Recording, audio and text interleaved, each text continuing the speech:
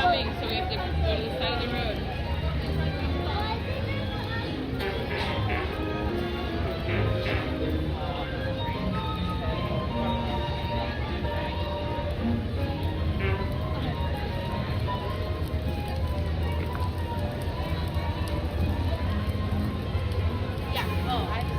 Good morning, LP Rodriguez. How are you, my friend? Hope you're having a wonderful morning. Good morning, Heather D. Smith. How are you today?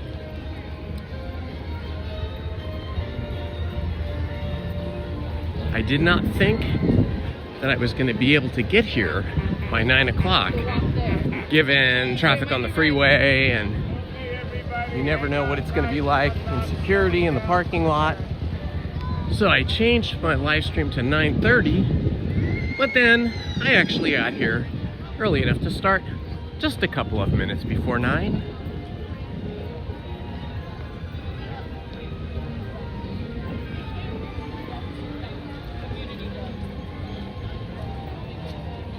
Good morning, John.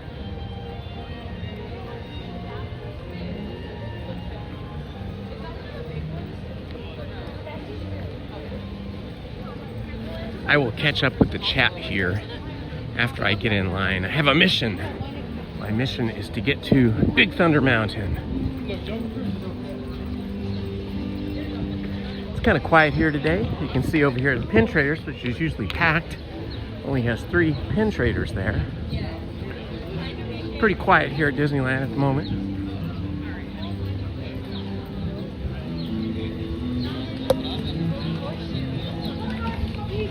Good morning, my friends. It is Indiana Holmes here on a Wednesday. It is May 13th, Wednesday. Currently 64 degrees in Disneyland, Anaheim, California. Completely overcast. The sky is cloudy. I expect this will burn off by sometime between 11 and 1 p.m., 11 a.m. and 1 p.m. Then things will heat up. The weather app is telling us that it will be 74 degrees, a high of 74 today. All right. I am feeling all healed up and completely better. So we will do Big Thunder Mountain today. Good morning, Squash. Good morning, Buckaman. I almost did rope drop. Yeah. Well, yeah, that was just not happening. I ended up watching too much basketball last night. Stayed up late watching a lot of that stuff that was recorded. And so then I actually completely forgot to post a notification about today's live stream until this morning when I was having my coffee. Realized I hadn't uploaded the final chapter of the book Damsel in Distress to Storytime with Indiana Holmes, and I hadn't posted a notification of today's live stream, so I had to do that quickly this morning around 7:30, 8 o'clock, something like that when I did that. Normally to get here before 9, I have to leave the house by at least 7:35 a.m. because of traffic on the freeway, traffic trying to get into the parking lot, and lots of people going through security, and then again to gain entry through the entry turnstiles. But today everything was pretty chill. Big Thunder Mountain has a 20-minute wait, which means it's probably going to be more like 15 minutes. Good morning, Manny Uncanny. Good morning, Paul. How are you, my friend? Paul from Paul's Epic Adventure. A truly epic human being as well. Epically good.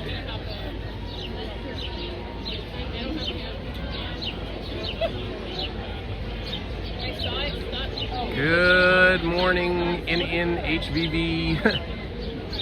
Have you seen any princesses? No, there was no princesses out this morning down on Main Street or around the flagpole. It is a feat just to get inside the park. Yeah. The lines start at the parking lot, continue on.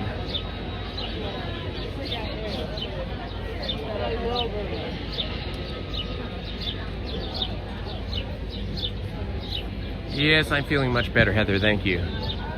I am completely fine now. I think that was just some muscle and tendon strains from getting thrown around on wild roller coastery type rides. But I'm all good now.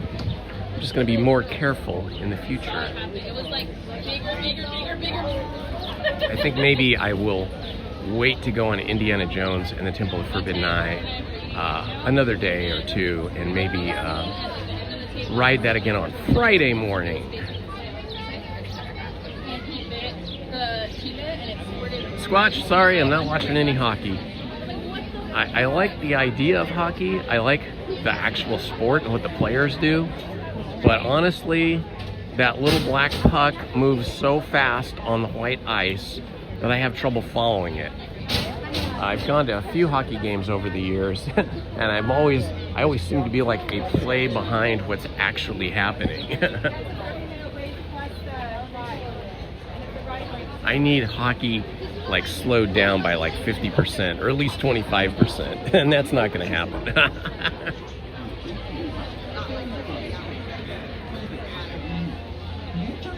Nah, we've just been watching basketball.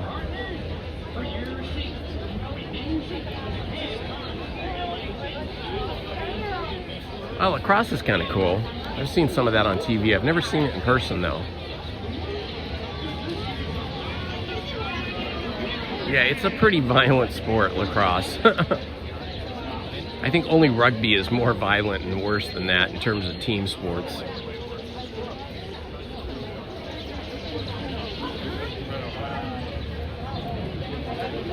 Yeah, I don't like to see anybody injured or hurt. And if you're an athlete, you know, that's your job. And if you're injured or hurt, then that could injure, you know, it could end your career early or cause you to lose income. So I think that's probably not the best thing in the world.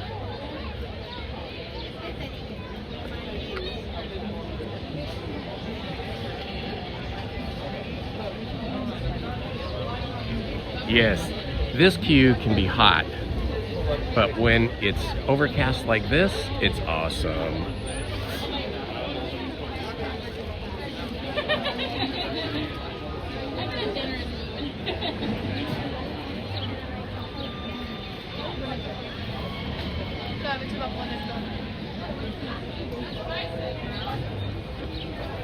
Got the lightning lane people whizzing by us on my left.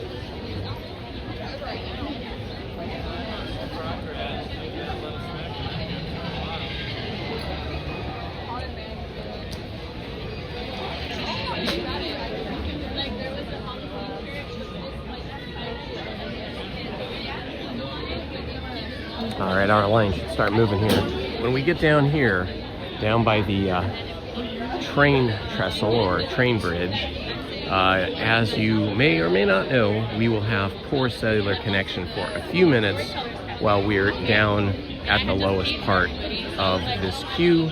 Just be patient. If the screen freezes or starts to get laggy, it will correct itself and go back to normal when we get on the other side of the bridge and start heading our way up.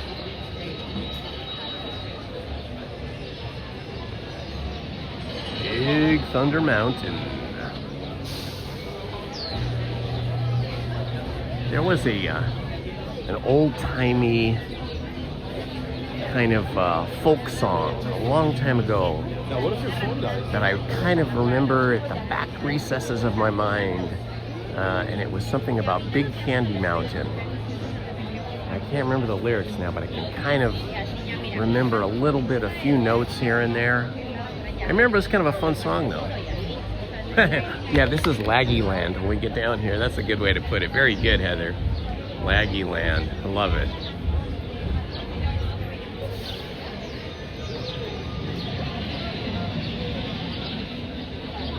Okay, right where this big rock formation is here. From there, just past the bridge, it's gonna get a little bit laggy. So be prepared and just be patient. When we get further into the attraction queue, it will clear up and it should be perfectly good for us when we are on the actual train.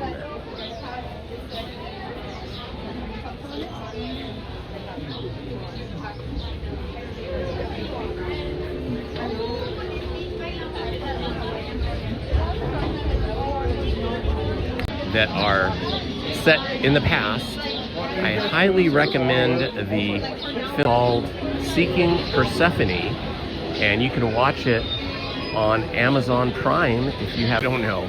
But anyway, it's really good.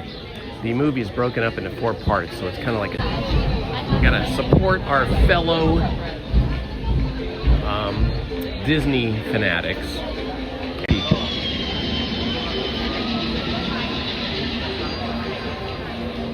Ah, hello, Jim Rockford. Same to you, my friend. Have a beautiful day.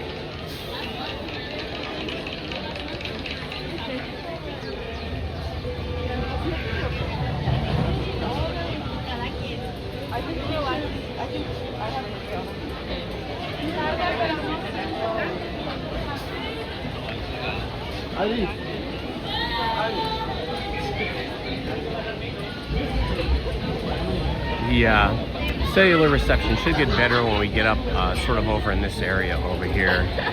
Might still be a little laggy where we are right now. Looks like the line's moving pretty quickly though.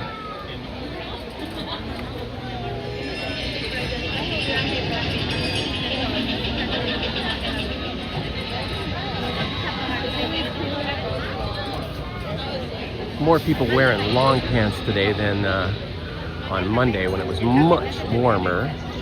But a lot of us are still wearing shorts because we know it's going to get warmer later.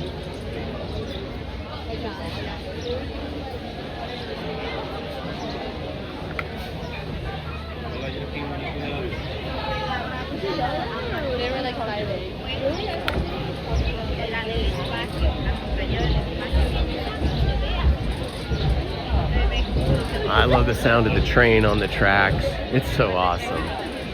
The only thing better than that is hearing the steam engine and the huffing and puffing of a steam engine, like the Disneyland Railroad.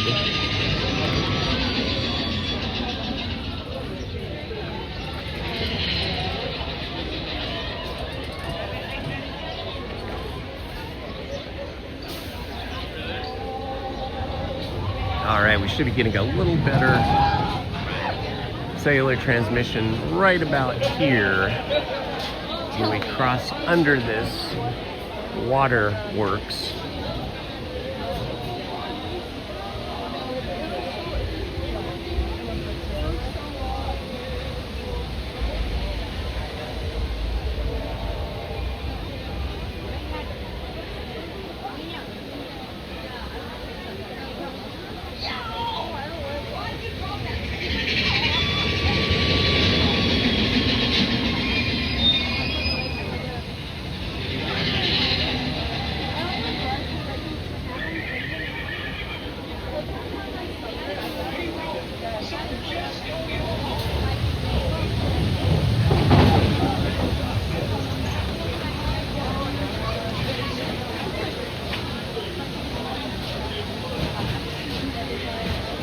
All right, let's do a little Disney film trivia here. Let's see how sharp you guys are this Wednesday morning.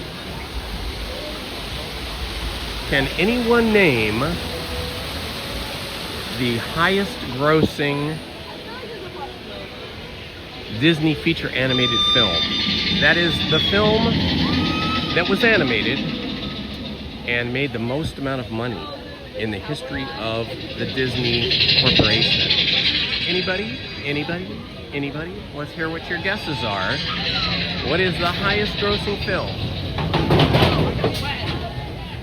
highest grossing film. That is Disney feature animation, not live action.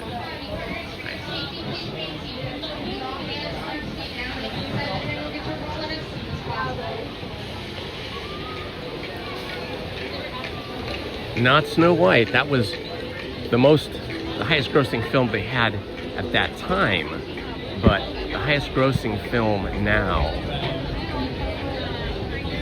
And really, we're just talking about box office. We're not talking about DVD sales and so on. Not The Lion King. The Lion King was the highest grossing at that time. Let's see, Selena says Frozen. Well, almost. And Manny says Frozen, almost. That's almost the correct answer. Think again and try again.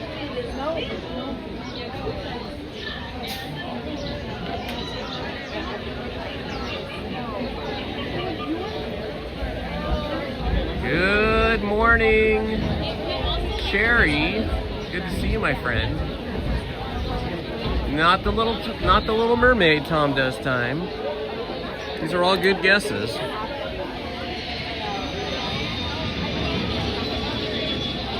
The Lion King is the 8th highest grossing at 968 million, almost $1 billion.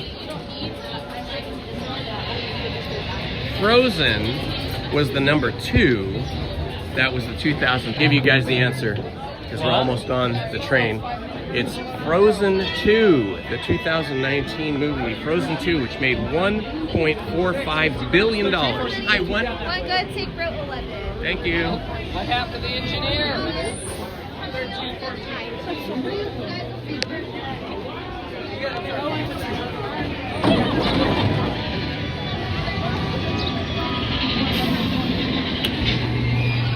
Okay, as per my usual practice, I will not be speaking while we are on the attraction out of respect for the other guests. So it was Frozen 2. Made almost $1.5 billion. $1.45 billion. Frozen 2. The highest grossing Disney feature animated film so far. I'm sure that will change in the future.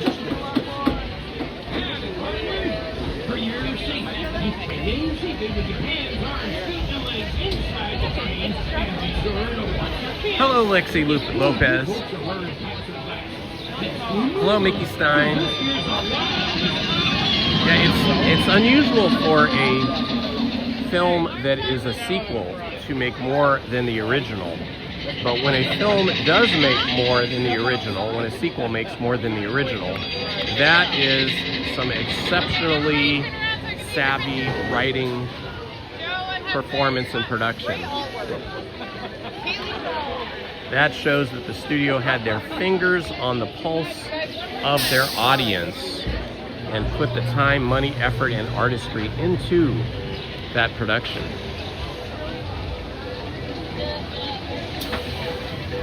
I do remember when Lion King came out, it was the highest grossing film of Disney's entire history, but it has been surpassed by 7 other films now.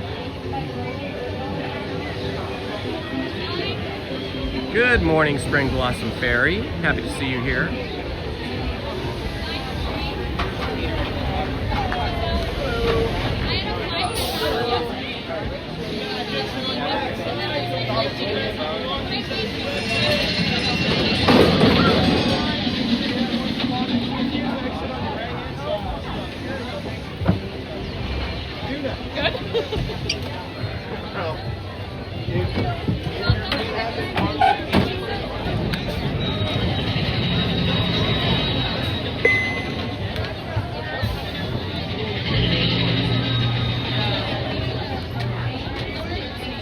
Alright, starting off the day with Big Thunder Mountain. I haven't been on this in, I think, at least a week, so this should be fun.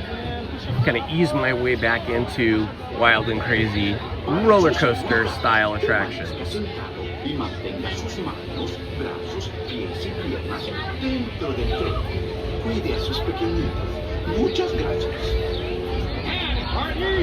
for your safety, remain seated with your hands, arms, feet, and legs inside the train, and be sure to watch your kids.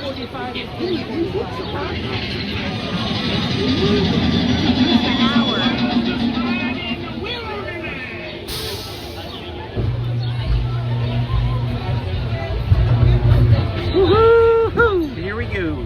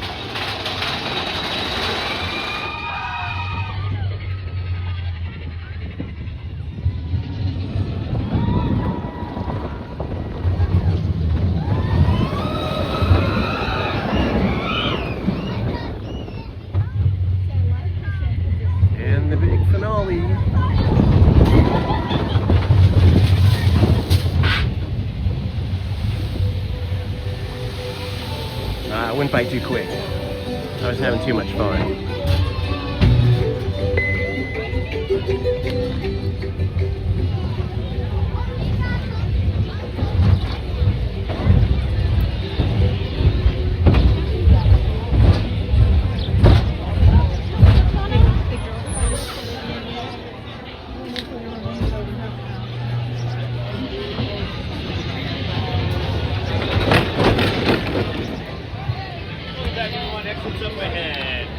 Have a great day, folks.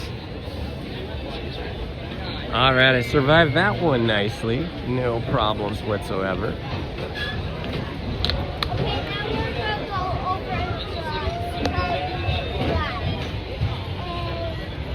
we still going to do Disneyland? I don't know. Yeah, we are. All right, let's decide what's next on our agenda here.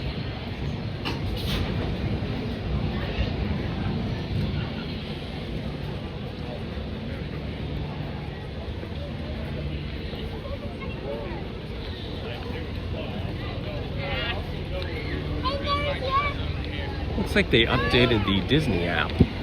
Now at the bottom of my pass bar code, it shows all my other reservation dates. Didn't used to do that. That's pretty cool. All right, let's stop here and check.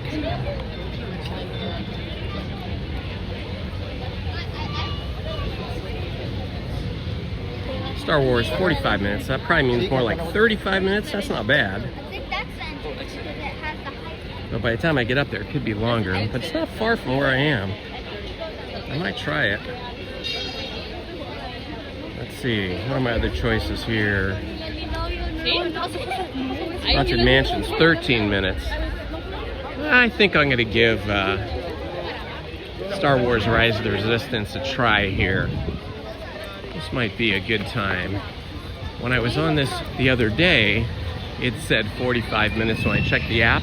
And then when I got up there, it was 35 minutes. And then when we were actually in line, I think it only took 15 or 20 minutes. So maybe we'll get lucky.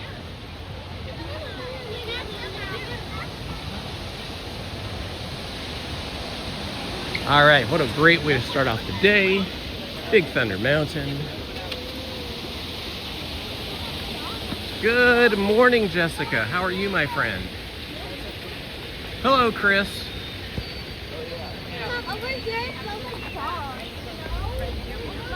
Oh, it's David. Okay, hello, David. This is a neglected area of Disneyland. Not neglected by the Disney gardeners or Imagineers, but neglected by the guests. Everybody walks right past it, but there's actually quite a lot of cool show there in terms of the design and styling of that little area. Goes along with the theme of Frontierland and Big Thunder Mountain. That Star Wars music, gotta love it.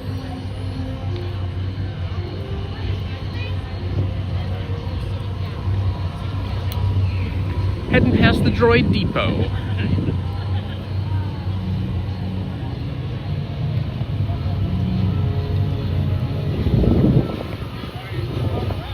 My youngest daughter, Willow, who's 23,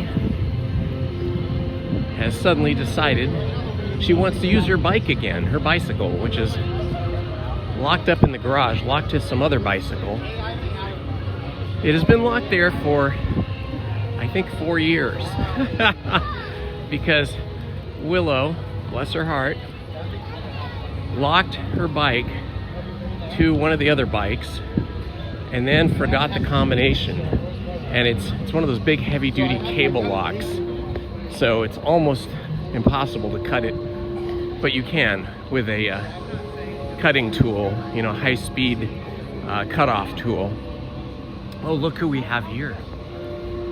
It's Rey Skywalker already. We're seeing Rey. Well, how about you tell her I said She's the best Rey of all the cast members, in my opinion. Yeah, so yesterday my mission was to free Willow's bicycle from the garage.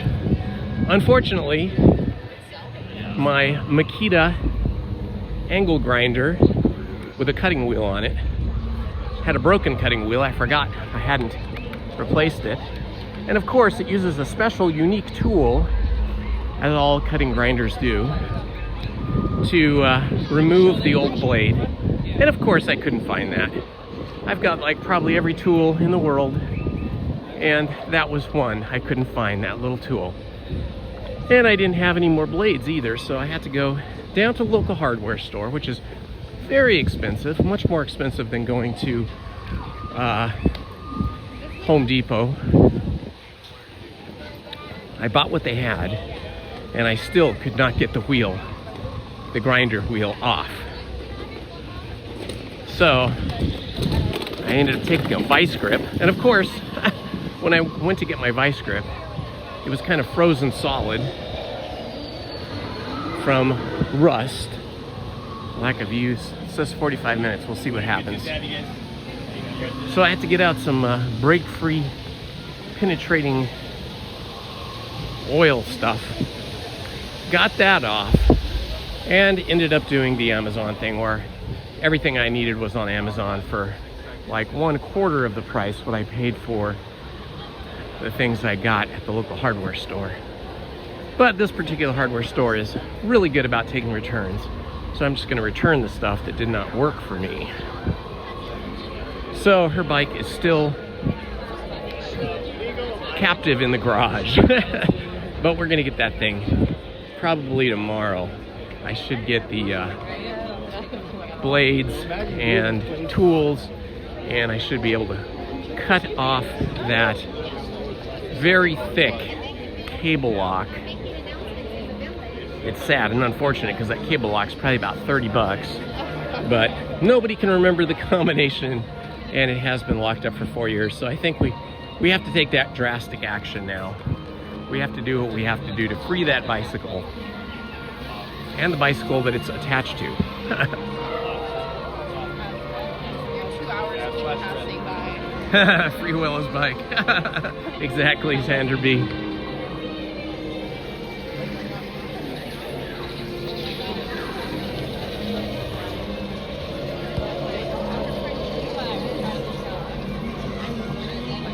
Good morning, Toshiba. How are you, my friend?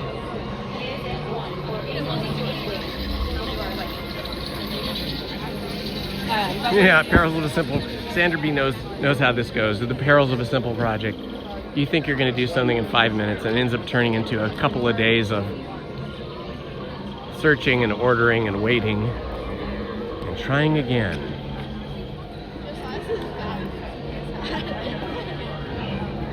All right, so we're back here. This isn't too bad though.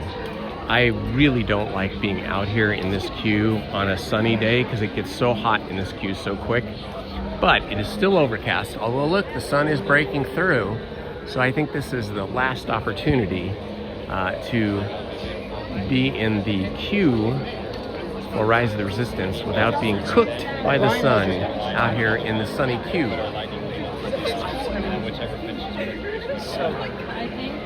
Yeah, the line's not bad.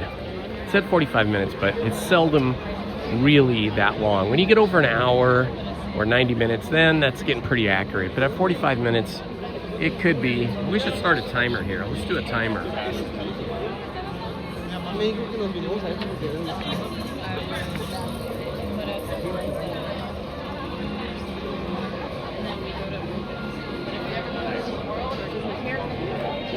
Okay, I got the stopwatch going here. Find out how long it's really going to take us. It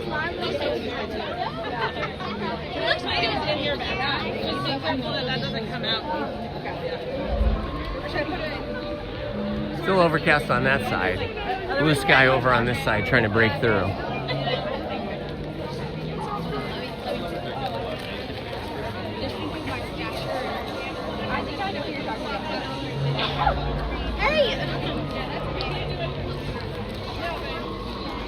All right, so no one guessed the highest grossing Disney feature animated film correctly. It was very close. One of you guessed Frozen, but it was actually Frozen 2. The original Frozen came out in 2013, and it made $1.29 billion, almost $1.3 billion. But Frozen 2, which came out 6 years later in 2019, made $1,454,000,000, so almost 1.5 billion. So that 6 years they took in between films was well worth it. This is one thing that people don't understand about Disney. I don't know about other studios, but I kind of had a inside peek into the whole process when Lizzie was working at Disney. Disney is very, very, very focused about story, and whoever the director is sort of in charge with the writers, with the story. The writers write the story, the director is chosen, and then they kind of collaborate. But above everybody is the head of feature animation, whomever that might be at the time. When Lizzie was working there, it was John Lasseter, and John Lasseter was overseen by Roy Disney Jr., so they were the decision makers. And what happens is when everything is written or is being written, it gets reviewed by the head of Disney feature animation and maybe even the head of the studio. And if the story is not to the liking of one of those people, or if they do sort of roundabout reviews of the story with either other employees or with test audience or test readers, they keep working on it. And a good example of that was the movie Frozen, the actual movie Frozen. When Lizzie started working at Disney Feature Animation I can't remember when she started working exactly. I want to say, let's see, I think it was 2 or 3 years before The Lion King came out. So I think she started working there in like 1991 or 92 because Lion King came out in 94. Even way back when she started working in the early 90s, Frozen was already in pre-production with regards to the writing of the story and the design of the characters. And that was in probably, who knows how long before that. I think I heard it was even, you know, in production or pre-production even before that. But so you're talking about like 1992 or earlier, and it didn't come out until 2019. So that's a really long time. Originally, one of the working titles that they thought they were going to use was The Snow Princess. And then it went through several other title changes. And then it got completely scrapped and rewritten at least 2 times that I know of. I believe when John Lasseter got a hold of the script for Frozen, if my memory serves me, and I could be wrong, but if my memory serves me, I remember hearing that he completely scrapped the original script and started over. And this had happened several times over the years where they were trying to really perfect what would become Frozen.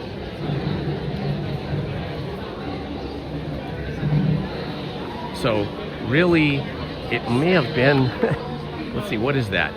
1990 to 2000, almost 30 years, I think. Close to 30 years that film was kicking around the studio, and they were working on it with, you know, a group of writers, and then that got canceled, and then they brought in other writers, and then that got massaged, and I don't know how many times. It would be interesting to talk to one of the executives that knows the whole history. Unfortunately, I don't have those contacts anymore. Maybe I could get Lizzie to reach out. I don't know if she will. She's so shy. But she could reach out to her old boss and ask that question, like, when was Frozen, before it was Frozen, originally pitched, and,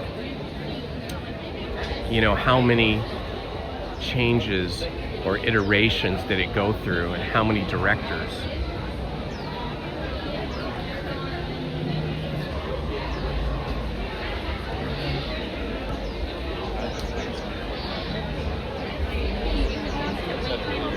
I like that kind of nerdy history stuff about films. But it just goes to show, Disney will invest the money and the time and the patience to get something right. Okay, so earlier we asked you what you thought was the highest grossing Disney feature animated film at the box office. Now I'm going to ask you, what was the highest grossing live action remake or reimagining of an original Disney live action, an original Disney musical? Okay, so we're talking about Disney musicals.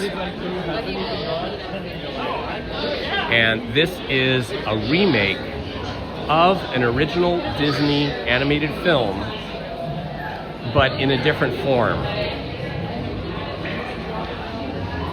Who knows what that movie would be? So a reimagined film, not a sequel, but a film that was reimagined with different technology. Some might call it live action, some might call it still being animation. Can you take off your hat, sir? Oh, no. Why?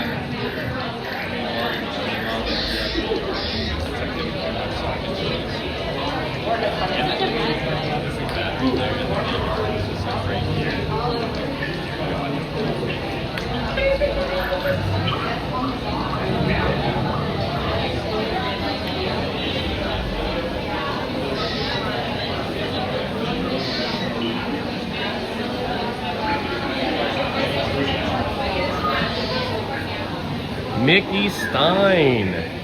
Mickey Stein is correct.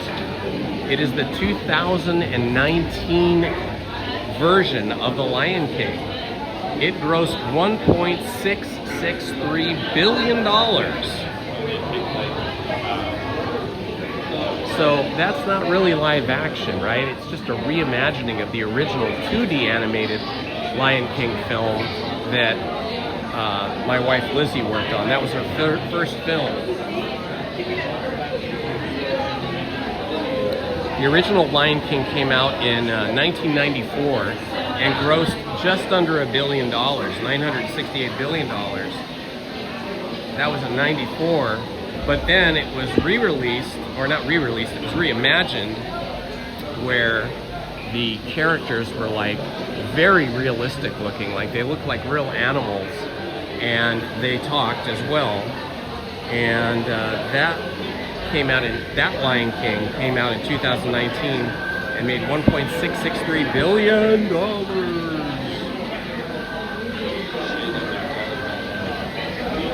It's a different strategy, you know, it's an interesting strategy. A lot of movie studios and production companies like to make remakes of popular hits because they figure, hey, if it was a hit once, then it'll be hit second time, kind of like Quentin Tarantino did with Kill Bill and Kill Bill Part 2, and so many other films that have done that.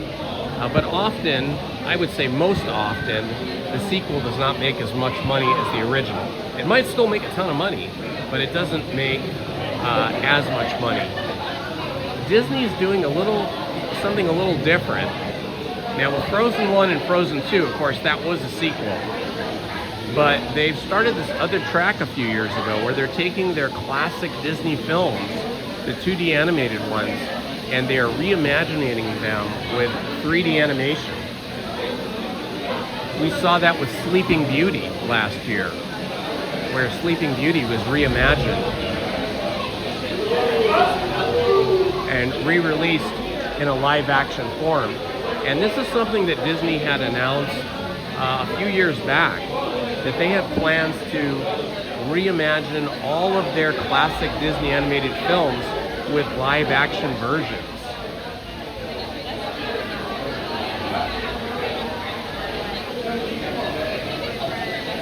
Song Daddy, I completely agree 100%.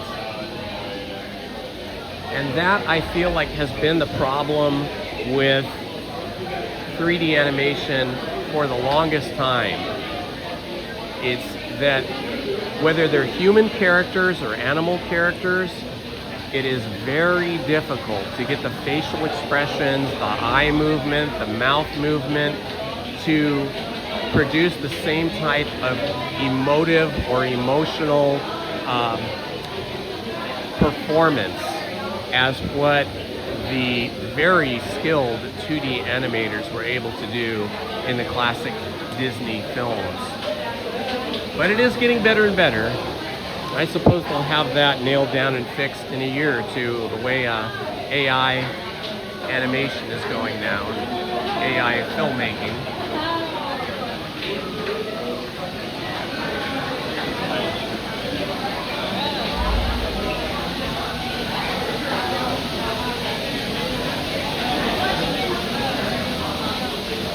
What did I say? Sleeping Beauty? Yeah, I meant Snow White. Okay.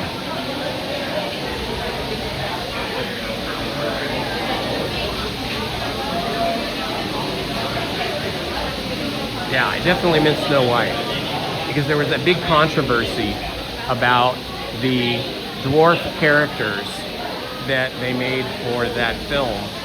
Originally, they hired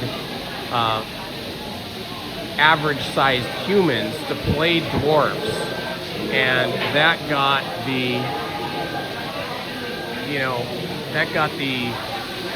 I don't know what the proper term for it is, the little people, I don't know.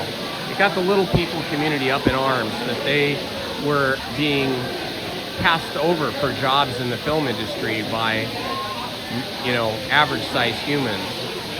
So then they did a different thing, and they animated some of them, and then they cut those scenes, and they hired some little people, and they used animation, and they went through about 3 different changes. before they finally settled on how they were going to portray the Seven Dwarfs.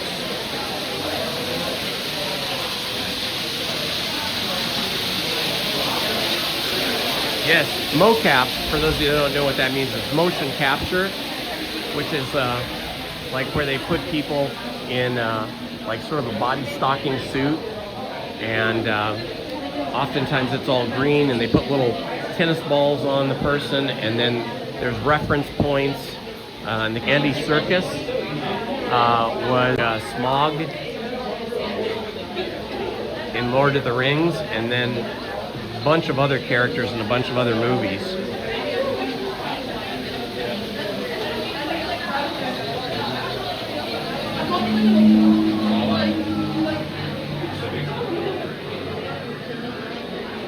There you go.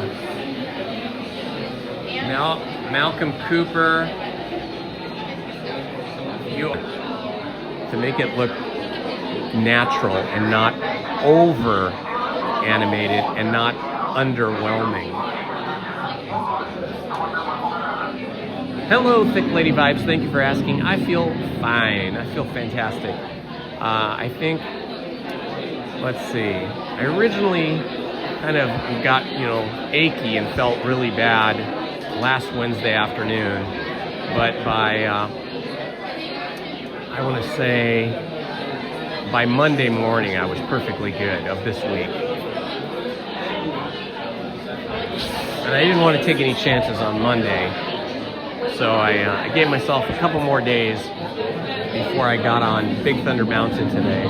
But I'm still going to restrain myself from going on Indiana Jones for probably another week or so, or at least until Friday. We'll see how it goes. I'll be back here on Friday. My schedule is to live stream today, Friday, and Sunday.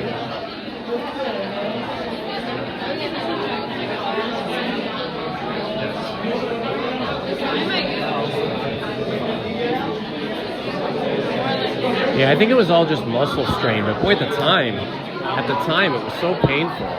My whole right side, from my neck down my spine, across my, I don't know what you call that, the scapula or something, the bone at the back of your shoulder blade on your back. That whole thing, even down my arm and my leg, was so sore. So I think it was just tendons and muscles that got strained.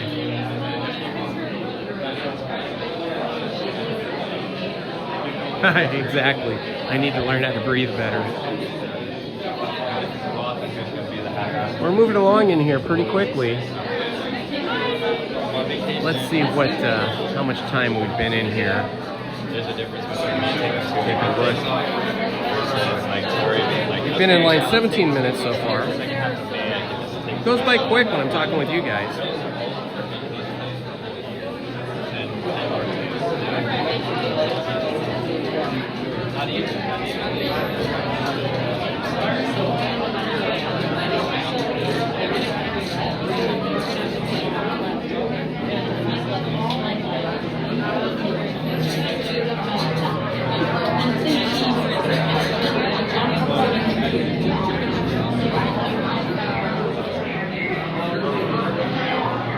Okay, now let's go the other direction. We were talking about films produced by Disney that had the highest box office gross.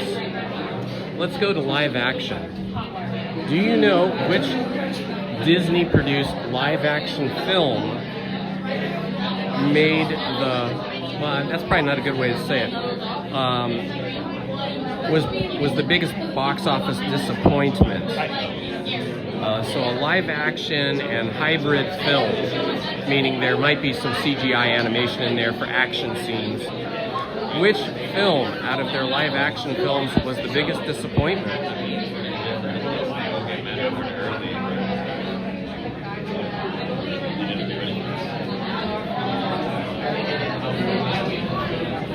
Ooh, Paul, thank you so much. Paul's dropping some knowledge on us. That's good to know.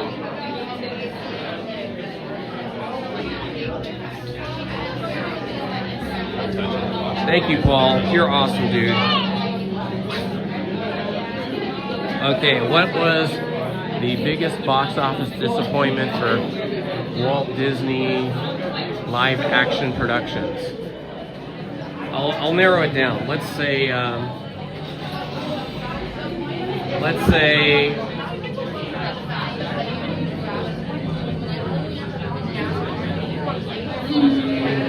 beginning in 1980 to present. A live action film beginning in 1980 to present. What was the biggest box office bomb?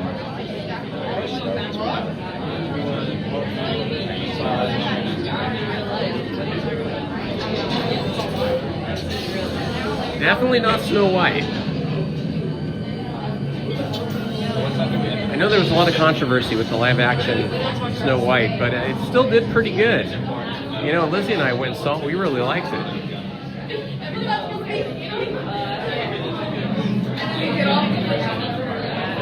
Not Snow White, Carla. I know everybody says Snow White. That's just because that's the most current one. You got to go back a ways. Okay, I'll narrow it down for you. It is in the 2000s, in the year between the year 2000 and this year, somewhere there in the middle of the time period between the year 2000 and 2026. Okay, I'll give you more information. It's an action film.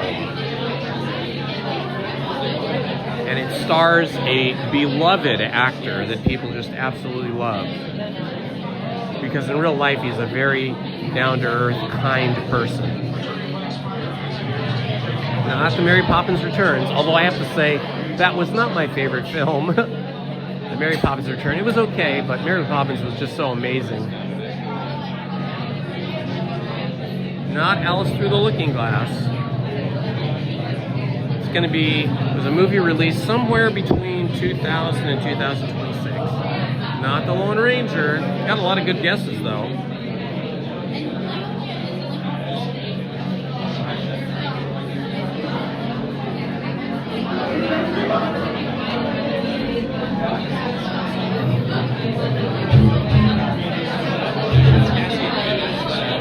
Mr. Taranga, ding, ding, ding, ding, ding, ding, ding. You got it, my friend. It is, in fact, John Carter, the 2012 movie, John Carter. And it is one of Disney's biggest financial disappointments, one of their biggest financial failures on its initial release.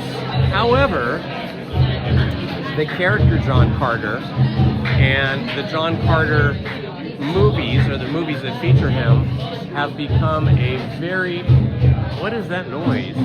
That's wild. Somebody's drumming here. Have become very popular now. And there's kind of a re-evaluating of that film and that character. And now it's seen as a film that is desirable.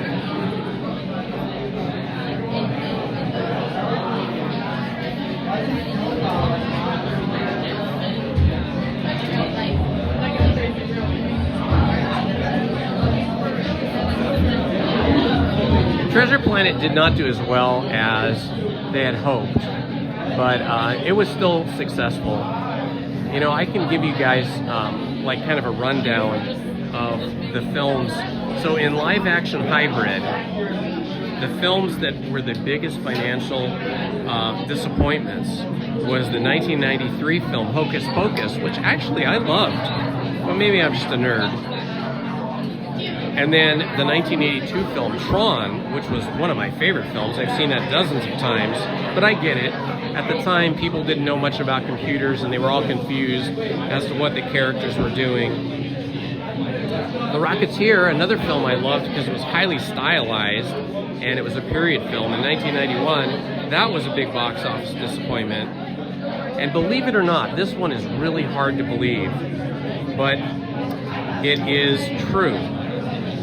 The movie The Nightmare Before Christmas, which is a stop-motion animated film, and it was released in 1993, was not initially as financially successful as they had hoped. Remember, that wasn't even released under the Disney brand name, and it was released under their sub-brand, Touchstone Pictures.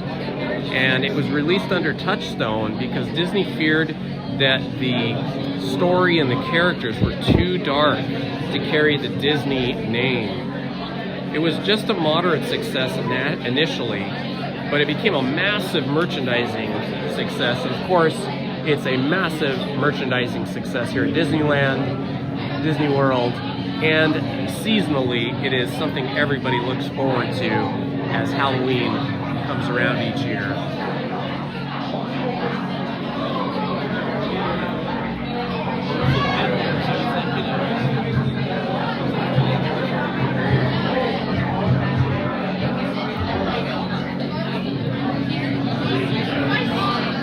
So you had mentioned Treasure Planet, the 2002 movie Treasure Planet.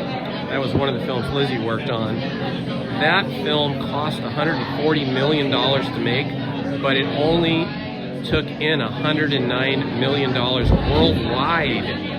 So that's really bad, really terrible.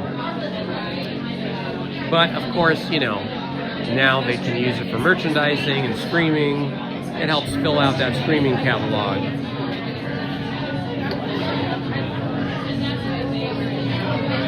Did you know that the movie The Emperor's New Groove was originally supposed to be a dramatic musical, but it was overhauled by the company and turned into a comedy after a very troubled production. And now it's considered one of Disney's funniest and most memeable films.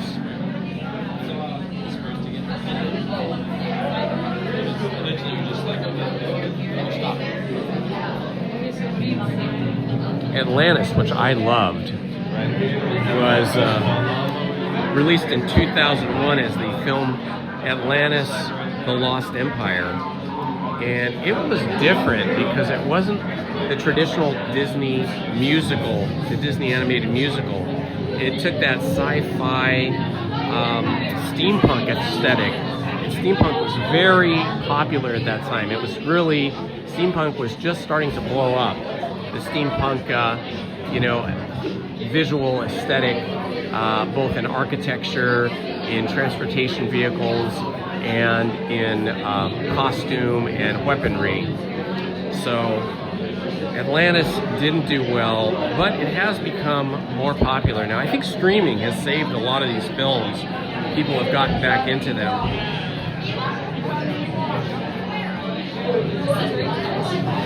In 1940, Disney released Pinocchio, which we all love, but it was released, in 1940, which was like during World War II, and so that means it didn't have any screenings in Europe at the time, because Europe was embroiled in World War II. And initially, that film lost $1.2 million, which was a huge amount of money in 1940. But of course, after the war and after re-releases, it became the classic Disney animated film that we all know and love. All right, just an update. We've been in line now for 28 minutes. I don't think we're going to hit 45 minutes. I think we'll be in there maybe in 35. We'll see, though.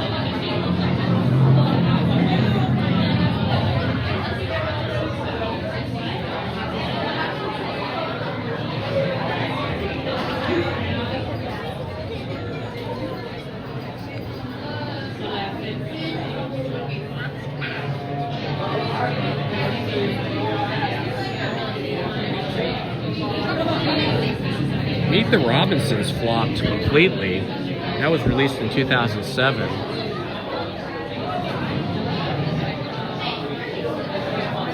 But I think all these films, even if they were financial failures initially, I think they grew new legs and became fan favorites. Once the streaming platform of Disney and Disney Plus became available, and they started, people started to watch these films at home, where the price of a ticket was not a barrier to seeing the film. Good morning, Beach Bandits, metal detecting. Ah, very good, conference call.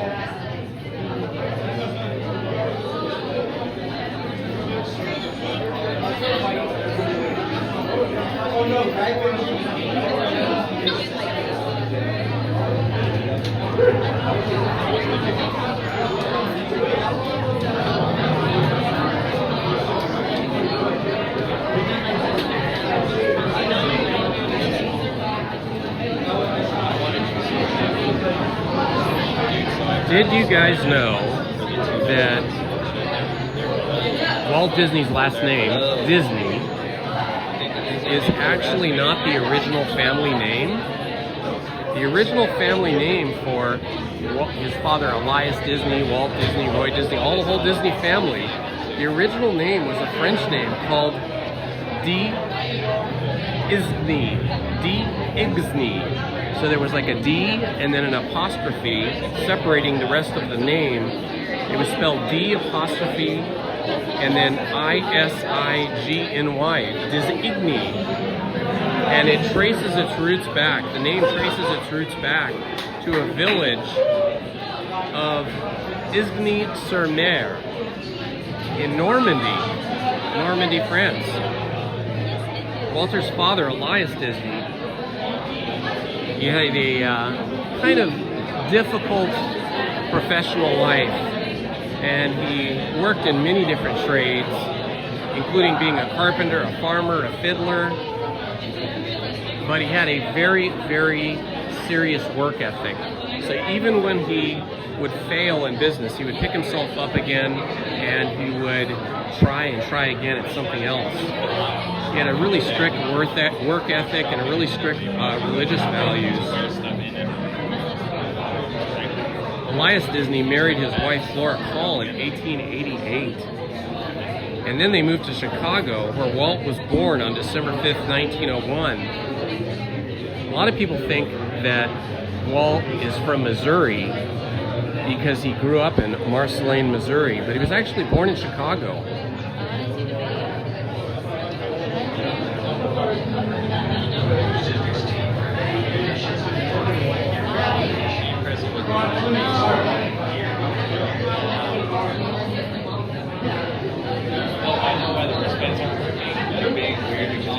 And a lot of people don't realize that Walt had several siblings. He had 3 brothers: Herbert, Raymond, Roy O. Disney, and his only sister and his favorite sibling, Ruth. All right, we've made it here, guys. We are about to go in, and it's been 32 minutes. So I think I was correct in saying that it would be about 35 minutes instead of 45 minutes. Not bad. 32 minutes and change.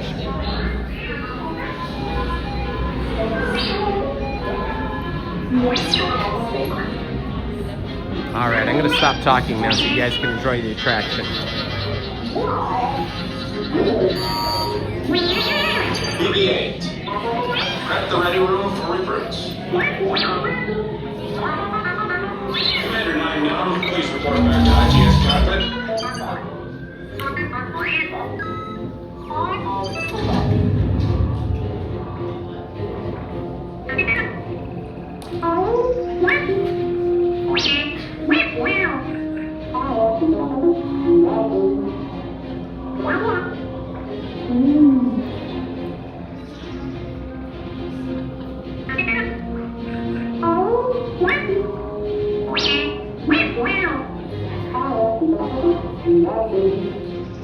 Wow.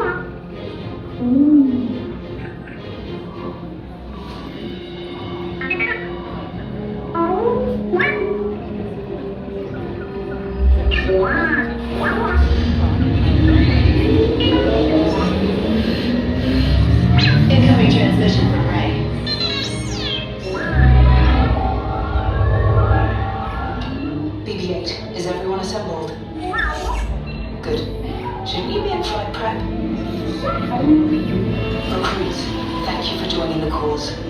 A covert resistance team led by my friend Finn has infiltrated a First Order Star Destroyer that is now headed to this system. Your outpost on Matu is no longer safe. We have transports waiting to take you to General Organa's secret base on Pucara. I'll regroup with you there. The Resistance desperately needs your help in our fight against Kylo Ren and the First Order. Remember, it is vital that you keep the location of the Pucara base secret. Lieutenant Beck, one of our top commanders, will lead you. Affirmative. Transport is ready. 9-Num and I shall personally see them delivered. Thank you, Lieutenant. Welcome to the cause. May the Force be with us. Commander Poe Dameron and a squadron of X-Wings shall escort us to the rendezvous point on Pucara. Roger, this is Black Leader. I hear you're a fine-looking group of recruits. Well, no time to waste. Let's get you on your way to the General.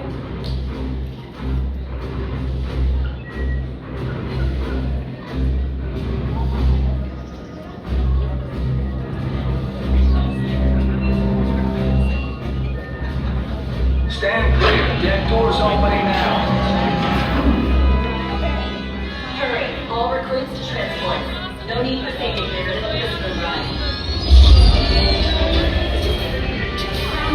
Deck is in motion. Recruits crossing to transport. Initiate replay sequence on Deck 3 for Pucara. I remember this from last day, but it was like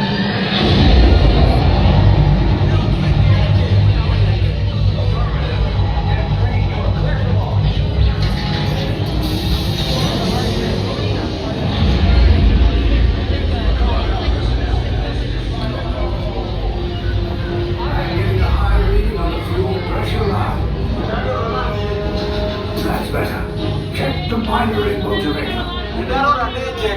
Yes, I just want to be sure. All recruits must be on board now. Transport is away in 30 seconds. Good. Yes, check the hyperdrive also. Transport takeoff in 20 seconds. Good. Airspeed sensor? Thank you, 9-Num. Black Leader, are you and your team ready? Affirmative. Engines are hot. Red 2, Blue 5, report. Red 2, check. Blue 5 standing by. Affirmative. Engage propulsors and hold on, recruits. All ships, launch.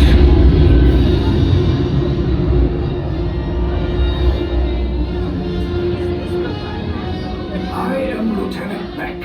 As you heard from Ray, I have been tasked with getting you to Pucara. Red 2, Blue 5, keep tight now. Let's get ready to make that jump to light speed on my mark. Black Leader, we're picking up an unusual signal. Are you spotting anything? Yeah, I see it. We'll check it out. BB-8, what do you got? There appear to be a number of small craft heading our way. Raise the shields. We got company. First Order TIE fighters. Reroute! Reroute! Red 2, Blue 5, we got a clear path so transport can make the jump. They're all over us! I'm hit! We lost Red 2, more incoming. Blue 5 taking evasive action. Try to shake him, Blue! I'm trying. We lost Blue 5! I'm gonna try to jump out of the way. Copy that. Get us clear so we can make the jump. Be ready, you won't have much time. Where are all those TIE fighters coming from? Star Destroyers. Get out of there! We can't. We're caught in a tractor beam. It's pulling us in. Our hands in front and make this a fair fight. Don't worry, I'll come back for you. Stay strong. Is there anything we can do, 9-Num? No, the tractor beam will be too strong. It's worth a shot. Full reverse. Cargo vessel TR-141, identify yourselves and prepare to be boarded.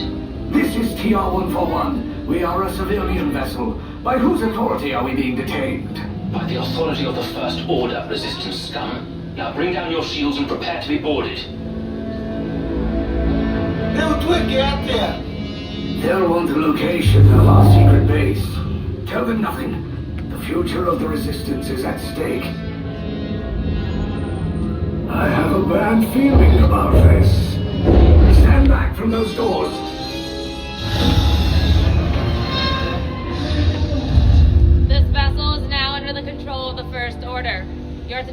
the ship and to prepare yourselves for interrogation.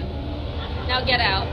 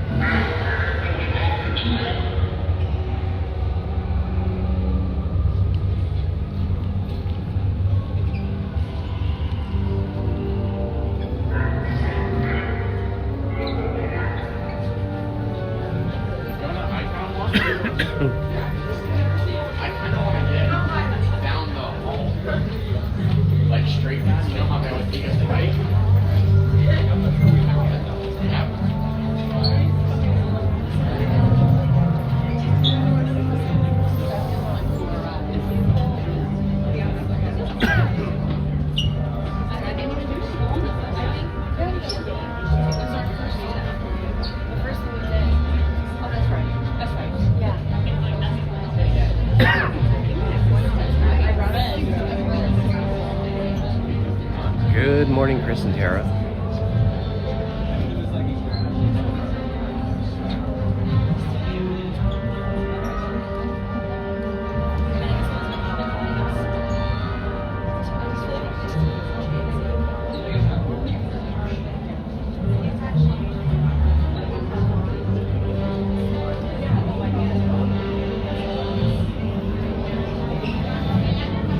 Overturning 3-bar tie traffic, now diverting to bays 3Q and S. The condensable and augmented adjacent teams.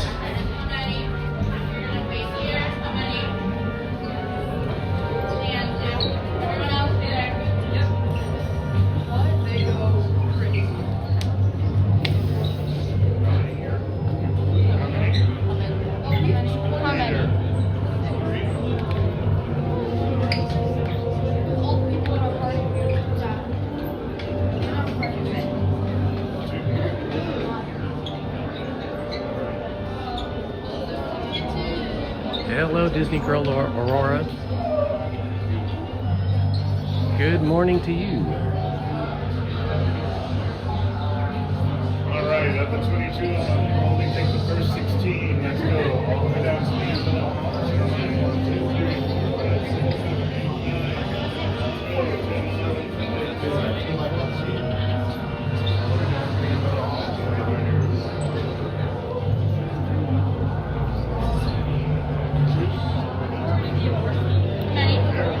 How many? How many?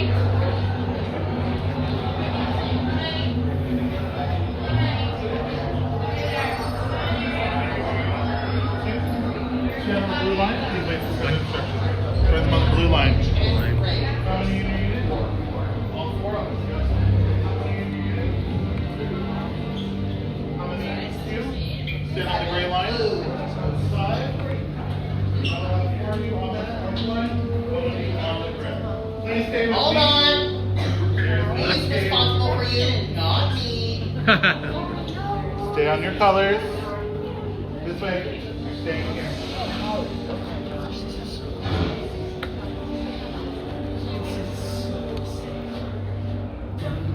My 1, I'll have you join us over here. All right. My 2, How are you? Have you never been on it? Oh, it's awesome. You're gonna love it.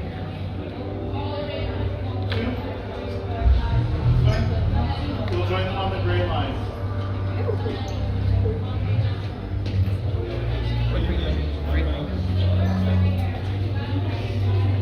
How many here? 6. 6? Okay, gonna have 4 of you on red and 2 of you on blue. You're still gonna be together just What are we? separate. All the way Silver? down. Silver, I 4 on guess. blue, 2 on red. For those of you I have assigned a color. If I have assigned you a color, you will be with me. You'll be on the gray, blue, orange, and red. Remember these colors, they will be vital throughout your entire interrogation, however long that interrogation may last. Everyone inside, stand on the color you've been assigned.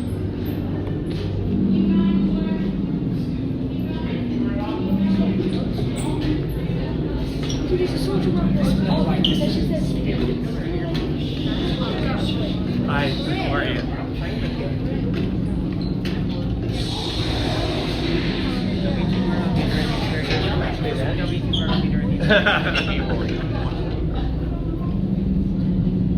Leave us. Yes, General.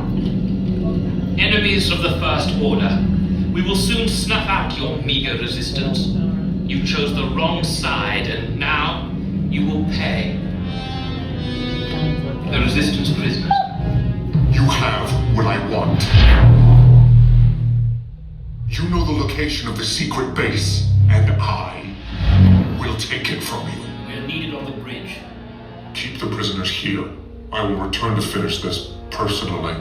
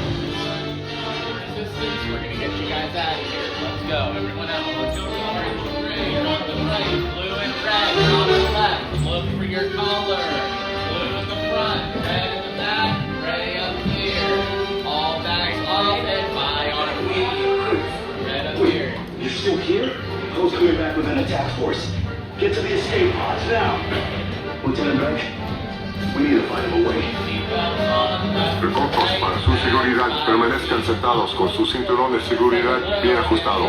Mantengan las manos, brazos, pies y piernas dentro del transporte y supervisen a sus niños. First row, hands up. Tab on the yellow tab on the right. Awesome. Any hats, ears, glasses, anything not tied down, please take off. I got my, I got the strap on. If you, on the question, you won't fly out that way. Yeah, it'll stay on my head right here. The droid up here is R5. He is in charge. Do what he says. He's going to get you all out of here. Right now, we're just waiting for Finn. Okay. Take this corridor to the turbo lift, then head down to the escape pod base. Those droids are programmed to return you to Batuu. Hurry and don't get caught. Lieutenant Beck will guide you. Recruits, for your safety, stay seated with seatbelts securely fastened. Keep hands, arms, feet, and legs inside the transport and supervise your children. Tell them it's a prisoner transfer. Did it work? Good. Now get a move on. There's a clear path to the turbo lifts at the end of the hallway. Turn right.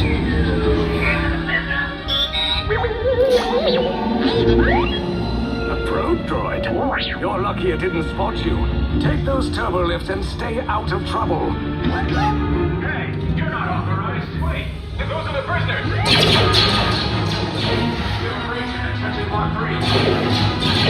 Your cover is blown. Find an alternate route. Who picked these two droids anyway?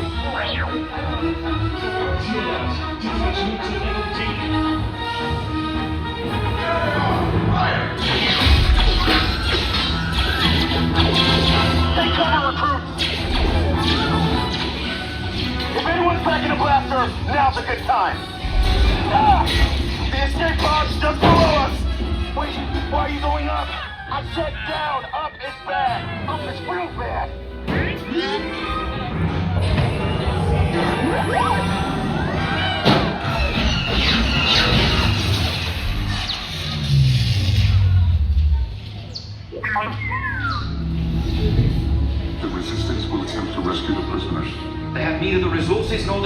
to engage us. You underestimate their conviction. Raise the shields. Shields? I see no evidence. Now! Sound the alarm! All personnel to their stations! Sir, the prisoners have escaped. How brave, but ultimately hopeless. There's nowhere to run.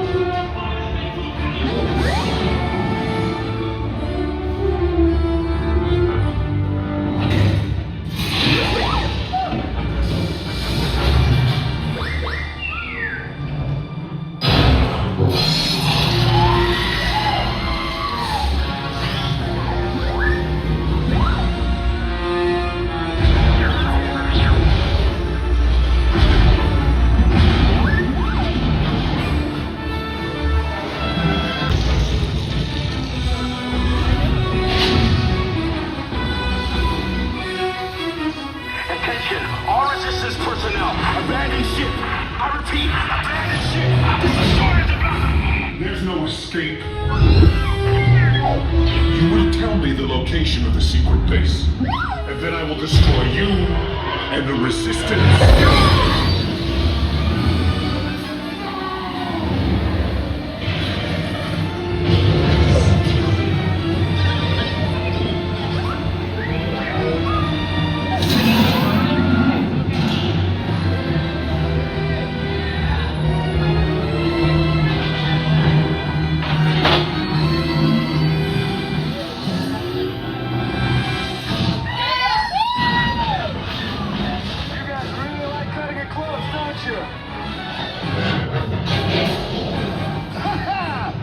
Okay, you're clear.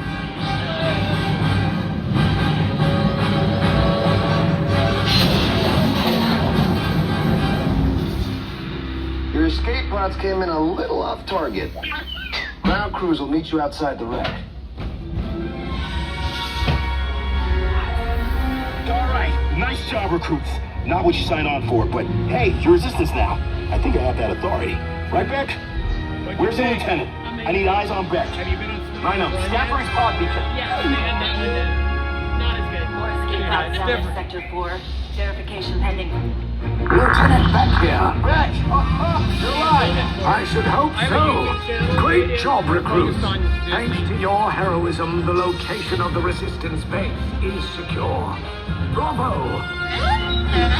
Yes, R5, you too.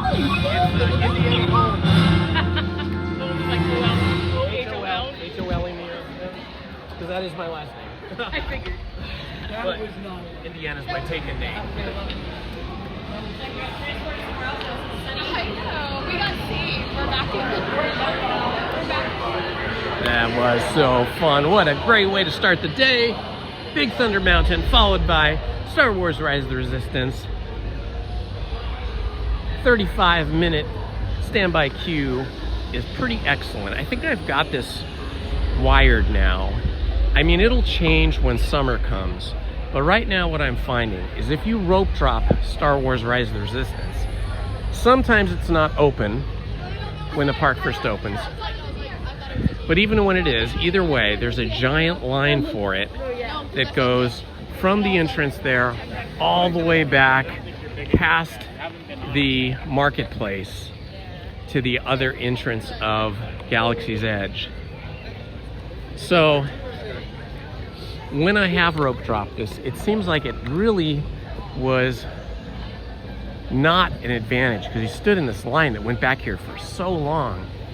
But it seems like if you come up and get in line for Rise of Resistance, as long as the posted standby wait time is 45 minutes or less, it seems like coming around 9 o'clock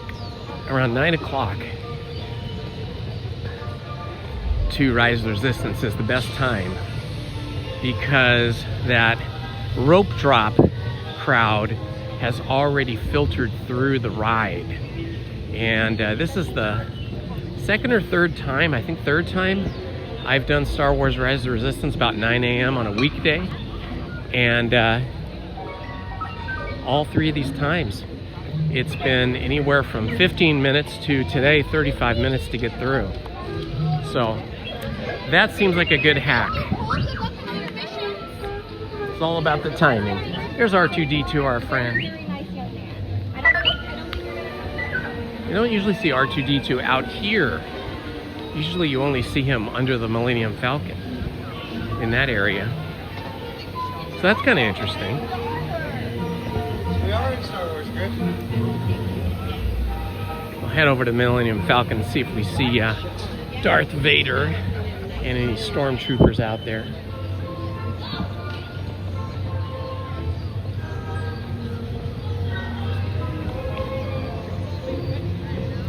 I love the old speeder. This is awesome. Look at this. These old speeders. These are awesome. So cool.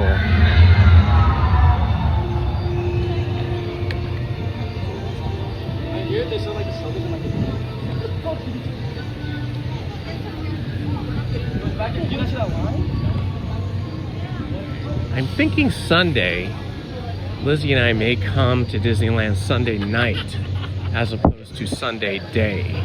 Because we haven't been here at night in a long time, probably since the Christmas holiday season. And the weather is warming up, so as long as it continues to get warmer this week, I think Sunday night may be the hot ticket, like coming and getting in maybe around 6 o'clock or so in the PM, 6 o'clock PM. Okay, I do not see any stormtroopers, no Darth Vader. So we'll just head on up this way. Hi.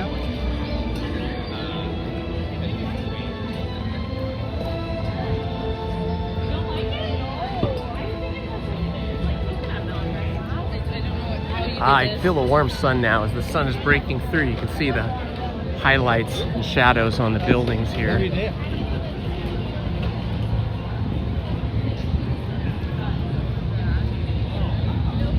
Good morning, a kayak builder.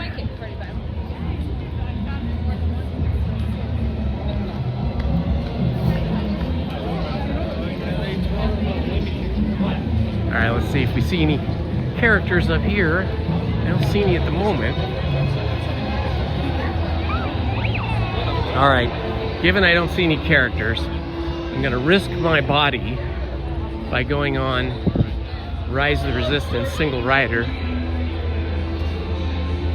Rise of the Resistance has always been very manageable physically, but the last time I went on it, just like the Indiana Jones ride, it seemed extra raucous, you know, extra intense and extra bouncy. Hopefully it won't be today.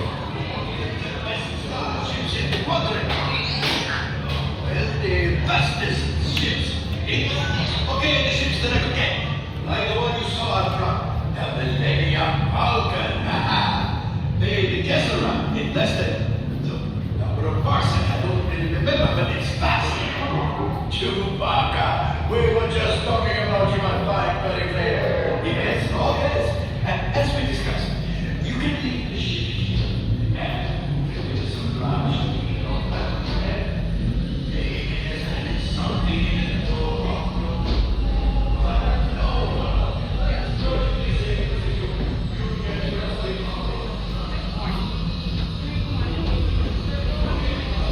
All right, up the single rider stairway, and now we'll wait to join a crew. My new crew coming in. Are you guys anybody in group of 3? I need one pilot, one gunner, one engineer from your group. Same for you guys. I need one pilot, one gunner, one engineer for your group. Okay? It is a lot of stairs. You guys are purple. Purple all together. I have to keep doing my deep knee bends so that I can manage those stairs.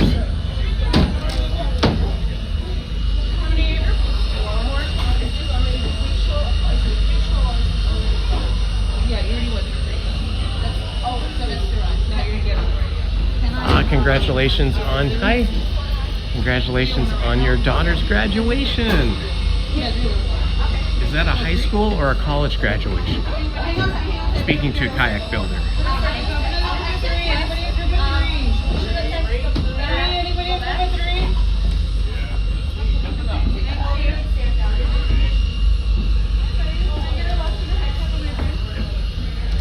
Chilly and gloomy with sunshine. Okay. I checked the little one, have him sit on the yellow for me.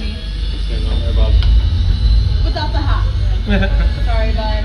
Take your hat off for a second. 5. How many minutes? Perfect. How many minutes? I'll put your hat on in a second. Do I see a 2? Okay, so 2 pilots, 2 gunners, and then 2 engineers. Okay, we're gonna be blue, head all the way down blue. Okay. I'll take the 2. 2 pilots up front. 1 second. Okay.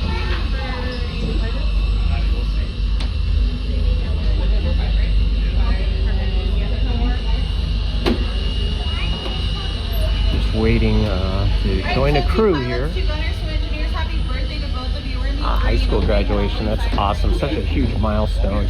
After 12 years of school and possibly kindergarten, it's such a great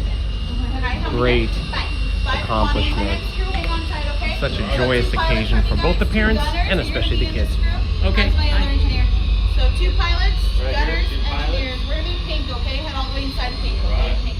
Like your pink, okay? Thank you. Yeah, of course. Hey, keep going now until you see something. Hey, we need 2 pilots in the front. Welcome. Come on in. All you with the flag color, Charlie. What color did you have? You guys have this before? Pink. Thank you for remembering. Hang out with us. You're gonna go left and right. You're gonna go up and down. Hi, do you have a flight color? I'm with them. Okay. I thought there was already 6 people, and I was thinking that was 1. You adopted I got him? adopted.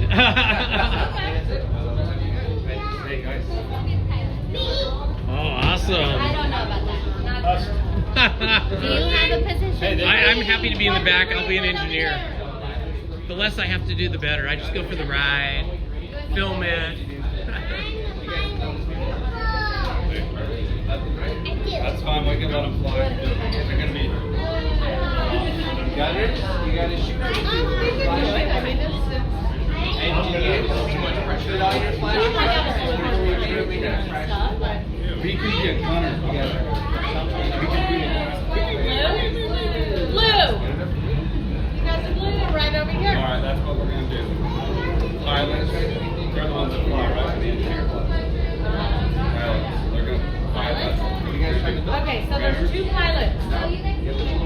I know, but I'm in. Thank you to the thank you to the moderators for keeping us family friendly and happy and safe. Hi, welcome. Flag color. Come on, right? Hello, John. Call you Charlie. Good morning, Mute Buckman. Hello, Squatch. Pilots, you guys are going to be in the front. Who are my gunners? We're right here. Gunners, you guys are in the middle. My engineers in the back. Pilots, no?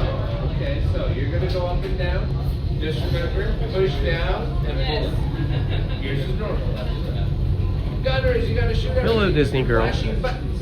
You see something flying around out there? Take them out. Those are bad guys. Got it. Engineer. I think Maddie should push the button. Oh, looks like we got the green light. That's all the time we got. All right, everyone. Jackson, you're second. Hit those buttons. That's okay. Good luck. You're the engineer. You can fix that. You ready? Keep walking. Keep walking. Welcome, welcome. Right this way, my friends. Come closer, come closer. A brand new flight crew. Good luck to you all. You might need it. Today's flight takes you to the planet Corellia. You will be intercepting a first-order train shipment of coaxium. Gunners, you clear the path. Pilots, line up behind the train. And engineers, you harpoon that precious cargo. All right, into the cockpit.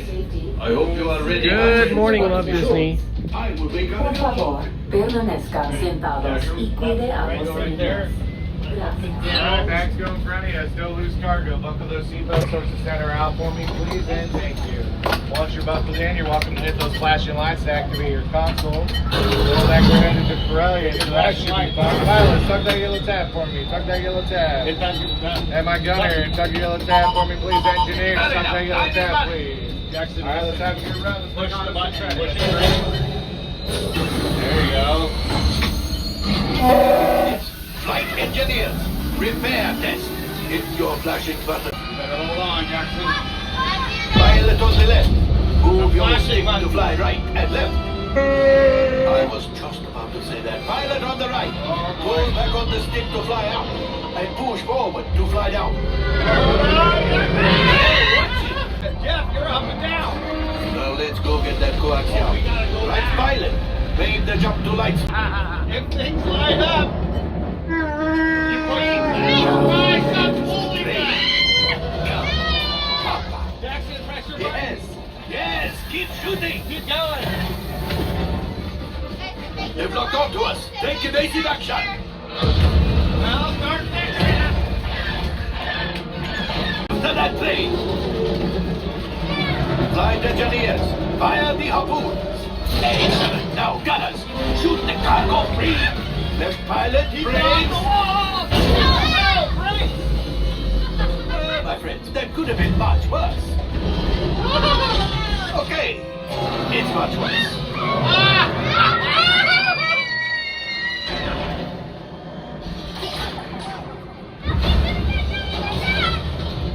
Yes, you got one. Excellent, my friends. Now power up the ship.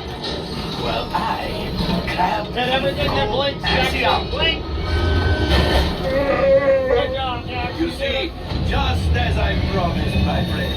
Now that the resistance has what they need, maybe a little something for Hondo. Pilots, line up behind the train so we can harpoon that last car. Flight engineers, Over that way, fire the Matty. harpoons and reel Left, us in. Matty.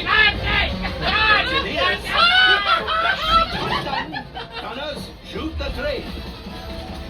Yes, keep mashing those controls. The cargo is breaking. You're doing good, Jackson. Keep putting it. Hit the button. I think I will let you tell the rules. Punch. Oh, that's ridiculous. Things are getting too hot. We've got to get out of here. Go left. Under distraction. Fire the missiles at the train. Hurry. Good job, Jackson. Fire. Go that way. Jesus.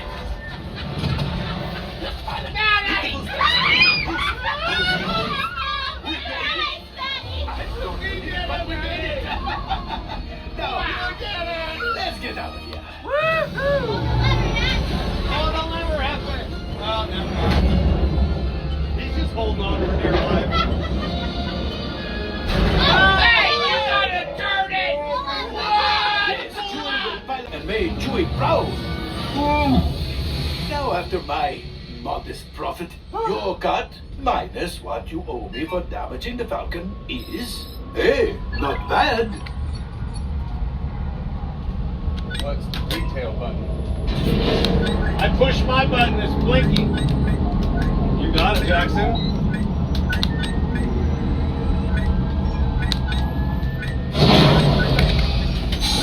All right, I am making an executive decision.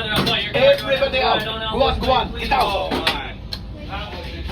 Just so you know, the button on the right, the big one that lights up, is not We working. have a It Corellian doesn't light fighter up. that needs immediate transport back to the maintenance bay. This thing's seen better days. Better fix all that before the Wookiee sees it. That's not ours. That's not the one we were just getting. Good job, crew. Yeah, sorry for the rough ride. It's all good. It's all fun. You guys did great. I was laughing the whole time. You did awesome. Now let's go try Mimi and Shane and Rick. That wasn't as rough as the first time I rode it. Oh, man, it's a little older this time. She was Jackson's age when she did it last time.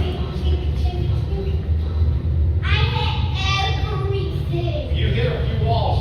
I was trying to go up, and then it wouldn't want to go up. I tried to go down. I looked down, and they're like, "That must be." You guys like looking around. I was like, "Oh, That was definitely less bouncy and less rough than the last time I did this ride. I don't know if it has to do with the pilots or if it's just the ride program. But it was definitely less raucous and wild and bouncy, and it's getting bounced around much less, much better.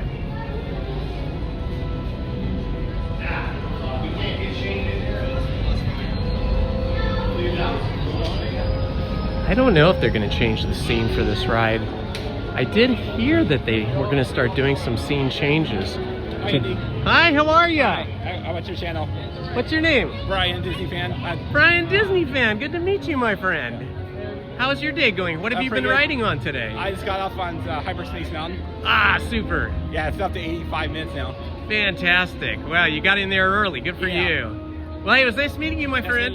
I like your shirt. Yeah, thanks.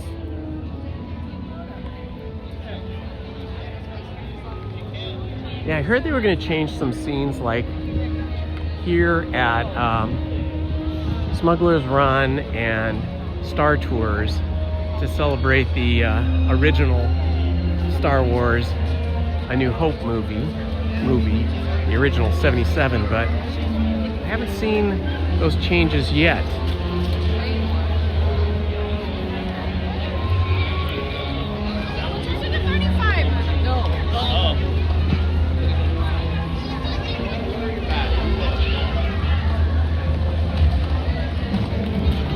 Welcome, my friends.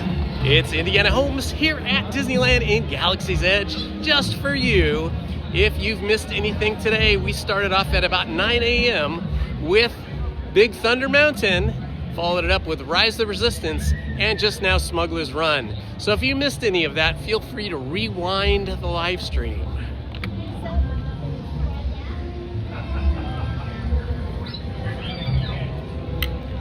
Still have no Darth Vader, no stormtroopers out here yet.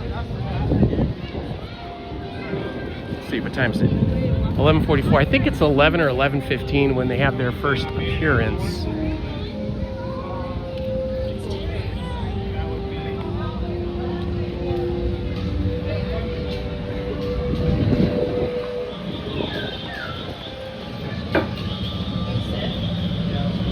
Ah, you like my hat? Thank you. I was uncertain about it. When I bought it at the Adventureland Bazaar, I thought I was getting a brown hat.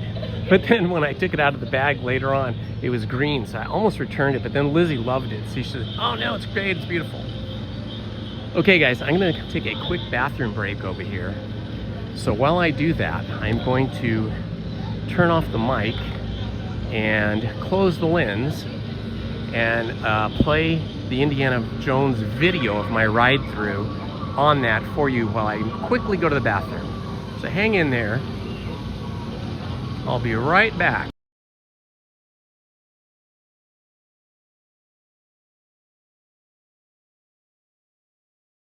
The year.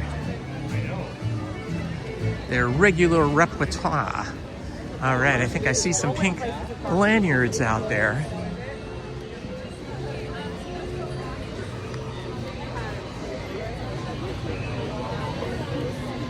Can I have a single rider lanyard? I just need one. Thank you so much. Just make sure you're wearing it after the exit. Thank you. All right, we're on our way to Indiana Jones and the Temple of the Forbidden Eye. I have to take my hat off here to put this on.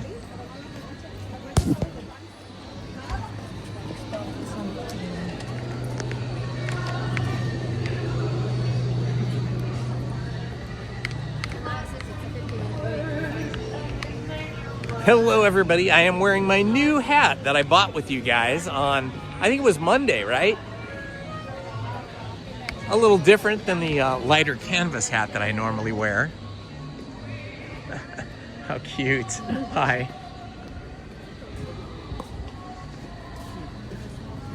All right, the current wait time for this ride is 45 minutes, but looking at the lineup, it looked more like an hour. So we are going to cut a lot of time out by going single rider.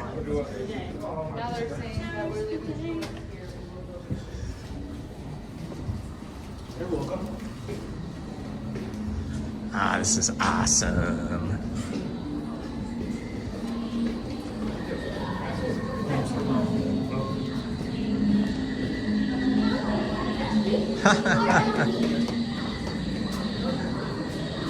My mom was running after her little son, her little boy. It was pretty funny.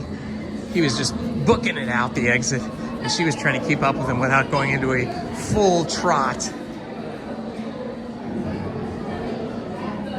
Ah, thank you, thank you, thank you. The hat is actually a little bit big for me. It's touching, the brim is touching my ears.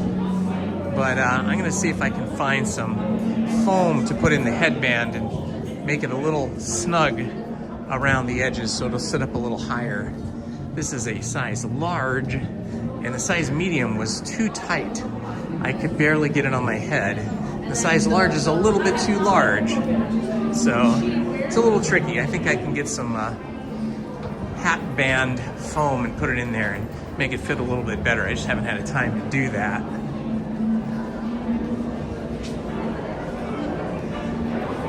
Hello. All right, thank you. Thank you. All right, we are in single rider line now.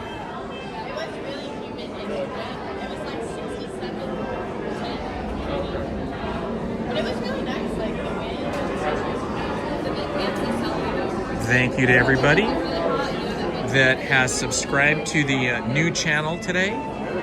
The channel Jones and Z, which is my daughter Willow and I. There we are. That's the first episode of us reviewing Hoppers, the movie, and The Bride. So if you have the opportunity, I would appreciate it if you just subscribe to the new channel, Jones and Z. Illegal transportation devices are ingenious pouches.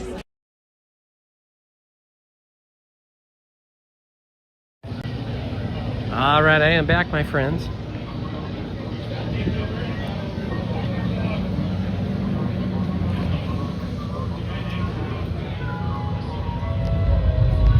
All right, what a great start to the day.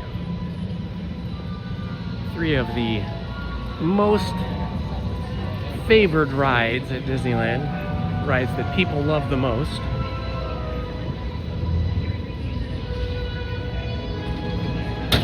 Let's see, what are we looking at here? It's still going to be anywhere from 10 to 25 minutes till we see Darth Vader, so maybe we'll come back later. I don't want to just hang around Galaxy's Edge for no reason. I want to move on, have more experiences, and we're very near the mini adventures of Winnie the Pooh, I think, if I'm coming out the right direction here. Maybe not. Maybe I'm on the other side. I think I'm over by Frontierland, actually. That's okay. We'll get there eventually. Do the Haunted Mansion, mini adventures of Winnie the Pooh. Probably do Tiana's Bayou Adventure when it heats up a little bit today.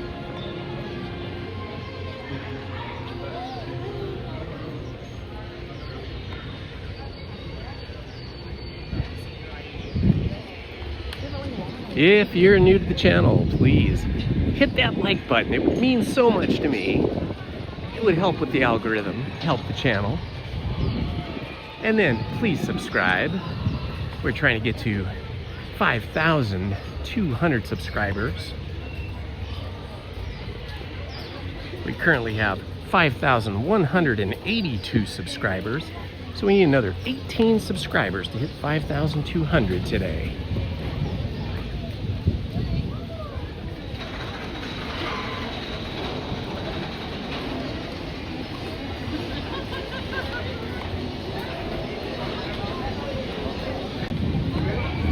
Let's see, maybe I should check the wait times. Oh, look, it's Woody. Are we all gonna do? Yeah, I guess we should all. It's Woody.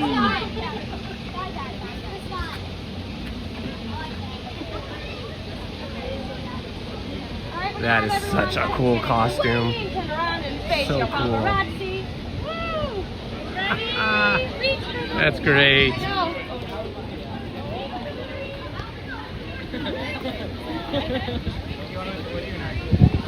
Yeah, if we're going to be passing the Mark Twain here. Oh, look, I see Jessie now.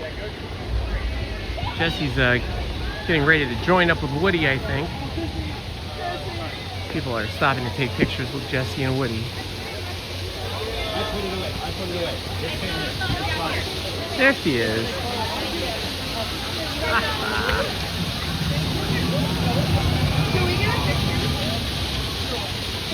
So cute. Oh my god, the Jessie and Woody characters are just genius.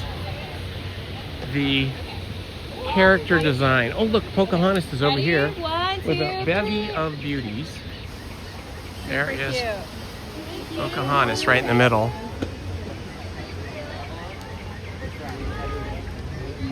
Ooh, the Mark Twain is in port. I don't know if I can get over there in time to get on it, but if we can, we will.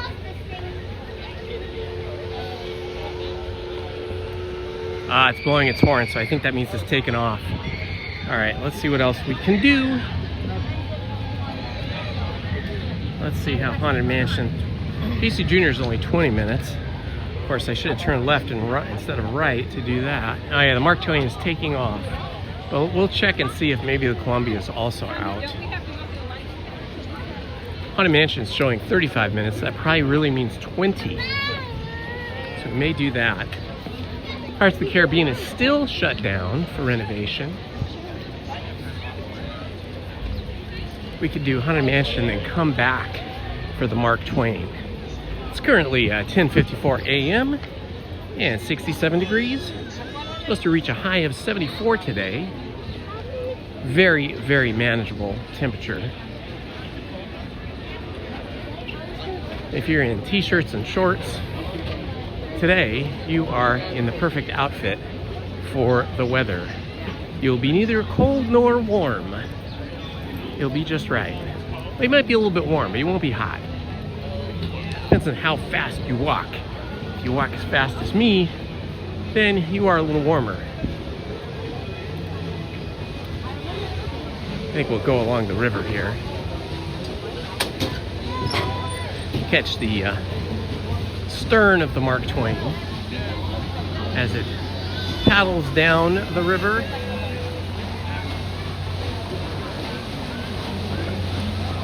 Nice with those clouds, right?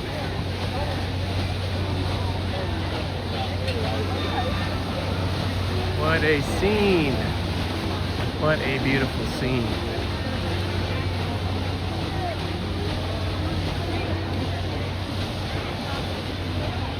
I feel like I'm chasing the Mark Twain here.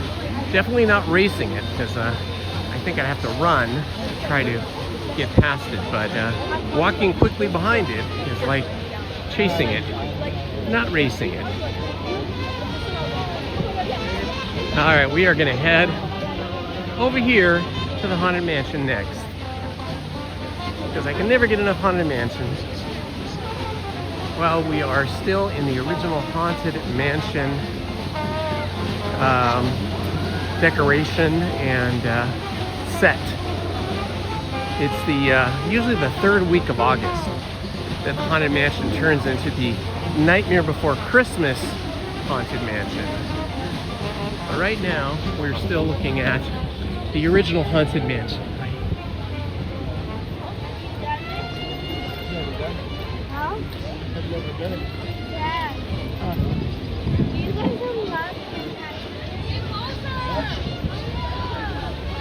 Getting my steps in here today.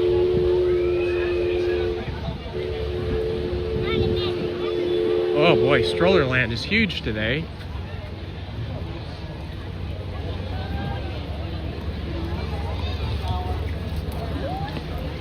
Trying to cross over here into the queue. The queue looks pretty busy today. Looks like we're going to be starting out on the outside of Madame Leota's walled garden, and then heading in after that.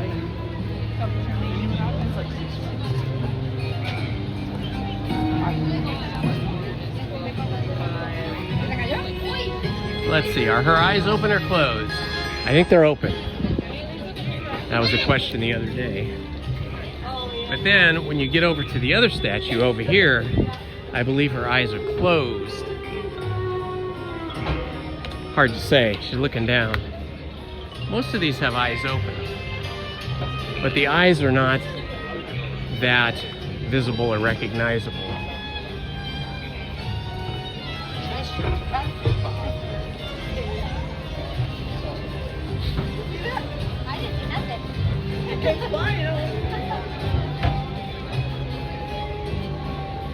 What time do I enter the park?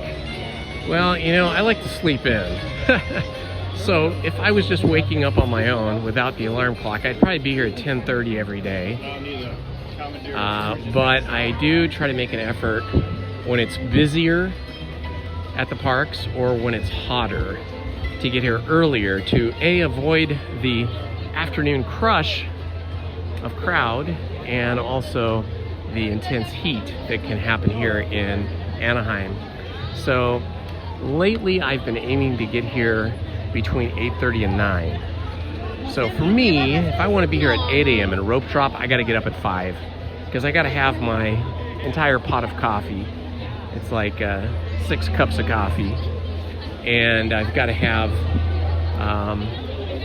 I don't know, that early in the morning I don't usually have any kind of breakfast. Like today I didn't have breakfast, no snacks, nothing, just coffee. And then I always like to take a hot shower every single day. Before I started drinking coffee, I used to just wake up by taking a blistering hot shower every single day. But along about the time my youngest daughter Willow was 12, she started drinking black coffee all on her own, which was crazy. So then I thought, you know what? I'm gonna start drinking coffee. Actually, I started drinking coffee before that. I have to remember, check myself here. I started drinking coffee when my motorcycle buddies, I've been a motorcycle rider since I was 25. When my motorcycle buddies and I started meeting up at Starbucks, this would be back in the late 90s. And we would meet up at Starbucks to go riding on Saturdays and Sunday mornings, and then often we'd ride back to Starbucks after being up in Malibu or being out in Julian or down in San Juan Capistrano, whatever. We'd come back to Starbucks and then decompress from the ride and hang out and chat and drink more coffee. And I think, you know, prior to that, I was not a coffee drinker. I did not start drinking coffee probably until I was about 36, I want to say. Prior to that, it was just all hot showers in the morning. But then I started drinking coffee, and I started really liking coffee. Initially, I started off with those sweet coffees like white chocolate mocha coffees or mocha coffees. And then, after our daughters were born, and Willow was about 12, she started taking up drinking coffee just all on her own, and she was drinking black coffee. And I thought, you know what? If my 12-year-old daughter can drink black coffee, and she's a super taster, she's a very, very picky person. Back then, she basically only ate bean and cheese burritos and peanut butter and jelly sandwiches. No jelly, just peanut butter sandwiches and cheese sticks. I figured if she, who was such a super taster and a picky eater, could drink black coffee, maybe I should try it. So I did start trying black coffee, and it turned out, you know what? Black coffee tastes way better than regular coffee because you taste the pure coffee bean without the milk. I just cannot put milk or cream in my coffee now. It's just completely yucky to me. Unless it's like a dessert coffee, like a mocha or a white chocolate mocha, which I hardly ever drink, but once in a while I will, like in the winter, during Christmas season when it's cold and it's at night, I'll do that. It's gotta be decaf though, or I won't be able to sleep. Now, how did I get on this coffee conversation? I don't even know. I don't even know. Oh, because we were talking about what time we wake up, right? And what time we get to the park. Right, so I have like a small pot of coffee that holds 6 cups of coffee. I drink that whole thing every morning, usually with nothing else, but occasionally I'll have a donut or a cookie or something with it. I'm trying not to eat so many snacks. I have a bad snack habit. One of the things that I have been doing for years, probably 10 or 12 years, maybe longer, and I try to break this habit, but eventually I return to it, is I like to have a bowl of ice cream about 10 o'clock at night, which is great. It helps me sleep because, you know, the carbs, you get that carb coma. But sometimes the sugar will wake me up later. And of course, it has not been good for my waistline. I have definitely put on some weight from all the ice cream eating all these years, and then all the snacking too. I really need to go back to trying to be healthier. I need to get back to the gym, put some more muscle on, because spring is here, and it's warming up, and summer's coming, and we like to do a lot of water sports down at the ocean. We like stand-up paddle boarding and sailboarding and sailing. So I need to put some muscle on so I don't injure myself. Ice cream is in fact my weak spot, I tell you. And I should never go to the market when I'm hungry, because then I buy all kinds of things. But I'm trying to make healthier snacks. I like to eat nuts. I like trail mix with cranberries in it and raisins, and I buy a separate bag of blueberries and I throw those in there to go with the almonds and the cashews that are in the trail mix. And there's a few little bits of chocolate, semi-sweet chocolate drops in there. In fact, I have several snack bars with me right now. I have several of those like protein bars and you know, like the brand the Kind bars, but I think I've got different brands like Trader Joe's brand and Harvest brand and a few other things. I keep those in here as like emergency food, but now that I just remembered I had them, now I'm feeling like I want to eat one. But I can't eat them without a bottle of water or something, because they can be drying in your mouth. Ha! Song Daddy. Carb Coma is the new name for your band. That's a good one.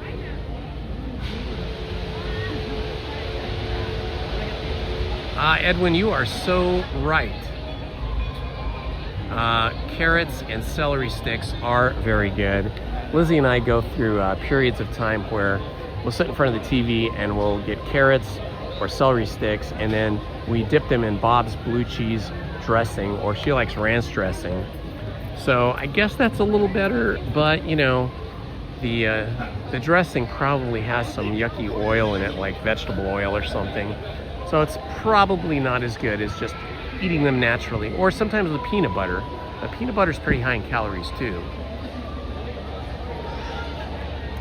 Recently, I've been buying the Oreo cookie ice cream, which is like a giant Oreo cookie, like the size of my hand, like the size of this hand, like that without the fingers. But instead of just white fluffy stuff, sugar in the middle, it actually has Oreo ice cream. So ice cream with vanilla and bits of Oreo cookies and chocolate chips. Boy, that is so yummy, but probably not really good for me.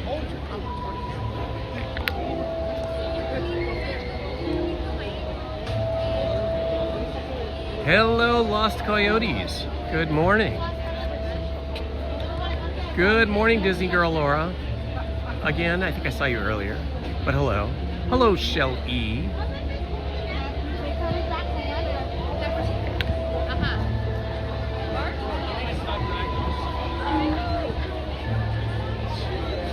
What a beautiful sight this is with the clouds behind it. Isn't that awesome? Oh my gosh, I love it, I love it, I love it, I love it, I love it, I love it, I love it. Ghoulish delight, perfect timing, my friend. We're about to go into the spooky zone. Yes, Heather, you are correct. All those oils are awful for us. Mostly because, you know, vegetables don't really have oil. So what exactly is that highly processed stuff they call vegetable oil?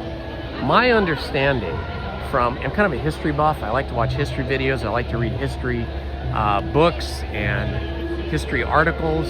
And my understanding is that vegetable oil was originally created to lubricate military vehicles during World War II, like tanks and heavy armament on wheels and even Jeeps, because oil was in a shortage. So they would use vegetable oil that they designed specifically for that. And they considered it a waste oil, like the waste of what was left over from the vegetables. But they had to highly process it to even make it into oil. And then after World War II, they didn't have a use for that anymore. People were using Crisco, which is also not great for you. And I remember as a little kid, a lot of people were even using lard in their cooking, and of course butter. But through a amazing and gigantic and prolonged marketing campaign, they convinced Americans, at least, to use vegetable oil in their cooking and essentially eat vegetable oil, which was never intended for human use from what I understand. So there's really no nutritional value at all in vegetable oil. It's just what they call empty calories, or a dead food waste product, actually. I know, isn't the hearse, Andy, just the most awesome? Let's see, Paul posted something earlier, Andy, that I think you would be interested in. He was posting, if you scroll back into the chat far enough, he was posting that there's a new popcorn bucket that is going to be released later this month. And now I can't remember what the popcorn bucket was. Maybe Paul can repost it. He's on here right now, Seattle Flights. That's Paul's other account. Hey Paul, can you post again in the chat what the popcorn bucket is that's being released later this month? I know you did it earlier ago, like an hour and a half ago, but I forgot what it was, but it looked interesting. And I think Andy Radu would love it because of the kind of stuff that Andy collects. Olive oil is the best song, Daddy. We always buy olive oil. But you know, even olive oil is tricky. There are a lot of huge brands, like big name brands, that are not actually good olive oil. They're either like the bad olive oil, meaning it's not from fresh olives. They've boiled it, they've pasteurized it, they've taken all the good, vitamins and minerals and the good products that are found in olive oil. So you really have to be careful about the kind of olive oil that you buy. There's only really 2 or 3 really good brands. And then there's a lot of brands with big name recognition where they advertise a lot, but it's not really a high quality olive oil. So that's something that we learned as well.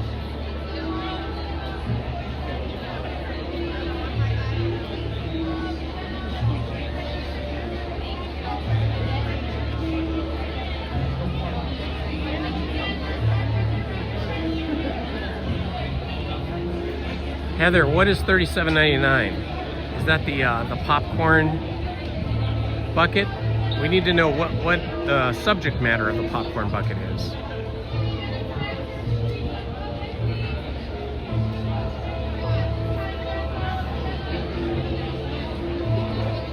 Yeah, I know, Paul. I know Seattle Flights is your other one. And that's the one I have to remember, because sometimes I'm at home and I want to see what you're up to. And I want to see some flights, and then I forget, but now I will remember. Magic Cakes, oh, it's Carousel popcorn bucket. Okay, thank you, Paul. I appreciate that. Thank you for posting that. So there you go, Andy. The new popcorn bucket that is being released on May 14th, so that is tomorrow, is going to be a Carousel popcorn bucket. $37.99. That's a pretty good deal. It's a pretty good price.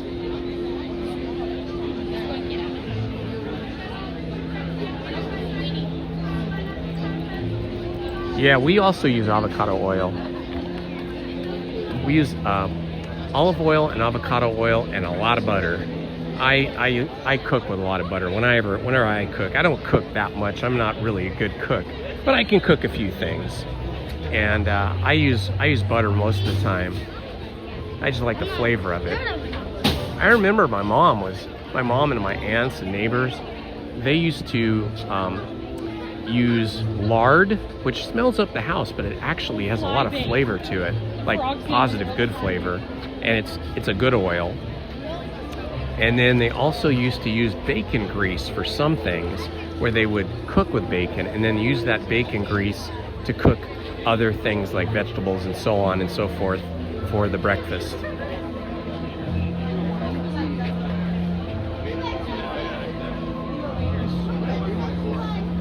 Yes, that is correct, Andy. The merry-go-round is the King Arthur Carousel, they call it. The only attraction in Disneyland that was not designed and built for Disneyland. It was purchased by Walt Disney before the park was opened. I forget where they bought it from. I think Ohio or Missouri, someplace out there. And it was in poor condition. They brought it here and the Imagineers completely rebuilt it, keeping the original design and the original horses and other animals, but they completely renovated it and made it all nice and new.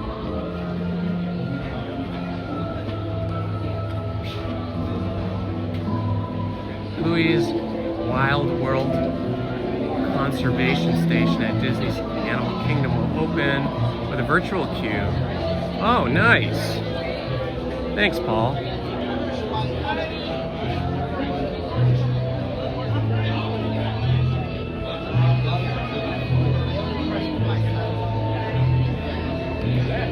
Yeah, I know butter has some negatives to it because obviously can affect your cholesterol and fatten you up, but it sure tastes good, doesn't it? And it is all natural, you know, as opposed to some of the oils, but avocado oil is great, and olive oil as well. It is currently 68 degrees, a partly cloudy sky. Looks like the sun wants to break through, but it is still fighting that battle. Look at this. All of the switchback queues here next to the mausoleum are all empty. I didn't start the timer on this one, I should have, but I am, looks like it's going pretty quick. I think we've been in line for about 15 minutes, maybe less.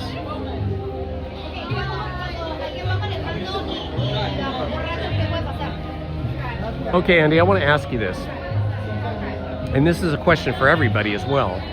For those of you that still have vinyl records, either 33s, 78s, or 45s, or for those of you that collect them, do you actually listen to them?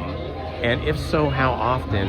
Or do you just collect them because you love preserving the art and science of vinyl recordings? Hello, Johnny Way. Good to see you, my friend.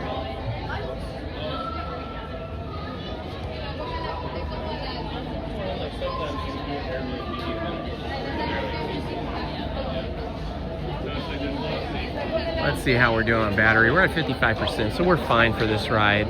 We can charge up after this. I might have to go to Tiana's Palace and see what their menu looks like. It hasn't been that exciting for me lately because I love that muffaletta sandwich, and they did away with that at the end of summer. I'm hoping they bring it back.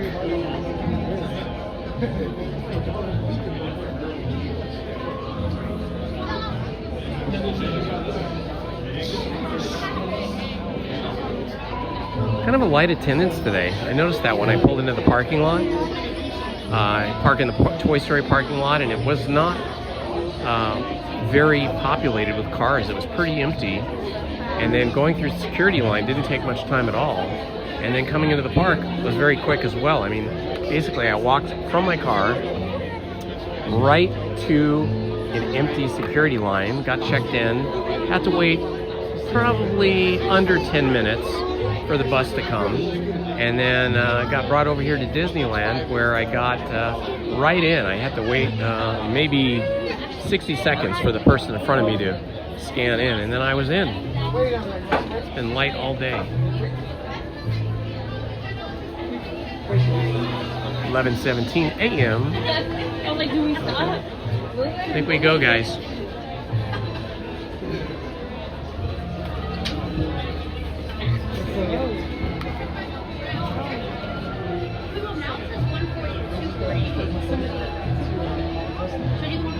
LP Rodriguez, my goodness, LP, you are just too kind. Thank you, LP Rodriguez, for the $49.99 super chat. LP has just bought me lunch and then some. Thank you so much. That is so kind of you.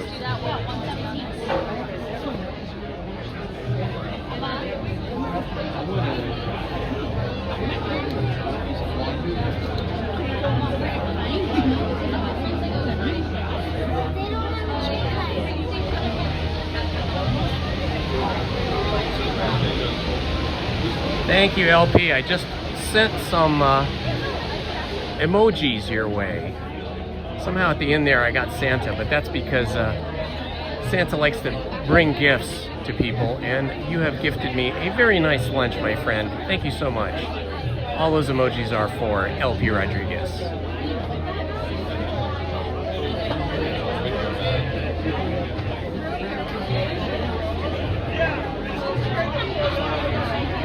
Now the other question is for Andy and for everybody else that listens to vinyl records, do you dance to them when you're all alone? Do you dance to your vinyl? Okay, as per my usual practice, I will not be speaking or reading or replying to the chat once I enter the building out of respect for the other guests. When images scream, doors change, and strange and frightening sounds echo through the halls. Whenever candlelights flicker, where the air is deathly still, that is the time when ghosts are present, practicing their terror with ghoulish delight.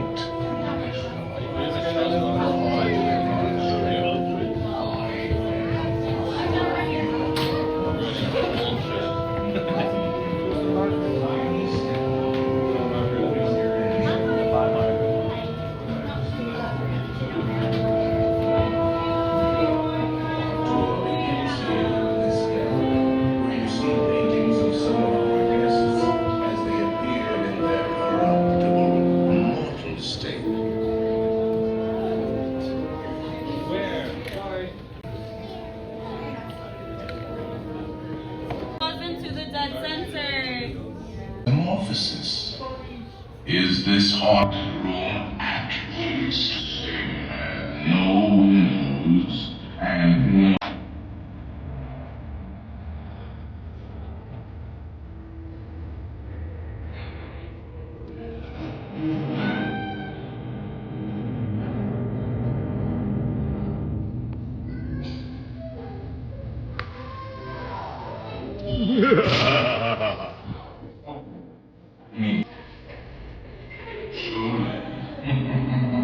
The real chills come later. Now, as they say. Boy, I'm completely blinded in here. So hard to see in the dark. And let's all stay together. Please. Oops, sorry.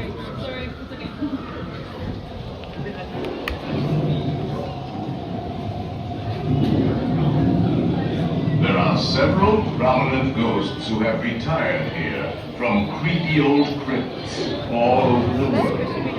Actually, we have 999 happy haunts here, but there's room for 1,000. Any volunteers? If you insist on lagging behind, you may not need to volunteer. And now, a carriage approaches to take you into the boundless realm of the supernatural. Take your loved ones by the hand, please, and kindly watch your step. Oh yes, and no flash pictures, please. We spirits are frightfully sensitive to bright lights. 2 or 3 souls will finish your begging today, folks. Up to you who you'd like to lay to rest with. All the way down, please. Have your backpacks off and ready to go.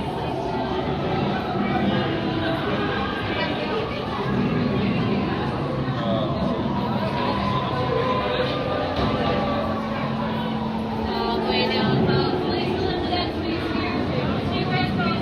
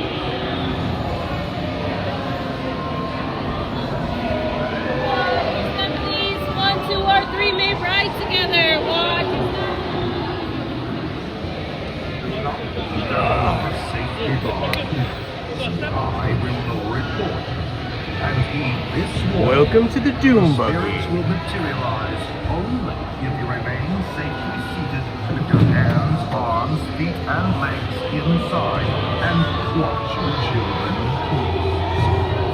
Para susunod, alis ka sana, matigas los brazos principiantes, y cuide a los pequeñitos y preparados.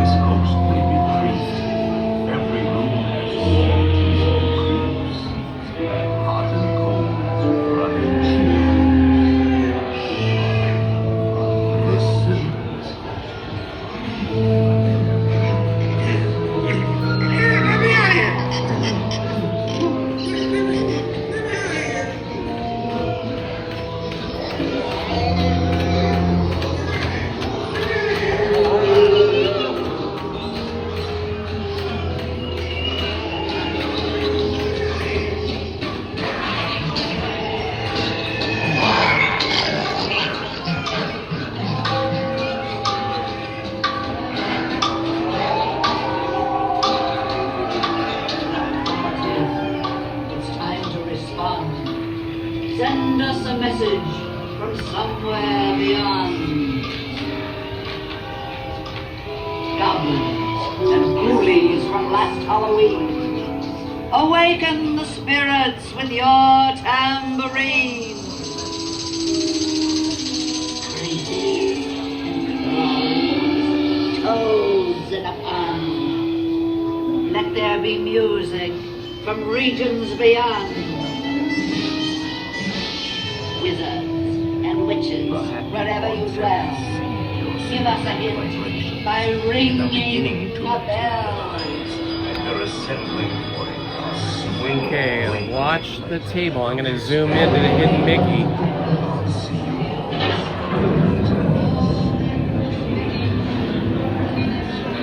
Hidden Mickey, look at the flatware on the table right there. Hidden Mickey. Middle of your screen, bottom of the screen, hidden Mickey.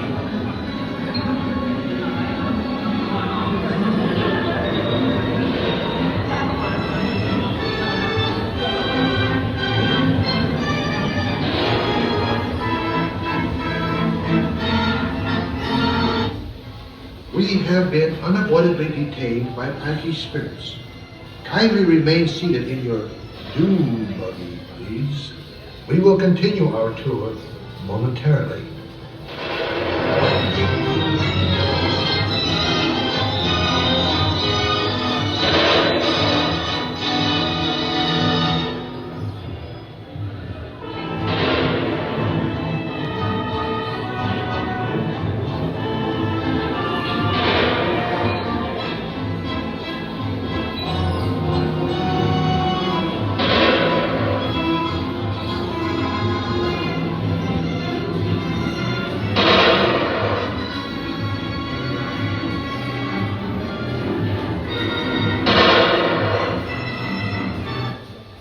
Playful spooks have interrupted our tour. Please remain seated in your doom buggy. We will proceed in just a moment.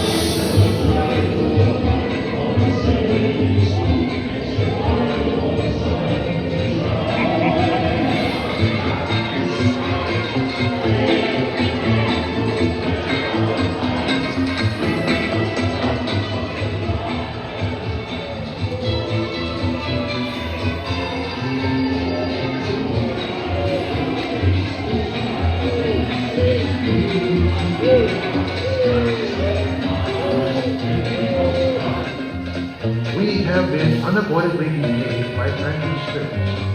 Kindly remain seated in your dune buggy, please. We will continue our tour.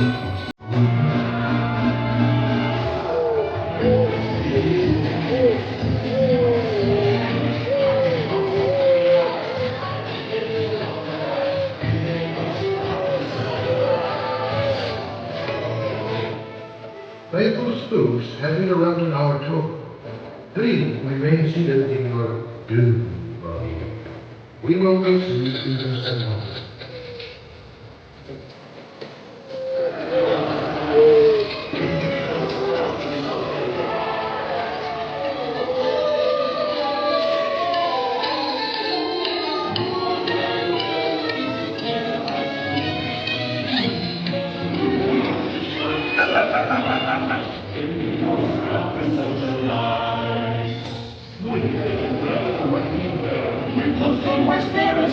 Restless bolted. Rises spooks of every size. Those creeping accused us to questions because our first anyway. Happy thoughts materialize. And begin to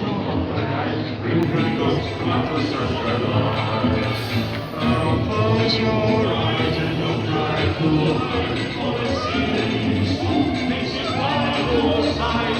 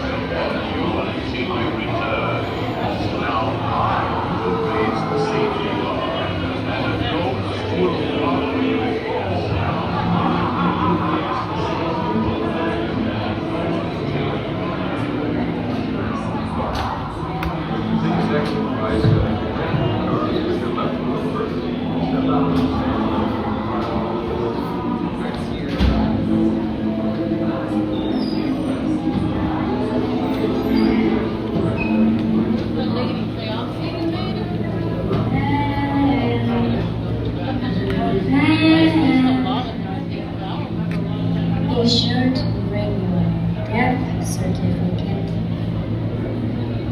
if you decide to join us. Make it fun.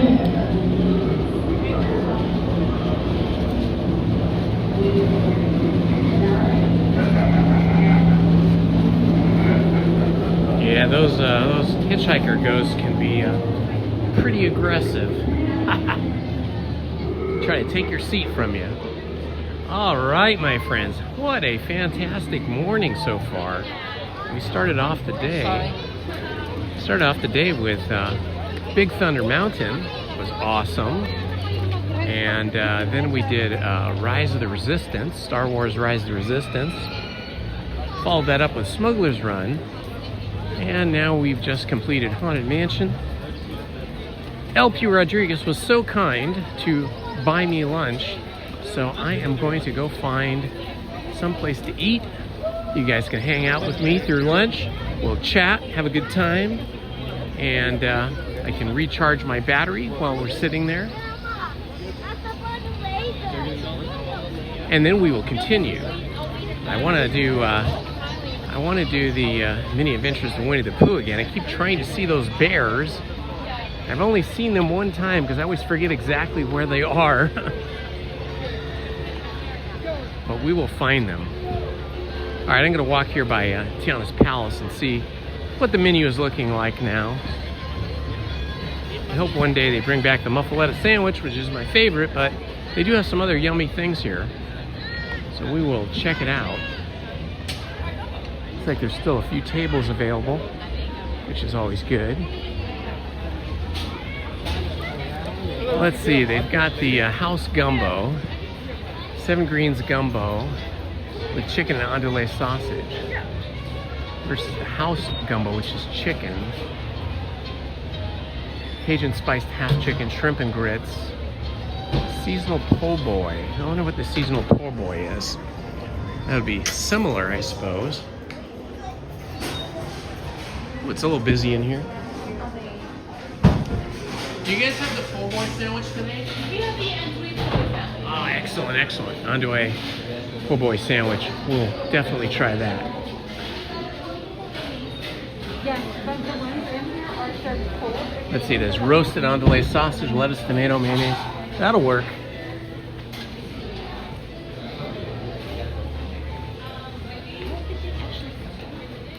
This is gonna be yummy. I haven't eaten here in a while.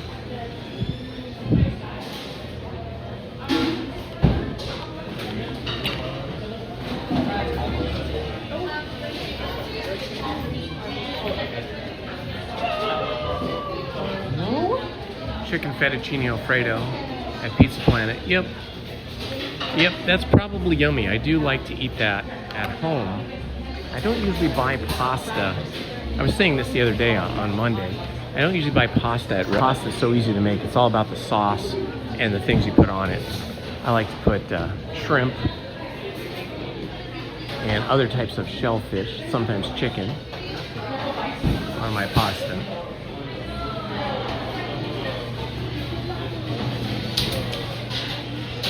Lizzie is at home working on her graphic designs.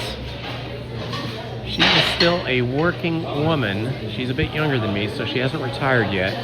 But I think in maybe 2 years, she'll probably retire from her job at the screen printing company. Keep working for another client that she works for at home, which does a lot of similar stuff, like building murals, or murals that go on buildings, like building wraps. And just looking at the menu here, po' boy sandwich is not on that menu because it's seasonal, but it is here. I actually use the Wi-Fi. I just use the cellular connection because I find the Wi-Fi here is throughout the park spotty. Some places it's really good, like in the show buildings. Some of the show to find wait times and order food or consistent, although there's in all of the show buildings, but not necessarily.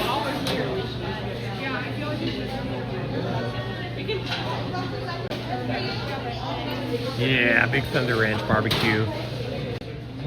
After I eat a big meal like that, I always feel a little bit. My Wi-Fi is in fact turned off. I never have a location I use for streaming wants to use the Wi-Fi.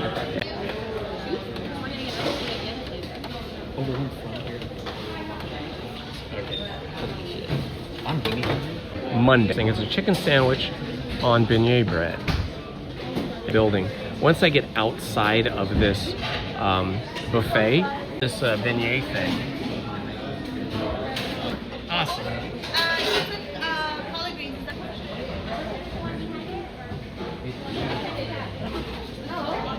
Like he's making my sandwich right now. With looks like some yummy picks. LP funded my.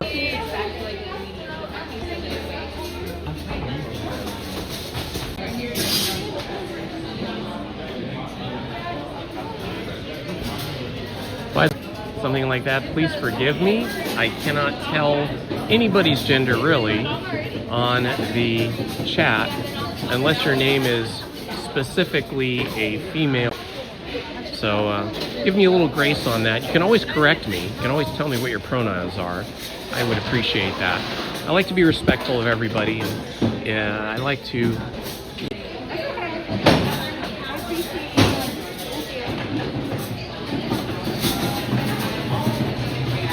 Beignet flavored cold brew. That looks like it's gonna keep somebody awake. Hi, how are you? I'm great, how are you? Good. Can I have a large Coke Zero? Yeah. Awesome, thank you. With a lid on it if you have. Looking up at me. Super, thank you so much. Hi.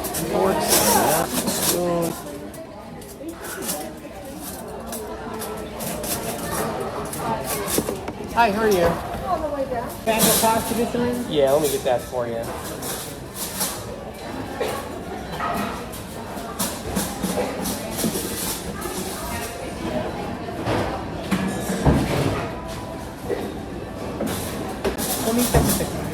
Alrighty.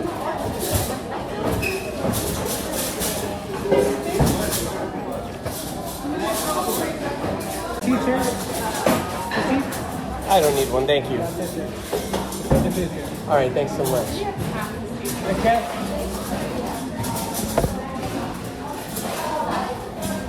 All right, let's see if we can find ourselves a good table here.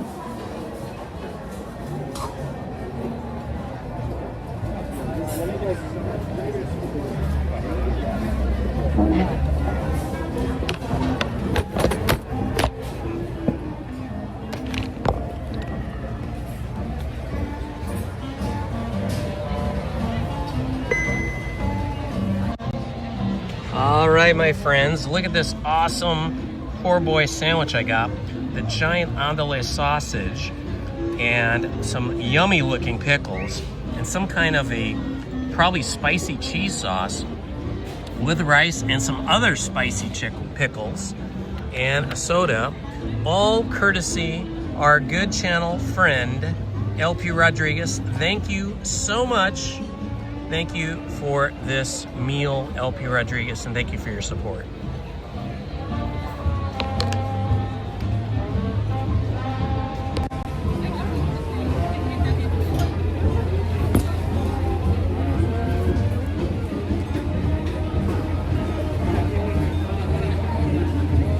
I got the angry duck today. All right. I think I will use this opportunity to charge my phone. It does look good, doesn't it, Yvonne? It's all about the duck. Yeah, I think it's cool that Disney has all the ducks and the geese roaming around, too. Yeah, there's a color version of Donald Duck on the back of my shirt, and on the back of my shirt, he's in a good mood and he's smiling. But on the front of my shirt, he's grumpy. Go figure.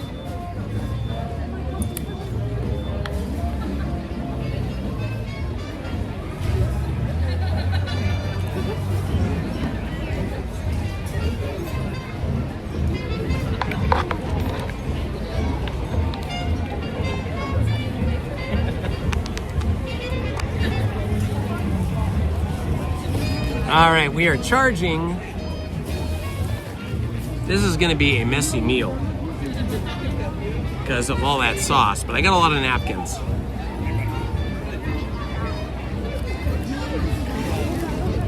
The ducks are active here today.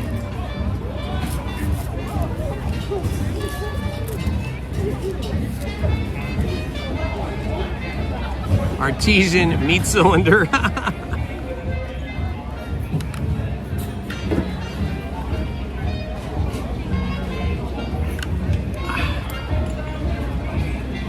Oh boy, this is gonna be wild trying to eat this.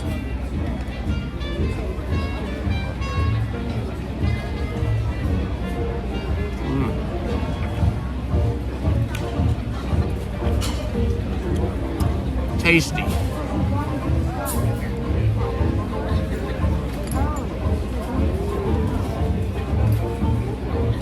Whoa, spicy.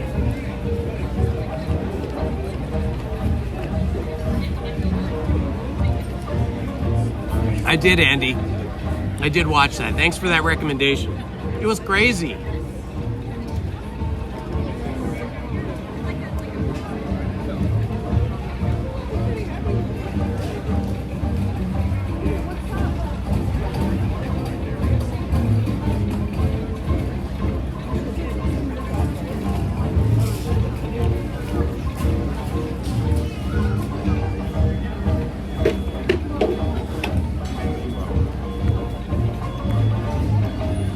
Me too. I love the atmosphere here, and right up across from where I'm sitting here, there's a band stage, and sometimes they have bands.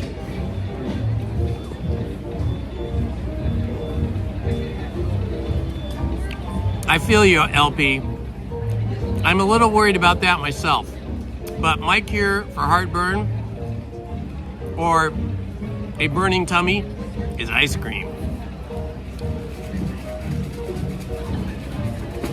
Ooh, boy, it is spicy.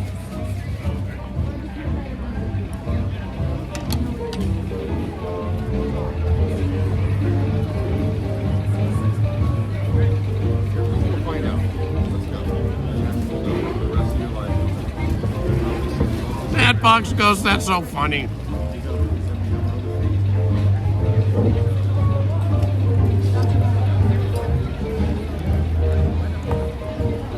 That reminds me of something that happened at a family picnic one day.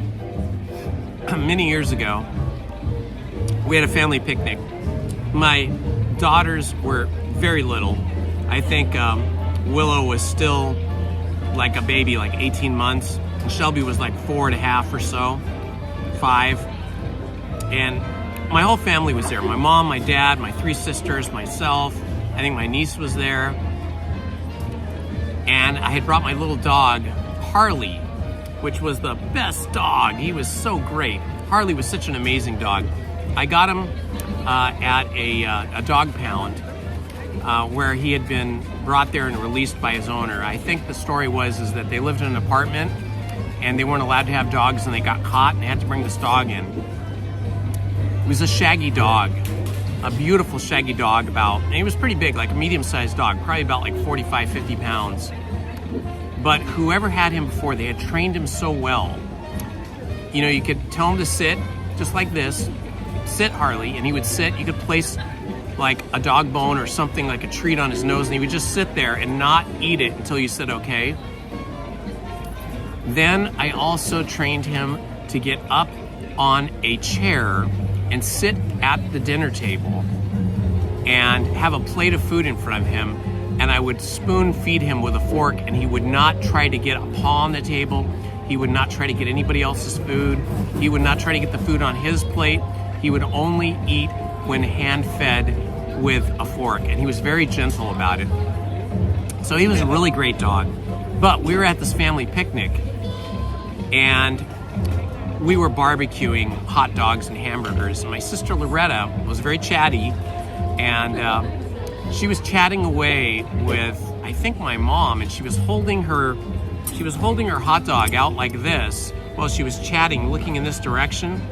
And Harley, he was such a good dog, but I guess he just couldn't take the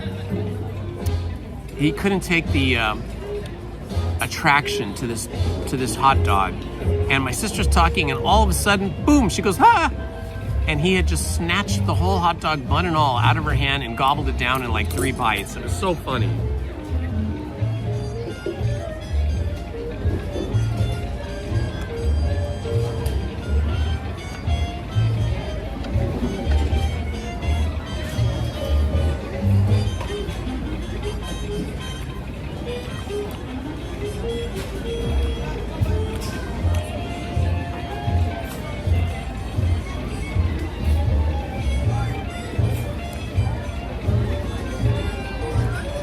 Hi, Ivana Castillo.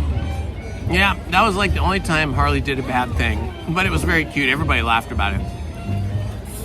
Temptation was too great.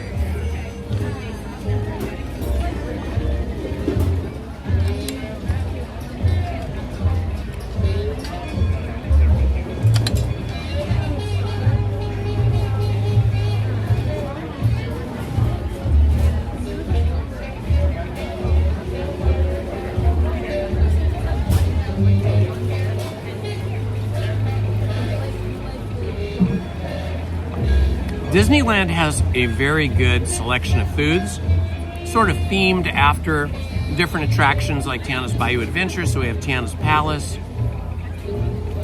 the Orleans Cafe for New Orleans Square, and Pirates of the Caribbean, and Bingo Barbecue over in Adventureland, and the Plaza Inn, like on Main Street, that's kind of period specific.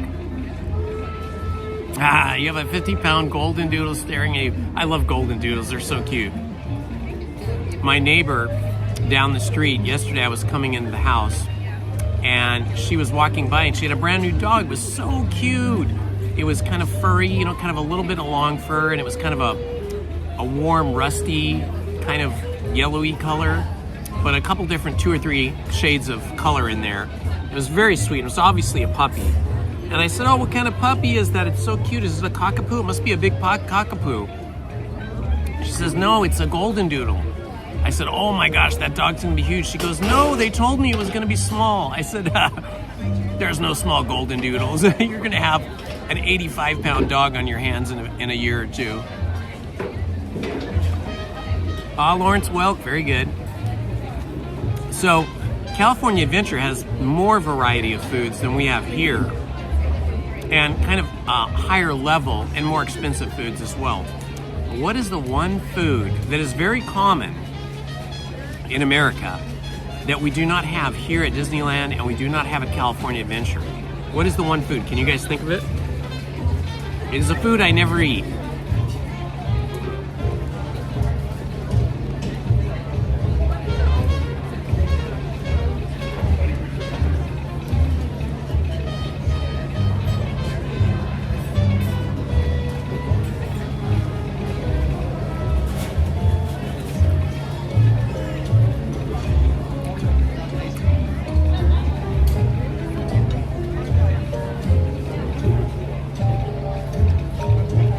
Good to know, Travis.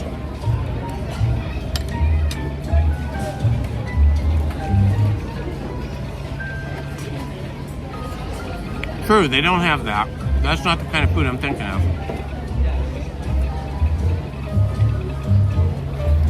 I think there is a grilled cheese sandwich in one of the places, maybe over at the Coca-Cola refreshments station, or the Carnation Cafe. They do have pasta in the form of, well, several different types of pasta. For kids, they have mac and cheese everywhere, but they do have other kinds of pasta. In fact, Lizzie loves the pasta dish that they have over at Orleans, Cafe Orleans.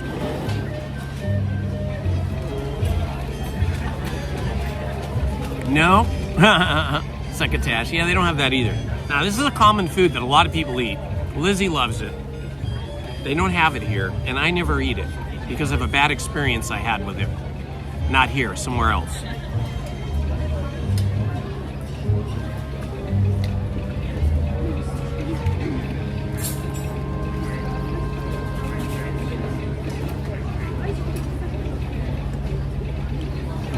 Yeah.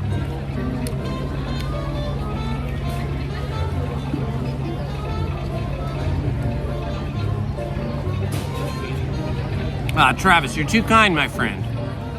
Chicken Alfredo. That actually, I love that. I don't eat it here. Omelets, yeah, I don't think they have omelets. You're right.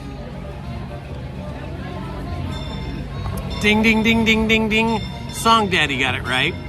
They do not have sushi anywhere at Disneyland or California Adventure. They might have it at Downtown Disney, at one of the restaurants there. But yeah, I don't eat sushi because I had a bad experience with it when I was like 22 years old.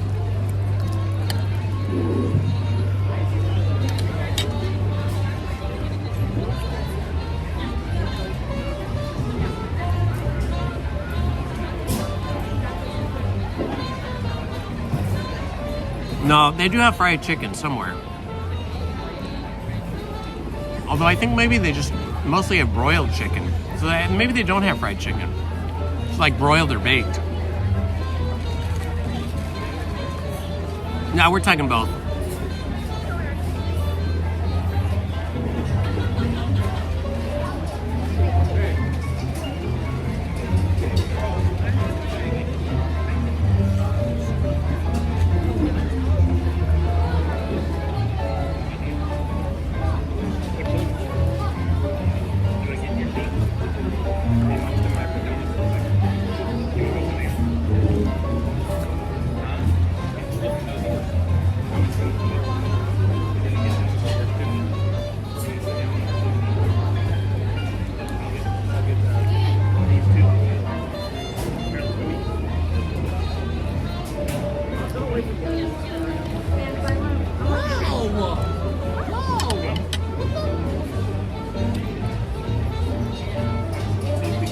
Travis, I am loving my lunch. Thanks to LP.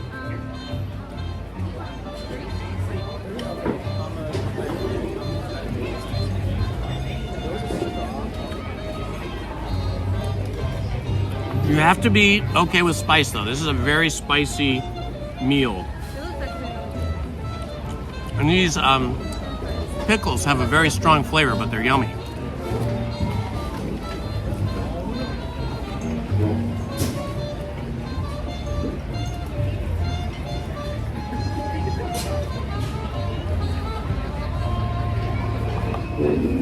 Yeah, the reason I don't eat sushi, and I've told this story before, so excuse me if you've heard it before. I used to be a photographer's assistant when I first got out of college for a famous photographer. We photographed all kinds of movie stars and musicians and music stars from Nashville and Motown and every kind of thing. And one time we were doing a model shoot for I think it was a clothing brand, and we had a bunch of models sitting around the table at lunch, and we always, in that business, you always ordered lunch in for everybody. Client paid for all that, and they ordered sushi. This was when sushi was becoming really popular. It was just starting to become really popular in the Los Angeles area. They ordered sushi, and it was a huge spread of sushi. And there was like 4 models, my boss, our studio manager, myself, and I think at that time, I don't remember if I had an assistant or if it was just me at that time. But I was getting my sushi and I was eating a couple of pieces of sushi and it was pretty good. And then I saw this bowl of green stuff and I thought that was guacamole, avocado, because I'm used to eating Mexican food, right? And so I took a giant spoonful of that and just coated my sushi with it, popped the sushi in my mouth, started chewing it, swallowing it, and then my eyes got really big, sweat started pouring down my face, my hair turned wet, my mouth and my throat was on fire, and my eyes were just pouring tears out of them. I took my drink, which was a soda, and I downed it. It did not help at all. So then I just reached across the table and grabbed one of the models' drinks, downed that. I downed like 3 people's different drinks. And I felt so ill. I had to go lay down for like a half an hour. And everybody thought it was hysterical because they were all used to eating sushi and I was not. And they're like, why did you do that? I can't even remember what the name of that stuff is, but it's like horseradish. It's really hot. I felt so ill the rest of the day. After that, I never would eat sushi again.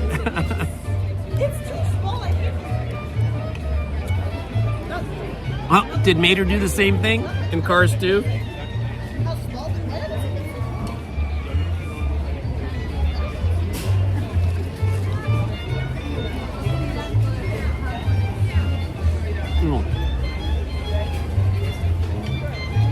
Wasabi. That stuff is deadly.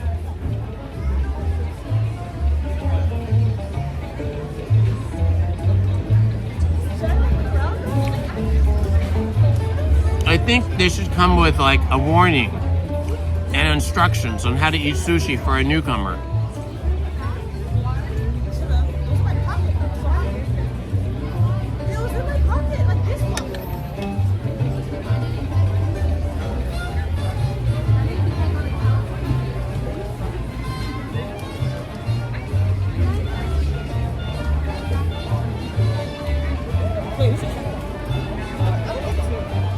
Hello, Great Roads Adventuring. Good to see you, my friend.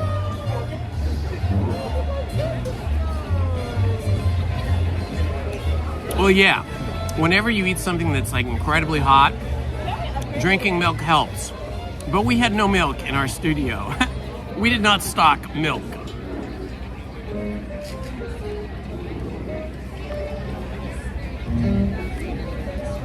Ice cream would have also been excellent, but again, we had no ice cream.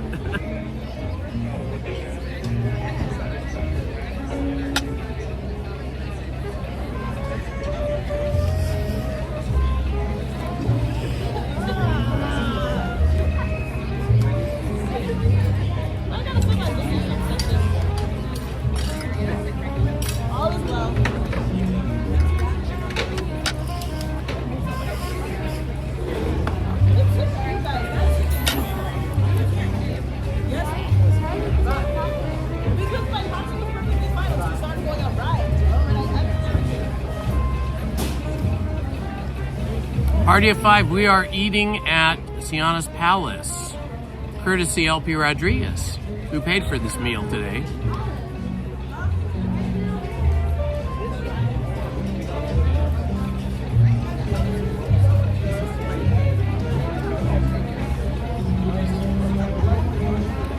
Do I ever run into family, me, eating here? No. Or being here at Disneyland? No. My family doesn't come to Disneyland without me. It's too expensive.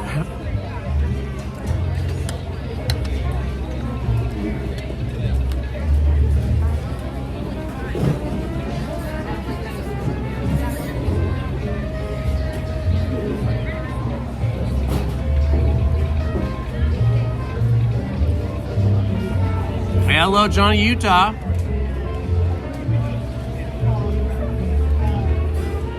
Does anybody have a favorite food at Disneyland if you've been to Disneyland? You have a favorite food that you like to eat every time you come here?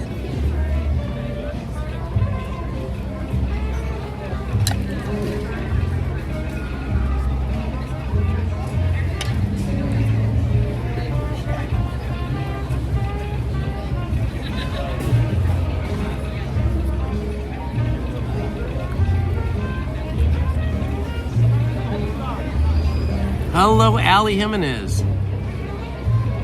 Hello, Ghoulish Delight. Corn dogs, huh? I used to eat those a lot when I was young. Now I don't like them, the way they fry them in some kind of funky oil. Dole Whip, that is a good one.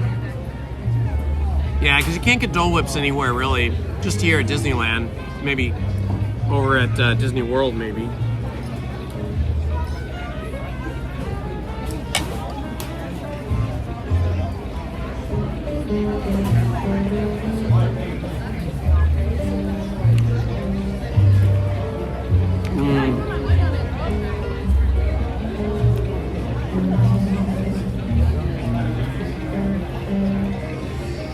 A lot of people like churros. Oh, Angela Castro Van Loo has a really good one. Bluefin tuna crudo at Cathay Circle. I haven't had that. I'm gonna have to try that sometime.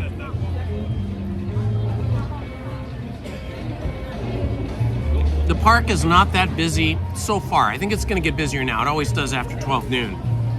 But the morning was very lightly attended. We started out the day on Big Thunder Mountain, and then we went over to Star Wars Rise of the Resistance, and then Smuggler's Run, and then Haunted Mansion.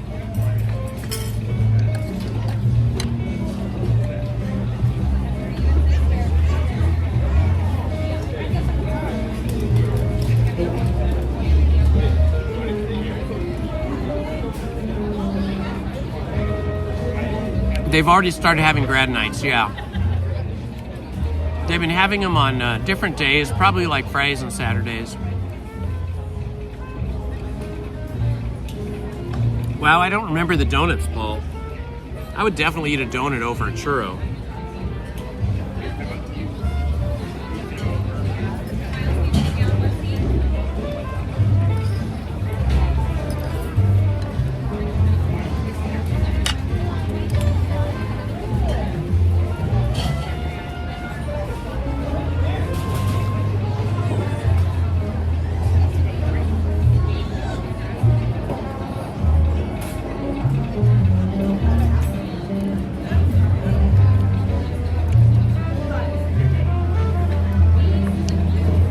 Hello, Redlands. Redlands Redhead, hello. I got to meet her on Monday, it was her birthday on Monday, and I sang happy birthday to her. So we're sharing food over there. So bring you, I ordered.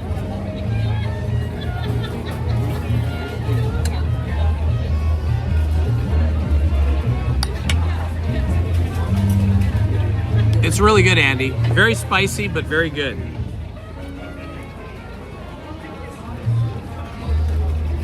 It's not the kind of spice that makes you sweat, but it's a flavor explosion in your mouth.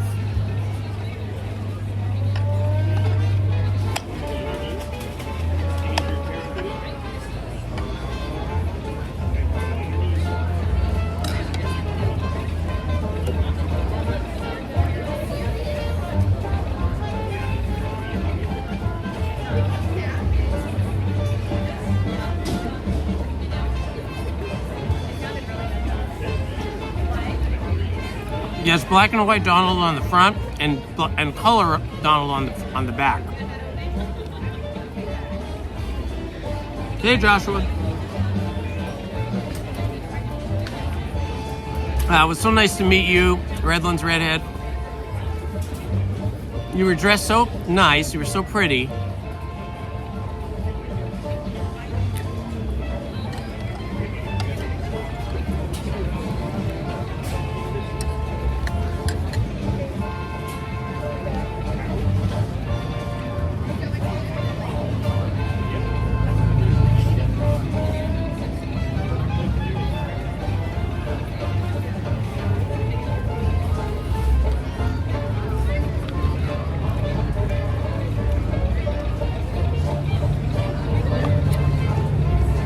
I think we'll try to go to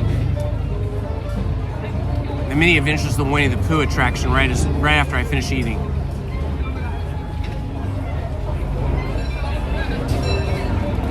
Yeah, if you guys go back to Monday's live stream, I believe it was Monday.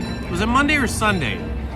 But if you go back, you can see when I meet Redlands Redhead and sing her a quick happy birthday.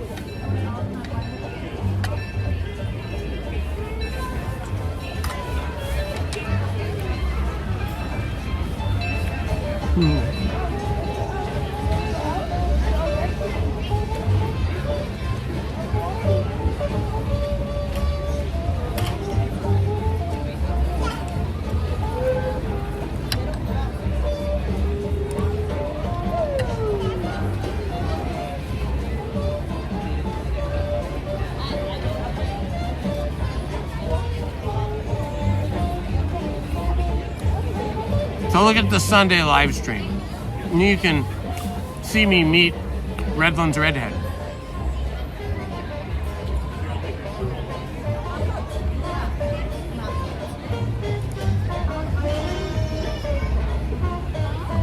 Lunch is an andouille. Don't ask me how to spell that. It's like a French word. Andouille sausage poor boy sandwich. Very spicy. It's like the gumbo here. Gumbo is excellent, but it's an intense spicy flavor.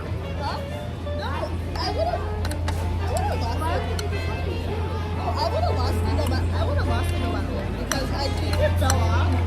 Because it was so small, but then writing that, like, the first one he wrote, I think it fell off. Because it was in my pocket. I would have lost that.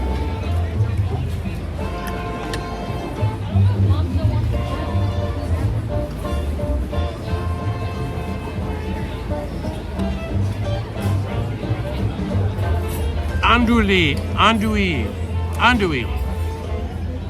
Thank you, Charles Martinez. The correct pronunciation for what I was eating was an andouille. Thank you. I could upgrade. There you go. Steven typed it.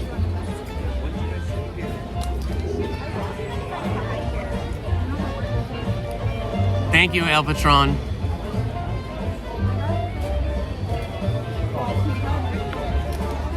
Woo! That was intense. The white rice really does help, though. The white rice helps calm down that spiciness. You have a choice when you get the poor boy sandwich. You can either have the collard greens, which is the default, but that has an intense flavor too. Or you can have mac and cheese. I'm not a mac and cheese fan. Unless it's real cheese. Maybe it is here, I don't know.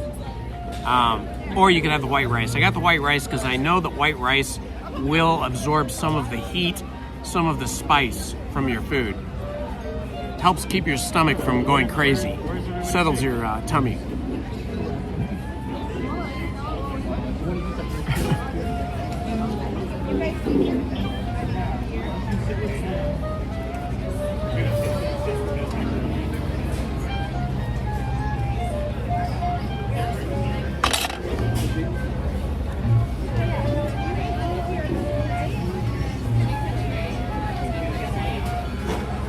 That is a giant soda.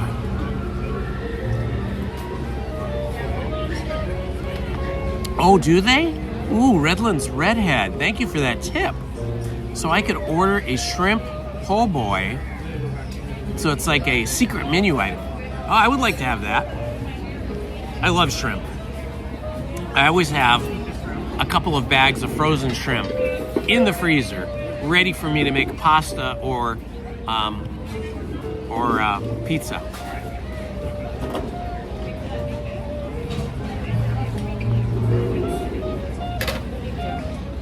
I did get a haircut. It's kind of messed up now with the hat, but yeah, I got a haircut. My barber, Phil, he owns his own shop. He's owned his own shop forever, and he's a funny guy. He's about 10 years older than me. He has three or four chairs. I think 3, maybe 4 chairs in the shop. And after each one of his barbers retired, he didn't hire another person. So it's just him. In this classic barber shop with the barber pole and the really super nice antique barber chairs. He had them all restored a few years ago. He sent them out and got them all restored one at a time. So you walk in there, it's kind of like a time capsule, like going to the barber at maybe Mayberry, Mayberry RFD or something. It feels like that. It would be perfect. Like you could just transplant his barber shop to Main Street Disneyland, Main Street USA and Disneyland, and it would fit in perfectly. But anyway, Phil, my barber, he's such an interesting guy. After his older barber friends all retired, he just left those chairs empty. So he's the only barber in there. And he does not take any new clients. And he's right on a main street. So it's funny, if you go in there and you're sitting waiting for him to finish somebody else, if somebody comes in and it's not a regular client that he knows, he'll go, "Yeah, can I help you?" And they'll go, want to get a haircut. They'll go, "Sorry, nope." He goes, "I'm not taking any new clients." And this happens all the time, and people are shocked. They're like, "What do you mean you're not taking new clients? It's a barbershop. You got a barber pole." "Yep. I've never seen you before. Don't take any new clients." So he's got the same group of clients that he's had for years, and we're all getting older, and our hair's getting thinner, and some people are losing hair. But he's a super nice guy. We had a nice chat yesterday.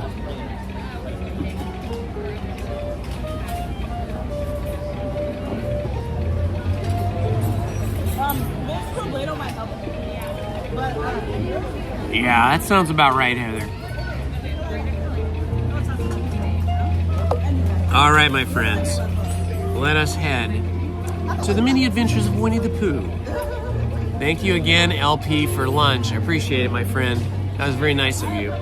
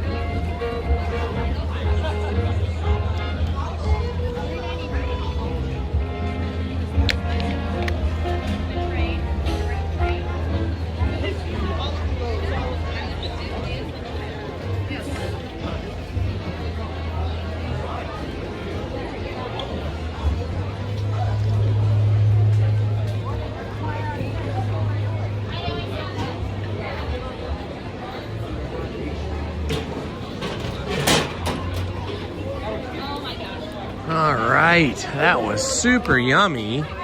Wow, it was really good. I like strong, intense flavors.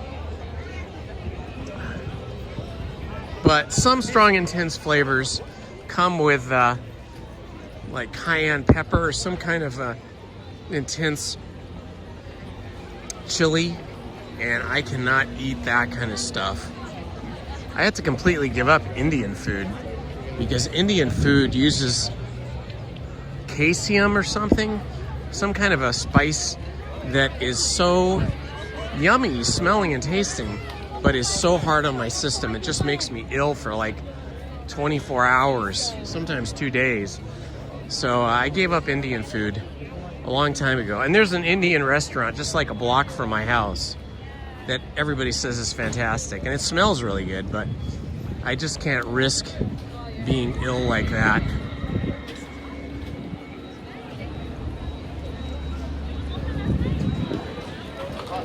Wow, this is a big tree.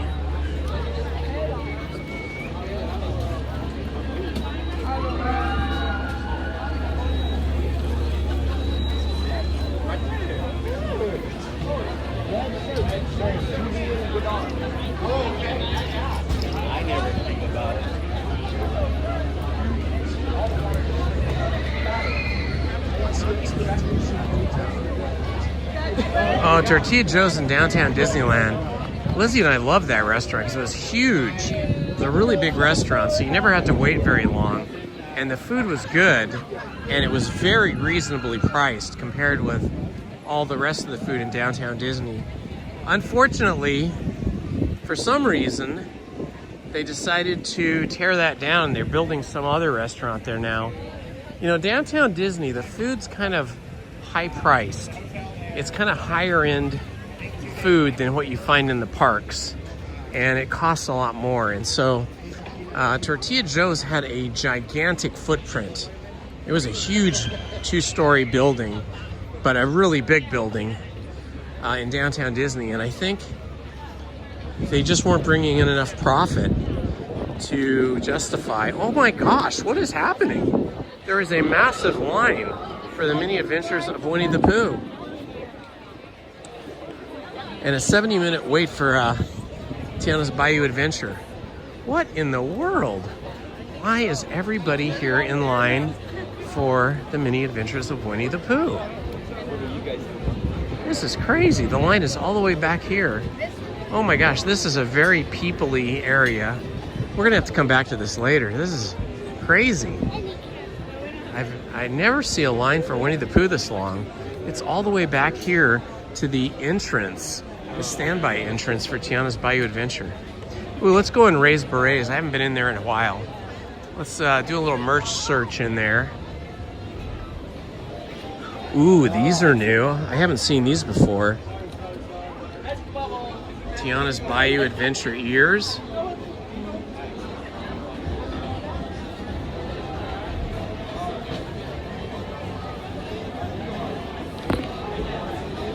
Those are nice.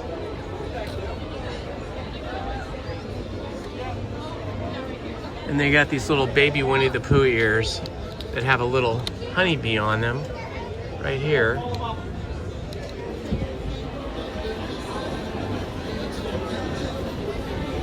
All right, let's head on in here.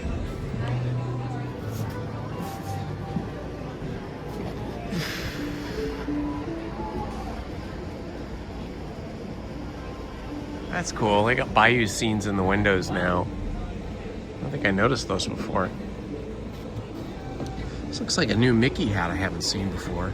Oh, it's all the 70th anniversary merch. By the way, yeah, that's 70th anniversary Mickey dressed in his 70th anniversary colors. All the 70th anniversary merch, starting I think last Friday, has been on sale for 30% off. So they're trying to move that out. Look at this cute little coin purse. Or no, I think it's not a coin purse. It could be, because it's like a purse, but I think it's a yeah, it's a very thin poncho for going on wet rides. I like this. This is nice. That's super cool. All the characters, the letters are infused with the spirit of various Disney characters. They got some Mickey mortarboard graduation hats.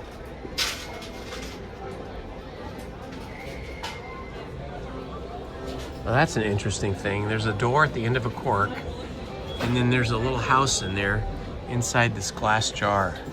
That's actually really cool. And then we're starting to see all this patriotic clothing and ears coming into the park now for the 4th of July, the 250th anniversary of the founding of the United States of America.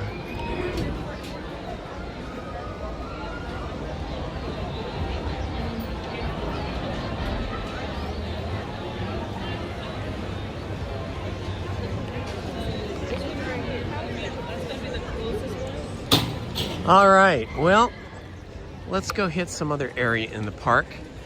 That was crazy. I couldn't believe how busy the Mini Adventures of Winnie the Pooh and Tiana's Bayou were.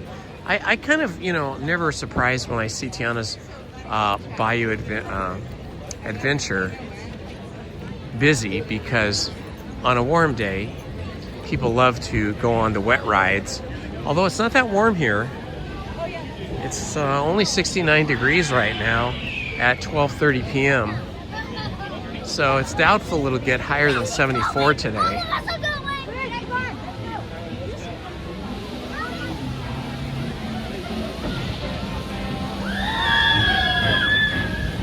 But I was surprised to see how busy the Mini Adventures of Winnie the Pooh was. I can only guess when that happens. It's only happened maybe 2 or 3 times when I found it that backed up for the Mini Adventures of Winnie the Pooh. I can only guess that people go to get in line for Tiana's Bayou Adventure, and then they find out that the line is 70 minutes and it's just going to be terribly long, so they decide to give up on that and go over to the Winnie the Pooh ride, and then that becomes super busy. I don't know. I don't know why. Unless it's like Winnie the Pooh's birthday today or something. Oh man, I gotta tell you, I feel stuffed. That was a giant andouille poor boy sandwich. It was huge.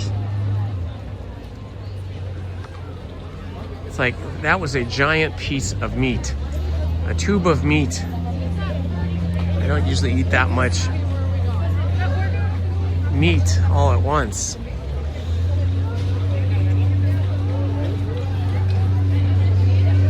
I am missing the Pirates of the Caribbean. I wish it was still open. Hopefully it'll open by June. I would guess that they're targeting to open it by June, because colleges start graduating the 3rd and 4th week of May. And then usually high schools are graduating in the 1st, 2nd, or even 3rd week of June.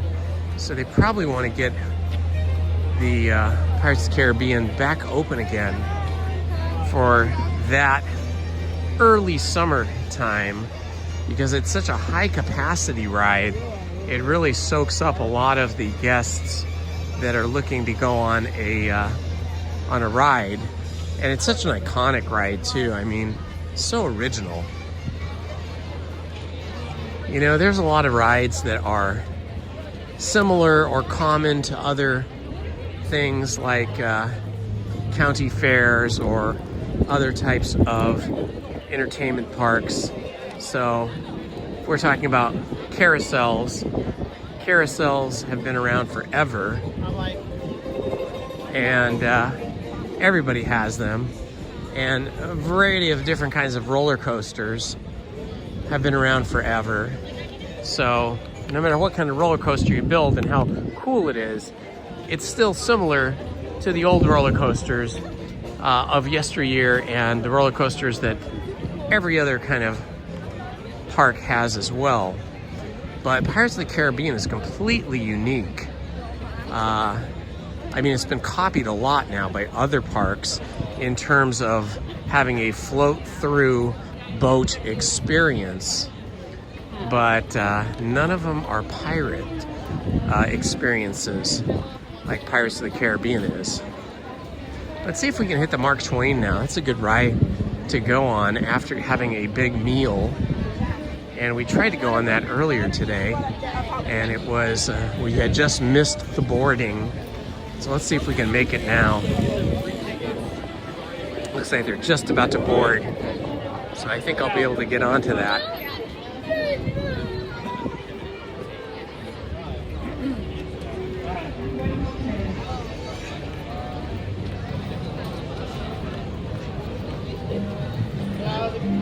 Sorry. All right, perfect timing.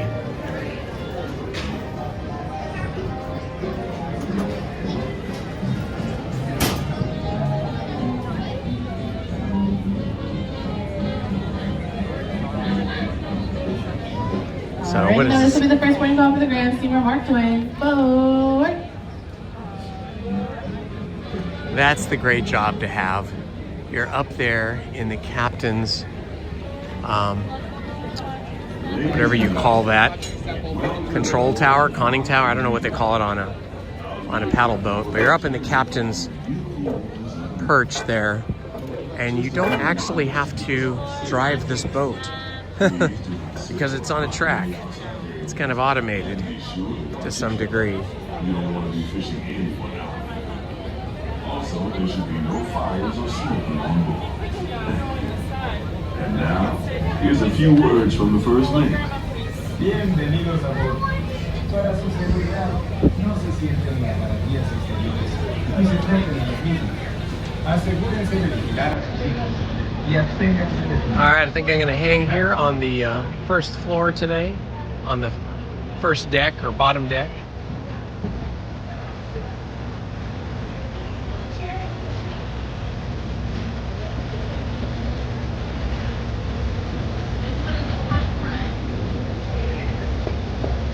Yeah, that multitasking sometimes will bite you in the bum when you least expect it.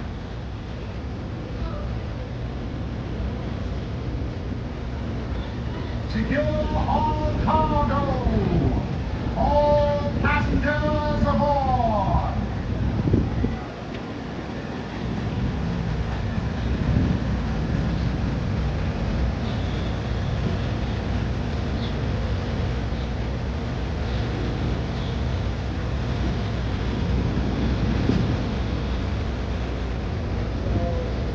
They're going to back up a bit so they can take this dock line off.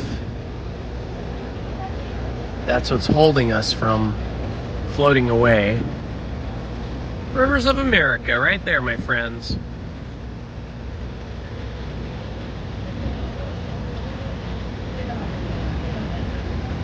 What is everybody else having for lunch today? Or what did you have? Or what are you going to have?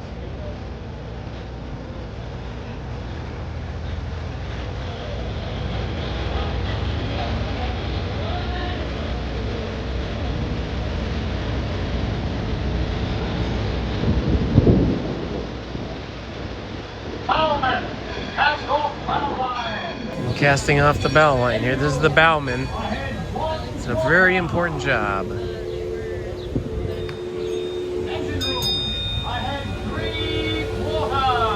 Chicken pad thai. Ooh, I love chicken pad thai. That's a good one.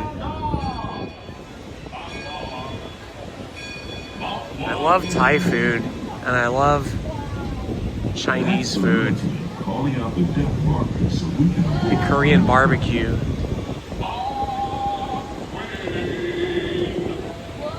Mark Twain is not just the name of a river or a great American author.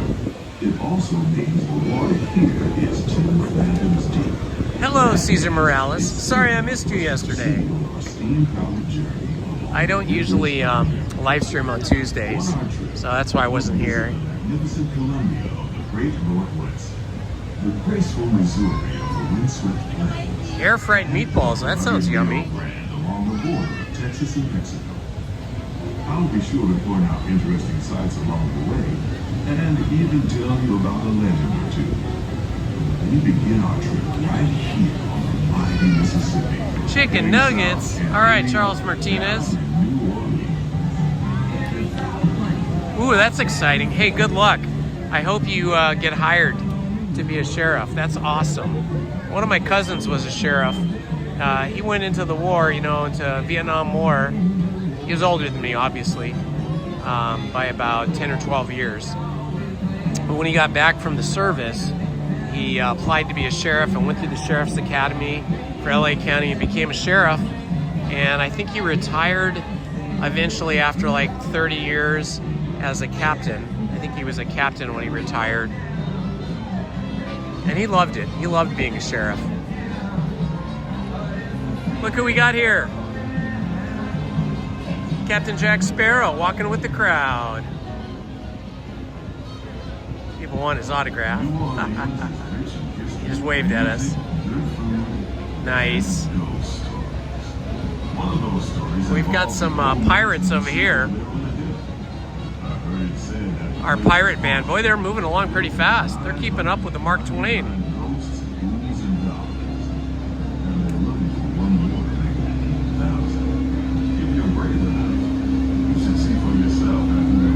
Oh yeah, Rainforest Cafe was awesome. I missed that. The Rainforest Cafe is now, and has been for a few years, a Star Wars shop. It's just a dedicated Star Wars merch shop. It's a really good one too, but I liked it better when it was, oh look, the Columbia's out too. See, this is the dock where the Columbia is usually parked. Three-masted windjammer, the Columbia, the first American ship to circumnavigate the globe. Here's a bit of history for you. Right now, the looped audio tour is talking about the Columbia that we're just passing, but Columbia is not in port. People are looking around going, what is he talking about? Where's that Columbia thing he's talking about? Where's that ship? The most famous landmark in this area is Tiana's Foods, built on an old salt dome and home to Tiana's Bayou Adventure. From here, you might spot guests making quite a splash at Princess Tiana's party. Head on over when you get. All right, let's see. Here we go. This is where they come out and they're all wet.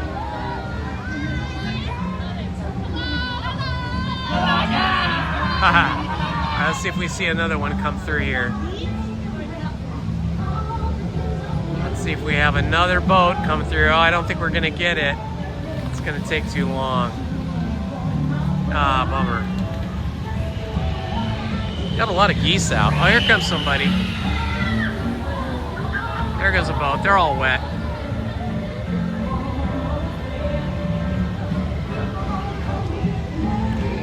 A lot of people waiting for the kayaks here today. They're all waving at us. Check it out. That's pretty fun. Tiana's Bayou Adventure is part of Bayou Country, a welcoming wilderness filled with tall trees and tall tales about animals. You know, there's not too many other places you can go where people will just wave to you and they don't know you and they're just like waving because you're on the Mark Twain or you're on the Columbia. It's pretty awesome. Try your hand at the Explorer canoe. You can work up a real good sweat rowing one of those around the river. Me, I'll take the Party of Five, no, I missed that. I missed the Star Wars virtual reality in downtown Disney. I guess I didn't even know about it because this is the first time hearing about it. Look, more people waving at us back here. These ladies back here. Some boys and some girls. Some men.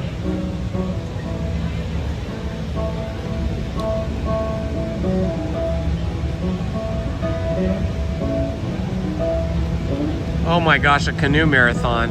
How in the world did a YouTuber do a canoe marathon unless they weren't paddling? So I've been on these canoes before and I cannot hold the gimbal and also paddle.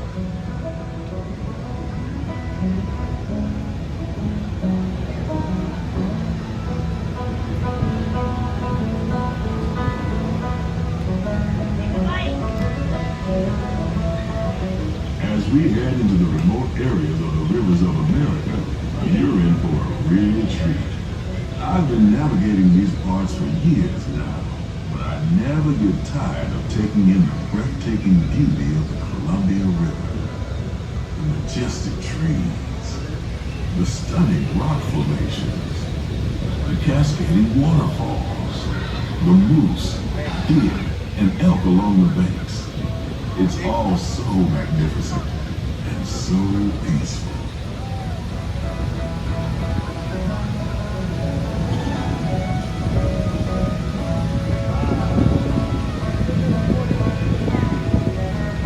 Hello, Mr. Toast. Hey, happy birthday to your Nana. That's so awesome.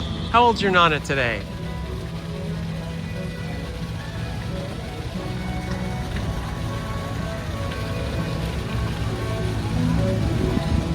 Hello, Nutsy McLewis. Side of the river is an Indian chief, and I do believe he's giving us a sign of peace. That means we're all clear as we head up the Missouri River to the home of the Plains Indians.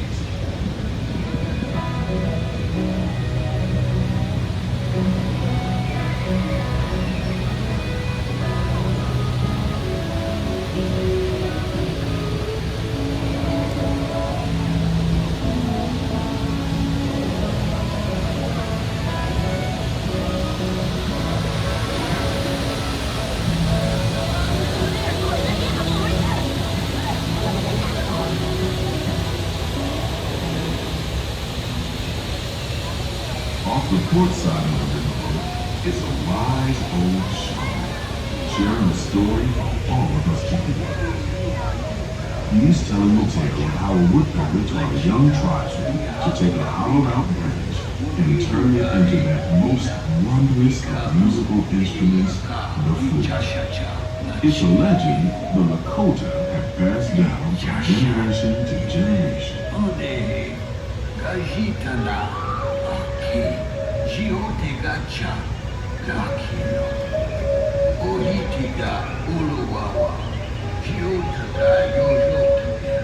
And there, just beyond the shadow, is a tribe of Plains Indians setting up their camp along the banks of the river.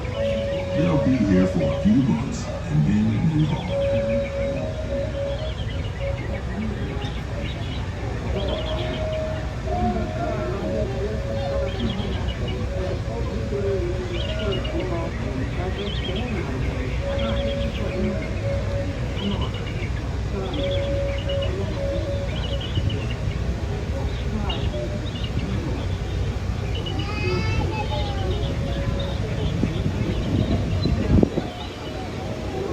It's good to see that so many of you are either retired from law enforcement or are currently employed in law enforcement or are looking to get into law enforcement, because we need good people in law enforcement. We kind of have a shortage of police officers, nurses, and doctors right now. Not doctors, but teachers. It's a shortage of police officers, teachers, and nurses, all very important first responder types. I feel like police don't get enough respect anymore, you know, because of a few bad apples. It just takes a few bad apples to ruin the reputation of a whole organization. Looks like the Bootstrappers band's going up into Fort Wilderness to take a break. Fort Wilderness cannot be entered by guests. It's only for cast members now. And from what I understand, I've never been in there, but cast members have told me it's a break room now. They have like a place to rest and relax, and they store some things there as well. Young Tom always said he wanted to be a pilot, and I think I see why. If you're a pilot, you don't need to get up early in the morning and go to school. Okay, Paul, thank you. Hey, Andy, you got accidentally hidden, apparently. Sorry about that. Let me see if there's a way I can unhide you. I don't think I can from here, but I'll try. Oh yeah, if I can't see Andy, I can't unhide Andy. Let me see if I can scroll back far enough.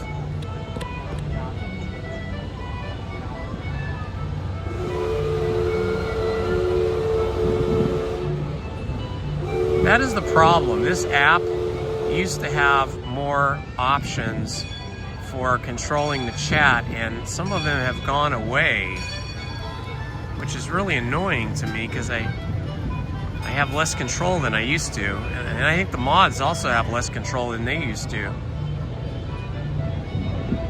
Okay, I'm gonna keep scrolling back until I find Andy.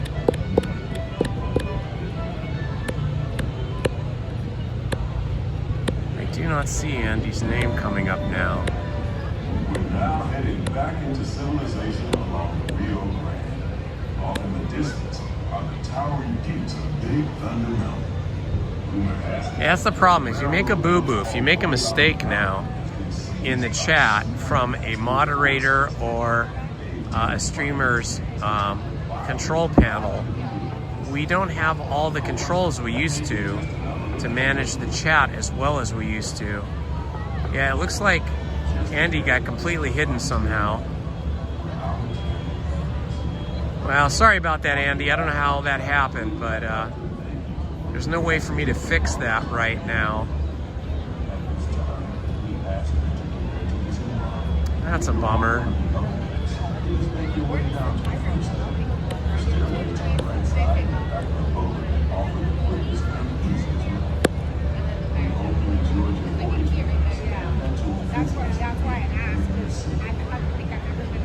Yeah, like Andy's posts are just completely gone now. They've all disappeared. So without being able to actually click on an Andy post, I can't do anything about it. Sorry about that, Andy. Somebody accidentally disappeared you, and none of us can figure out how to get you back.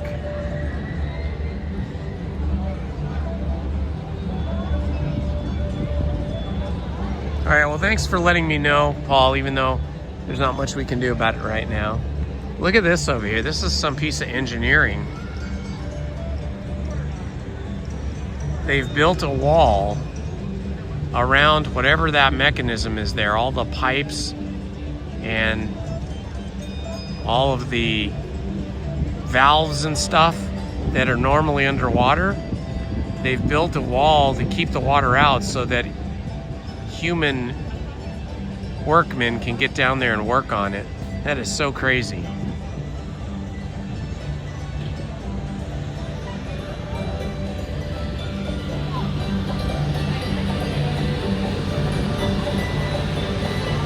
Yeah, I have a lot more control from my desktop. If I'm at home, my desktop computer using the YouTube interface has like all the controls. But when I'm live streaming on the phone, I don't have the same controls. Yeah, well, that's a bummer. I don't even have the Nightbot on because you guys are such good moderators. But yeah, the Nightbot is really strict.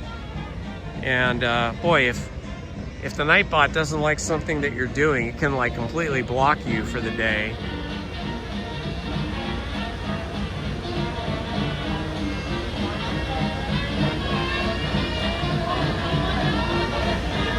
Yeah, I don't know what's happening with the controls on YouTube. They keep changing them.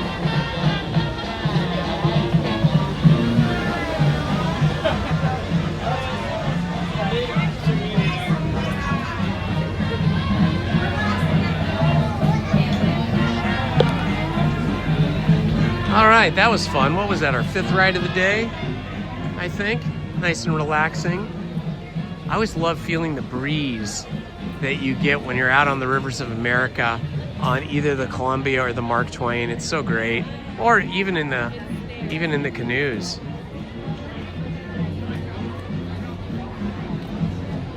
Party of 5, I am doing well. Back, neck, arm, leg, all of it is healed up. I think it was just a very intense tendon and muscle, soft tissue injury, and it's all recovered now. But I am not taking any chances. I am not going back on Indiana Jones and the Temple of the Forbidden Eye for another couple days. I might try it again on Friday. We'll see. I might give it another several days after that before I try. We'll see. But I did go on Smuggler's Run, which was also much more violently active, you know, swinging back and forth and up and down and left and right and forward and back the other day. Today it wasn't quite as bad. I think it depends on who is flying and how poorly they fly the Millennium Falcon and Smuggler's Run. It wasn't as bad today, but it was still a bit challenging. I just walked by somebody that was wearing Coppertone sunblock. Coppertone sunblock has such a specific scent that reminds me of childhood. Look at this cute Minnie Mouse.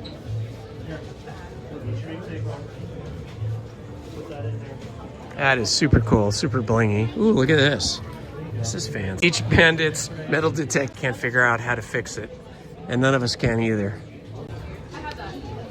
Those are cool. Ooh, I like this Disneyland 1955.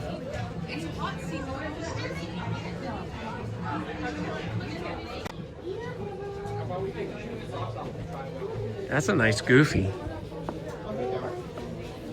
These are like low-key kind of hats where the embroidered character is very small, but they're very cute.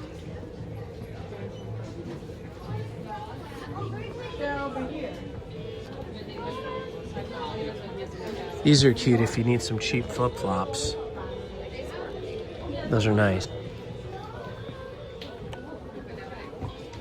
Oh, here we go. This is really nice. 1955.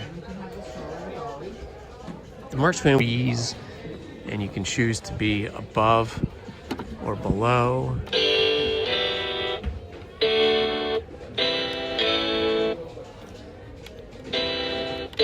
This is a nice kind of sun hat. Some nice weaving on this cowboy hat here. Let's see what else we have here. A t-shirt under it, but I do love that. That is really cool. It's probably like $80 or $90. Let's see. $80, man. That is spendy. Pricey. I liked it better when they were $40 a few years back. Ooh, this is good for Father's Day. Awesome Dad Disneyland. That's so cute. Oh my gosh, it's Judy. Good to see you, my friend. Welcome. Party of 5, you gotta get back here. 2019, that's too long ago. Spring is in the air. Kind of reminds me of the Love Boats for some reason. Ah, this is cute. I remember I used to see them do that.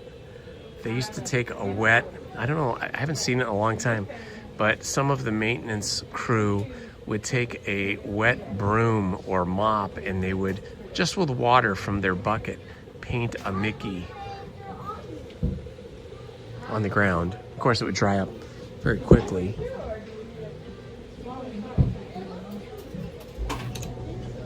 Pluto for all us dog lovers.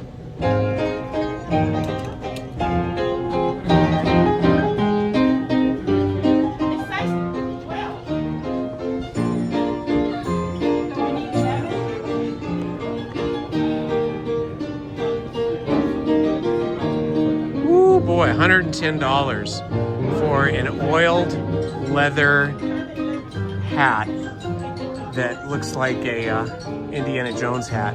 $110. It's a lot of money. I mean, it might be worth it, but I'm not going to spend $110 on a leather hat. But it is really nice. It was nice quality. Probably a Henschel hat. That's what they mostly have here. Henschel's a really good brand. Ha, this is so cute.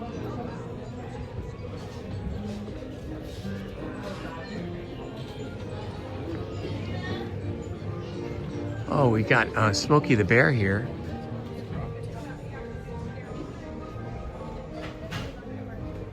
This is the foresty section. The Lincoln Logs. So tempting to buy it's only $34 for this giant box of Lincoln Logs. I loved these when I was a kid. Oh, and this is a special one because it comes with the Country Bear Jamboree characters. Country Bear Jamboree building set. Can you imagine me at my age playing with Lincoln Logs? I can. But I'm goofy like that. These Smokey the Bear shirts are really cute. That's a really cute Minnie Mouse one. I love this, all this Western stuff. United States, liberty, freedom, authentic Disneyland. That's kind of nice. It's kind of more of a low-key, not so much in-your-face kind of patriotic t-shirt. I only see that one, though. I don't see like a rack of them. Oh my gosh, look at Dry Gulch Rodeo with Woody, starring Sheriff Woody, Jesse, Stinky Pete, Bullseye, and more. Bullseye is the horse. Stinky Pete is the prospector. That's pretty neat.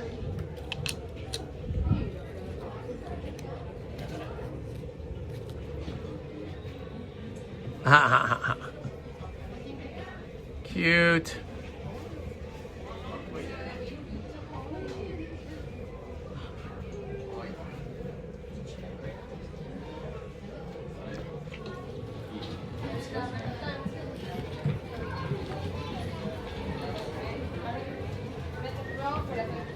They get new hats in here all the time.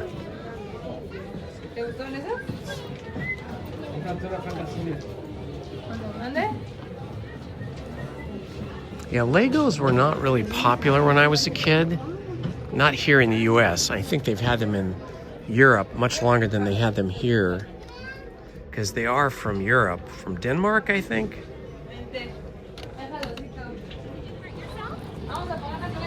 Somewhere back there.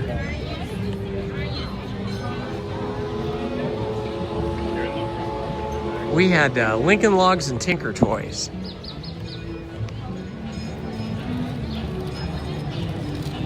Ah, yes, grew up watching Westerns. I always feel like they could do something better with the shooting exposition. I know a lot of people still like it, but I don't know. It seems like you could have something more engaging, like a character meetup kind of. You know how they have the Royal Hall where you can meet the princesses?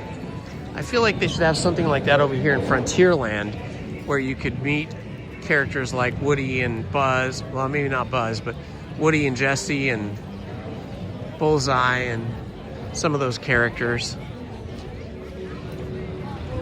That's what I would do if I was king of the world or CEO Josh Tomorrow. I don't even know if you can get Tinker Toys anymore. I was surprised to see that you could get Lincoln Logs.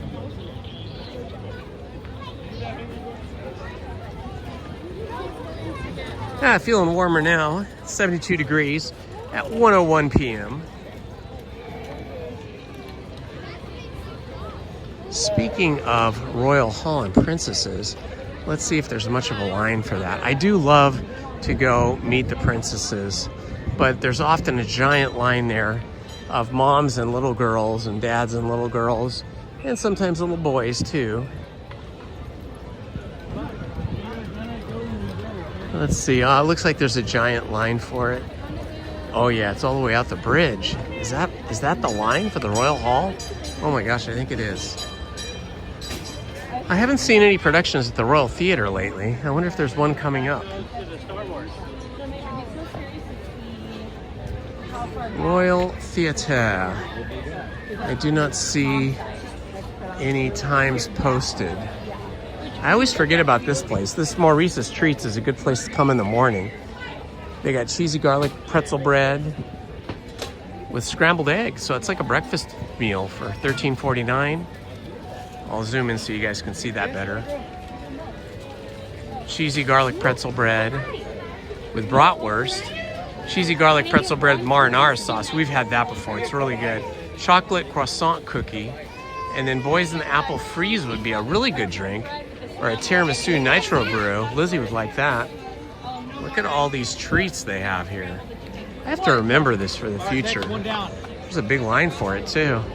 Oh yeah, there is a huge line. Although, okay, this line here is to meet the princess that's standing outside. But there's a line over here for the princesses. Doesn't look too bad. I think I'm gonna get in line. I think I'm gonna get in line to see the princesses. What do you think, guys? Shall we see some princesses? There's one. What's your name? I can only see the back of her, so I don't know which princess she was. Oh, wow. We're having to go all the way around. I don't know how long this is going to take, but I haven't seen the princesses in a long time. And I would like to see them. How about you guys? You want to meet some princesses? There's usually 4 of them in there. They won't tell you which ones you're going to meet until you're in there. My problem is sometimes I can't figure out which movie the princess is from or what the princess's name is. I mean, I know Tiana. She's easily recognizable in Sleeping Beauty and Cinderella and Moana. But some of the other ones I get confused about. Okay, so you guys are down for the wait for the princesses? Say yes in the chat if you're down for waiting for meeting princesses.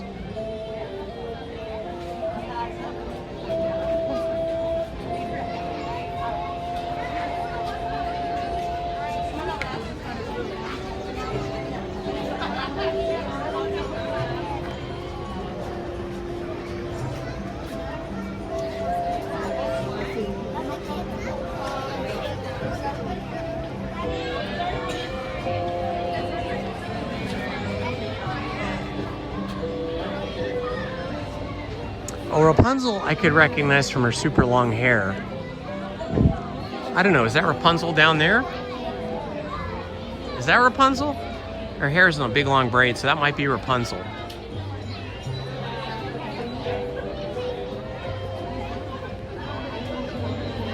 They do have Pocahontas out here frequently, but I've never seen her here in the hall, in Royal Hall. I usually see her around Big Thunder Mountain, along that walkway between Big Thunder Mountain and where the road turns into a Y to go either into Frontierland or to go either into Fantasyland or into Frontierland. She's often there taking pictures, and there's like a big rock wall there that she's often hanging out with. Rapunzel and Flynn Rider. Oh yeah, there's Flynn Rider. I didn't see him. You're right, there's Flynn Rider with the little girl, Rapunzel. Cute. Well, there is a giant line for them. It goes way back over here and around and over onto the bridge.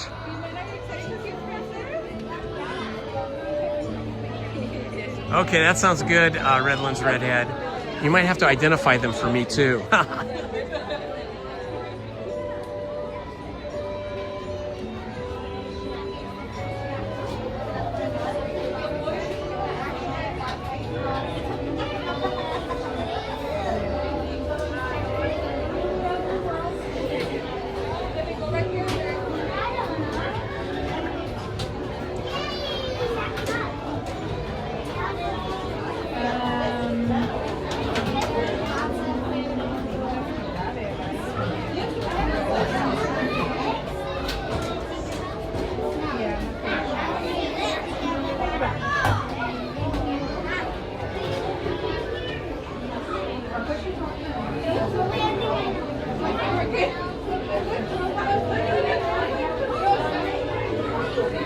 All right, the one nice thing about waiting in line for the princesses at Royal Hall here is that it is covered. We are in a covered queue almost the entire time. We were just in the sun for a little bit, but now we're in the covered part.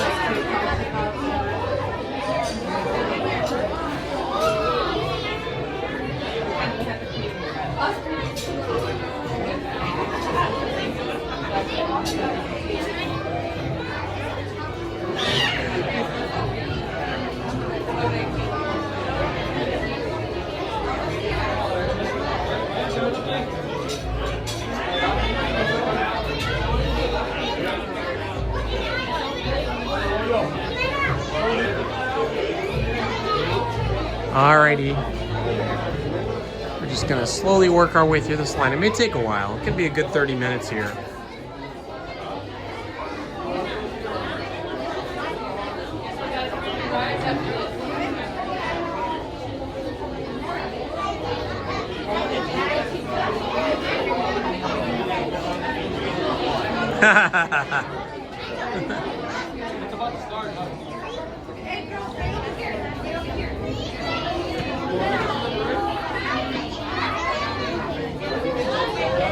Well, the cool thing about this royal hall and meeting the princesses is they each have their own unique little nook, little sort of stage.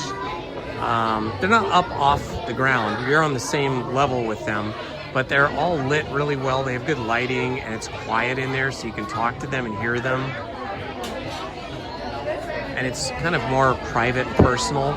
Like when I go in, you'll see as I go up to each princess, I'll be the only one there. There won't be like a whole crowd or a group waiting behind me. You kind of get separated from the crowd.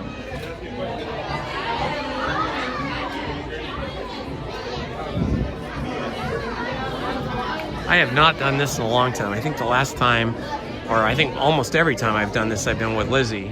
I think I might have done it once by myself. But it's fun to see the princesses. I love the costumes, the makeup, and their performance most of all, how they perform in character.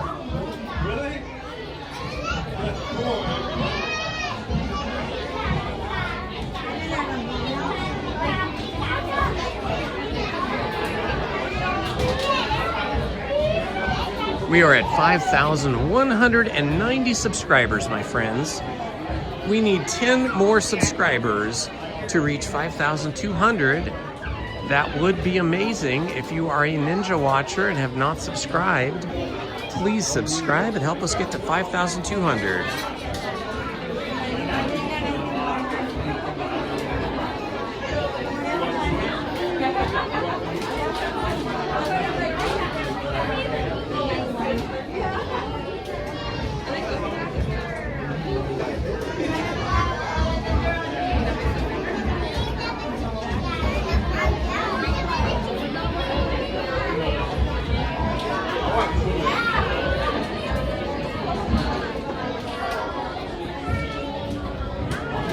Yeah, now that I had time and it's shady here, I went into my controls that I have on my other phone for the chat, and I just do not have a way to unblock anybody.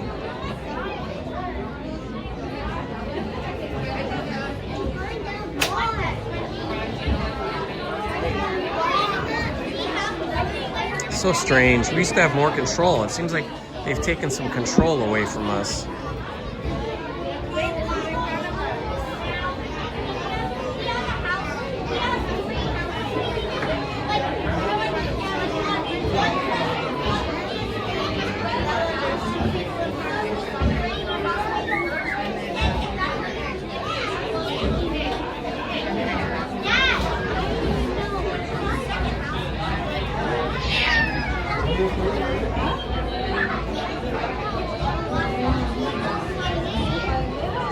Really?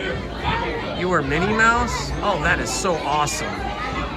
I figured that they must put you guys through some serious training, because the performance, especially the performance of the characters who do not speak, is just on another level compared to other places, other parks that are not Disney.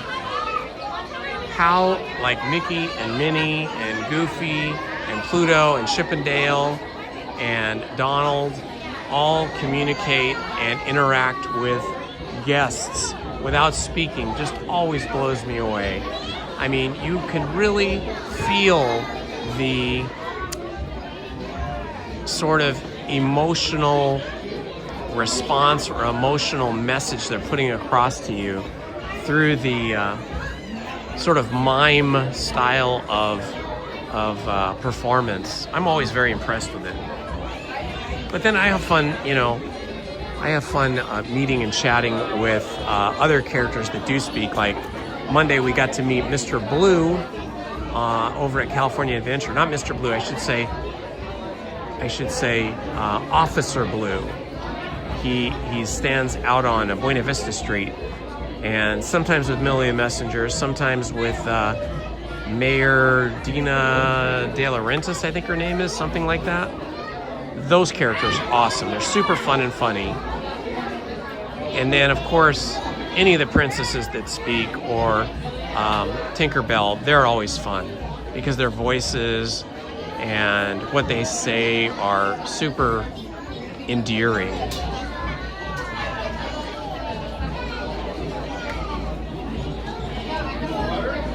Yeah, I won't be able to fix that until I get home. I have to be sitting at my desktop computer. For some reason, there's more controls inside the control panel on the desktop version of YouTube than there is on the phone.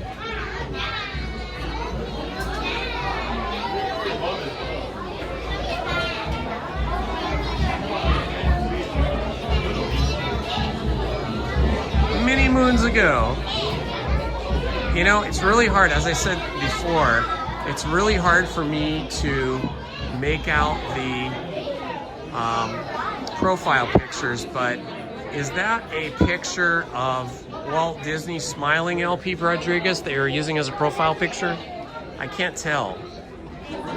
Kind of looks like Walt's smile and eyebrows and forehead, but it looks like there's something in front of his face that I can't make out, like words or something, or a design.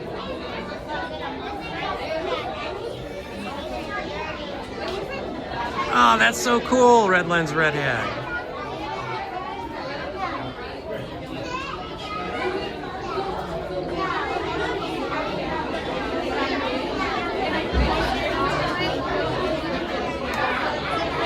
Hey, Troxer.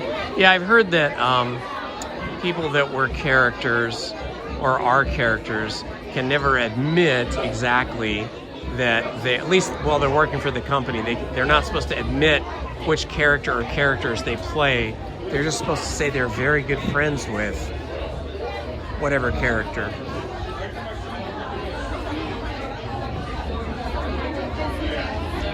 All right, Travis Libby. Well, it's been fun having you with us. Thank you for joining us today. Oh, it's a Walt quote. What does the Walt quote say, LP? Because I can't read it.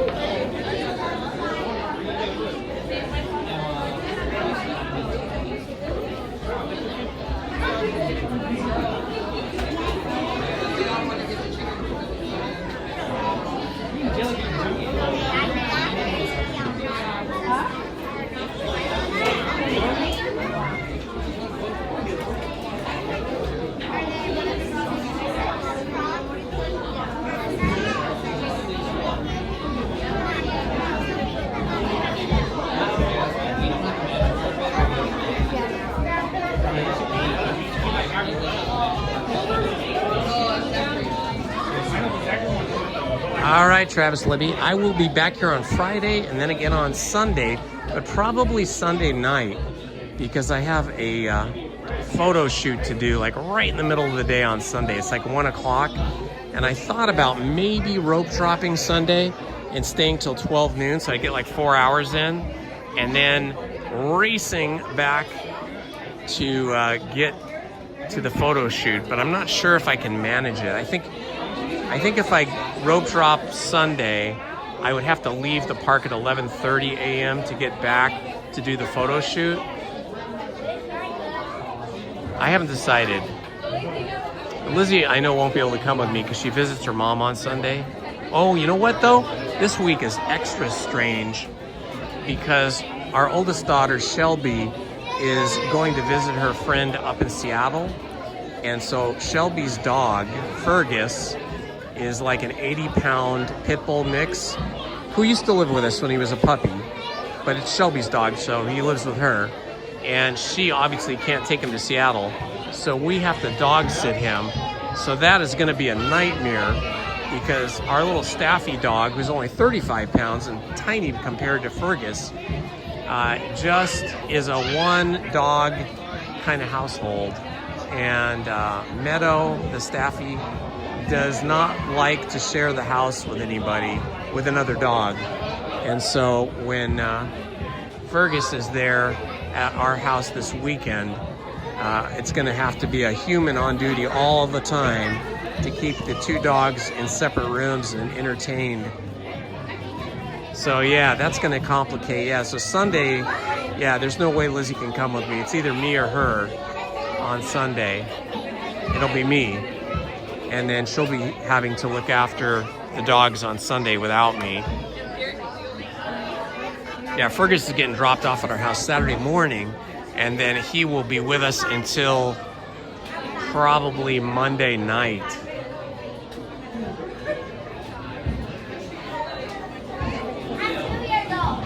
$40 minutes to go. Oh, let's hope it's not that long. Let's see. I should have put the timer on, but it's 1:20 now. Well, I don't do this too often, but I was eyeballing the shade over here, and I'm like, this is a good place to be after having had a big lunch, just standing in the shade and waiting to have a super cool experience, which is what we're going to do when we meet the princesses at Royal Hall. Oh, Party of Five. I donate my services to to several local organizations in various capacities. But one of the organizations is it's a CERT, C-E-R-T. Now I can't even remember what CERT stands for, but basically it's a community organization that's connected to the fire department for emergency services in the event of a natural disaster like an earthquake or a flood or a tsunami or who knows what kind of thing. And so I donate my time to take pictures for different community organizations and my skills. So I photograph different community organizations, events. And on Sunday, they have an event where they're unveiling a new giant CERT trailer. Again, I can't remember what CRT stands for. Something Emergency Response Team. I think it's Community Emergency Response Team. Anyway, they've got a big brand new trailer, like a 30-foot trailer, filled with emergency response equipment that would be used in the event of an earthquake or a flood or a tsunami or all the other weird things that can happen in California. And so the fire department's going to be there, and the mayor and the council person and people on the emergency response team. And so I got to photograph it for the local community newsletter and magazine and website and such. There you go. Angela Castro put it in there. Community Emergency Response Team.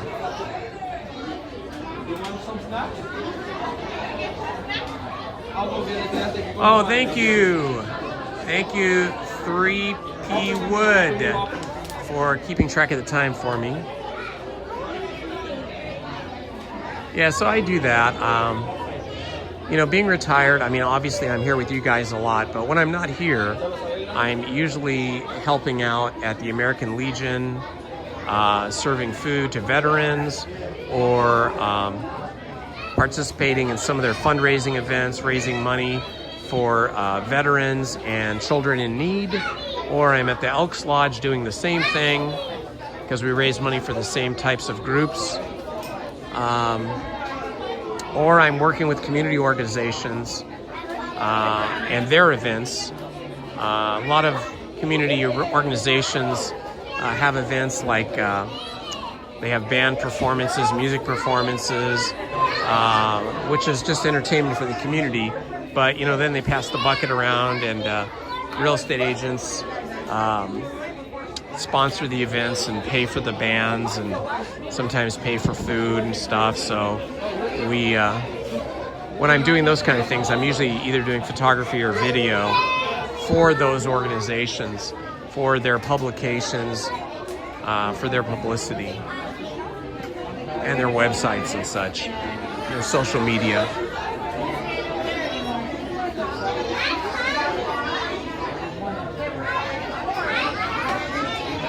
Oh, that's cool, Angela.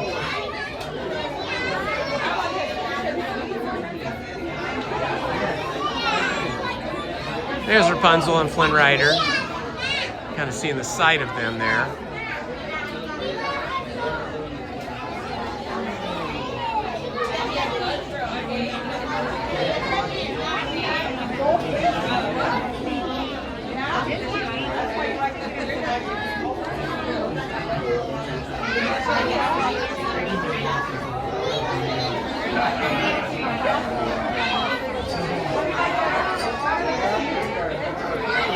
Yeah, a lot of the work that I do with the American Legion and with the Elks Lodge are connected to the riders group, the motorcycle riders groups, because both the American Legion has a motorcycle riding squadron, and the Elks Lodge has a motorcycle riding club as well.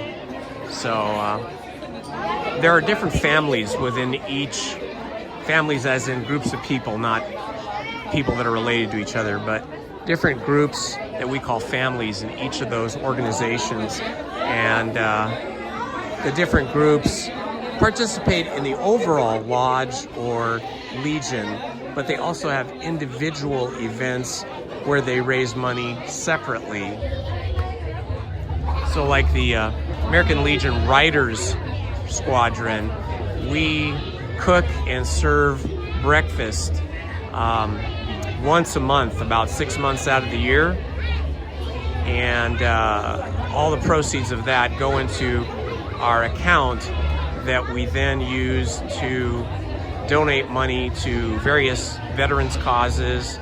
Like one of the things that we do is we fund the training of service dogs for veterans that need a service dog, either because of a physical problem, like they've been blinded, or they maybe have had a stroke and they can't get around much, or a heart problem, or they're in a walker, or they're in a scooter of some type, or they need emotional support, because a lot of veterans have PTSD, as I'm sure you know. And so training a service dog to be able to come to a place like Disneyland or into a store and not bark at people and not run up to people and not try to get food from everybody. It takes, I think, a year or two and about $6,000 minimum to train one of these dogs. And so we pay for some of that training for some of those dogs. And then we go to the Veterans Administration. There's one in Long Beach, and there's another one out in Westwood, and we'll go there like once a month and help cook and feed veterans that are there in the Veterans Hospital, and try to entertain them, like playing bingo and stuff like that. Okay, Travis, thanks for hanging out, my friend. We'll see you next time.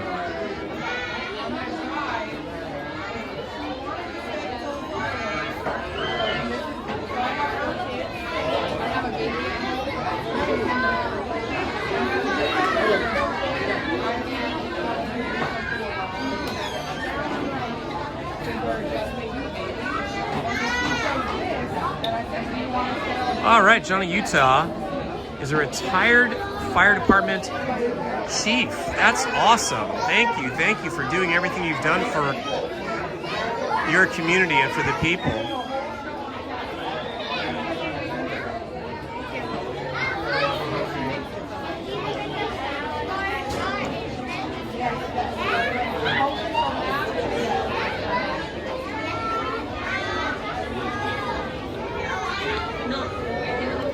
Well, we are more than halfway through the line. I think we've gone only about a third of the way to go now.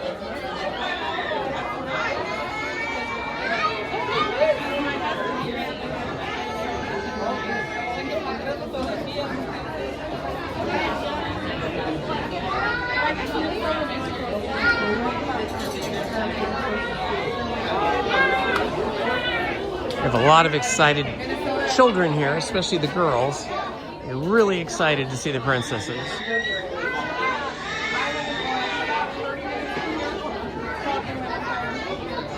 You were in Las Vegas. That's nice. Yeah, I think it's pretty cool. Firemen are like one of those public servants that I feel like everybody loves firemen and firewomen, fire people.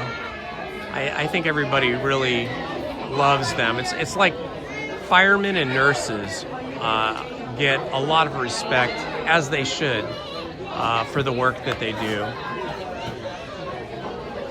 Such a dangerous job, and so many firemen end up injured or have lung problems or lung disease from fighting fires and being in the smoke areas.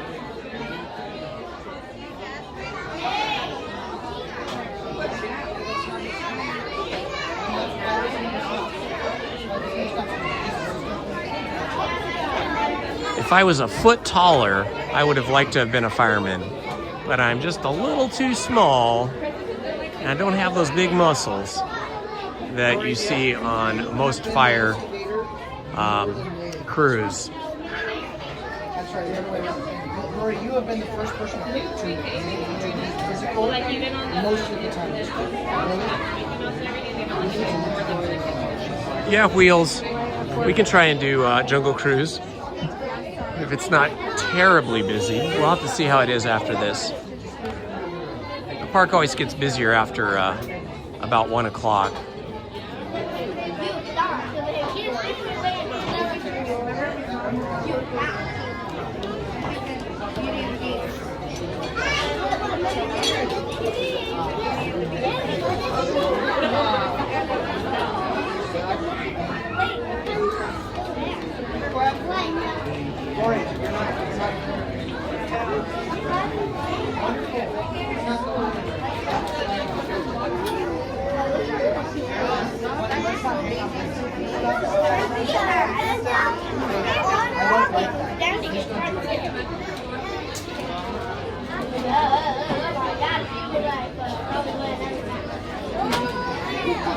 Yeah, I'll be back here on Friday.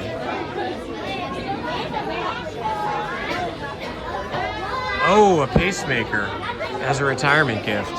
Ouch. Well, hopefully it prevented you from having a heart attack.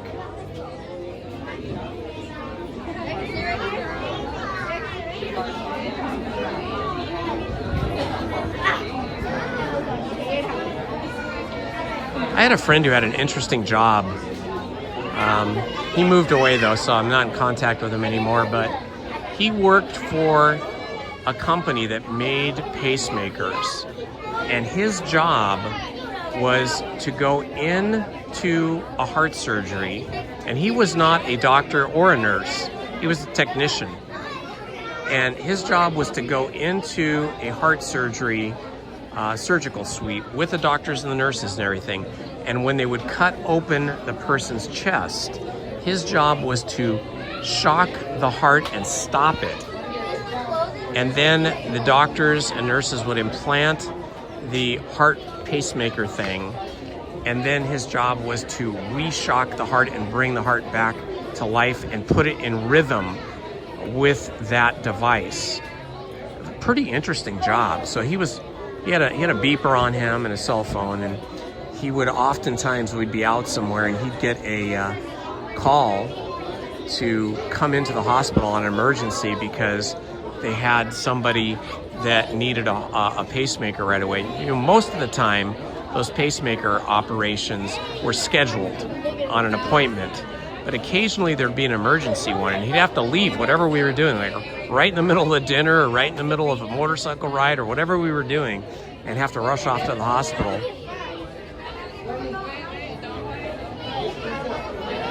Sunday Funday live stream. I just haven't decided if I'm doing it in the morning or in the evening. If I could rope drop, I might do it in the morning. Otherwise, I might have to do it in the evening.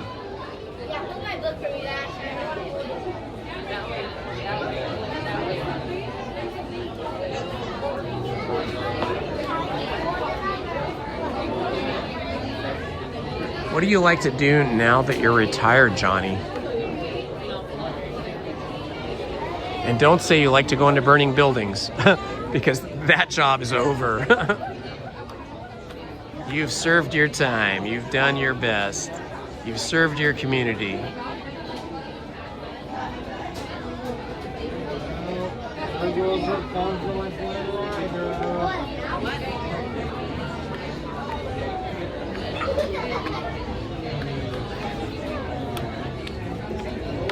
All right, we are in the last line of people to get in to see the princesses now. Got about 20 people ahead of me, counting the little kids, maybe 25 or 30.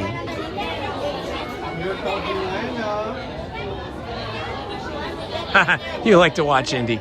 Well, thank you again, Johnny. First, thank you for your service, and then thank you for watching me. All right, which princess is this?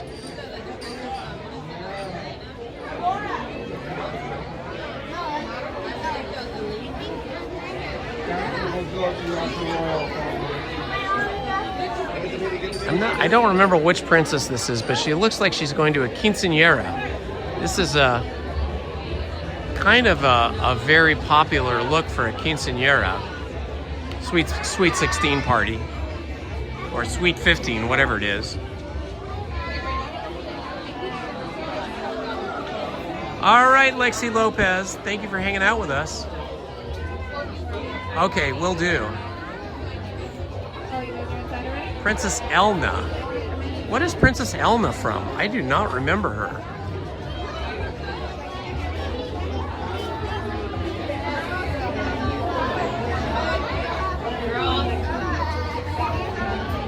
Oh yeah, I bet. 2 kids in college and 1 in high school. So essentially you've become a private driver for your kids. Well, at least you were for a while. I'm sure the ones in college can drive themselves if they even need to drive. And the high school kid, well, that one might be driving themselves, or you might be playing chauffeur. I know I was chauffeur to my girls for years, decades.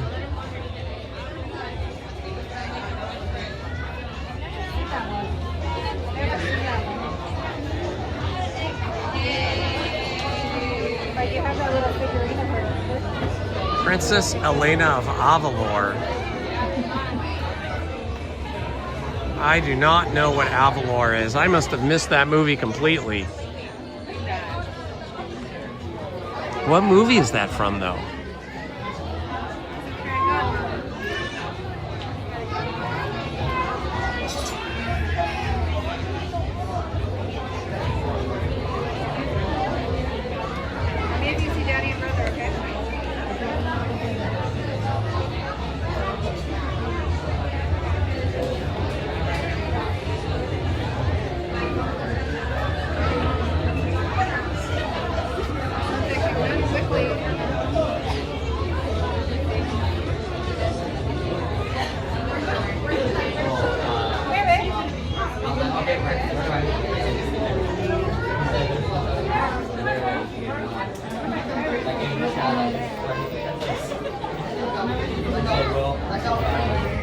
Woohoo! We are 9 people away from getting to 5,200 subscribers. We need 9 more people to hit that 5,200 mark.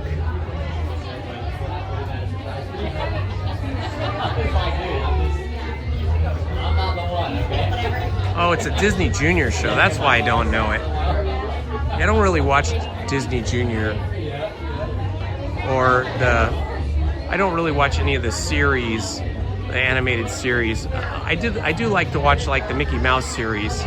Those are awesome. But mostly I just watch the movies.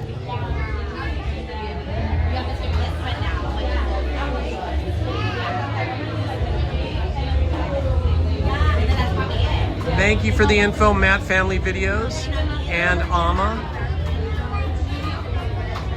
And thank you, the Disneyland Explorer.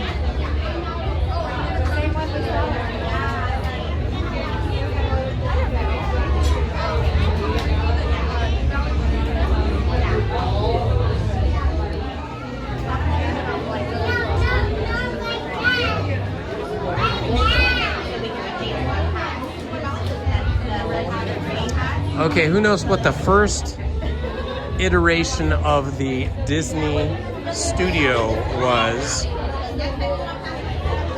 You got to give me the name of the studio and the year it was founded. The first Disney studio. What year was it founded and what was its name?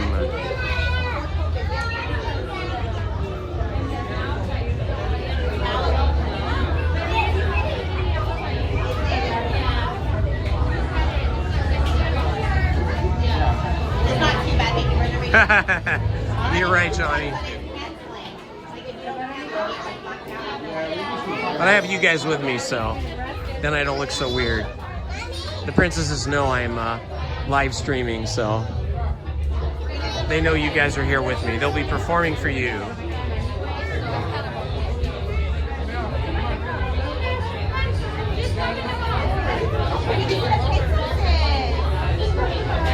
Oh, Steve Reno, thanks for that. Dropping the knowledge on us. That helps a lot. Thank you, Steve, for the detailed explanation.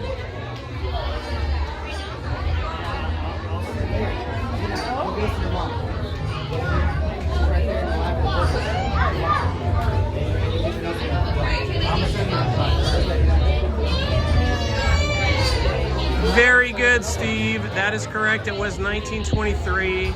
And the first iteration of the Disney Studio was in fact called the Disney Brothers Cartoon Studio. Let's see, what did you say, Wheels?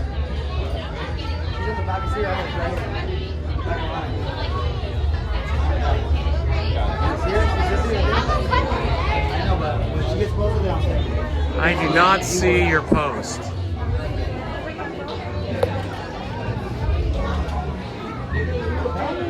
Yeah, I don't see what post you're referring to, Wheels. Maybe you can copy and paste it in or retype it. Yeah, it wasn't until 1926 when the Disney Studio finally had Walt's name in it. In 1926, they moved the studio to the Hyperion Avenue stage or studio, and it was called the Walt Disney Studio. And I used to drive by that with my folks when I was a little kid. But it didn't have the Disney name on it anymore. But I think there was a little plaque or something out near the street that memorialized the fact that it was the original Walt Disney Studio. And that is on Hyperion Avenue. It's still technically Los Angeles, but it's very close to the Glendale border and not far from Dodger Stadium. And kind of right across the street from the LA River.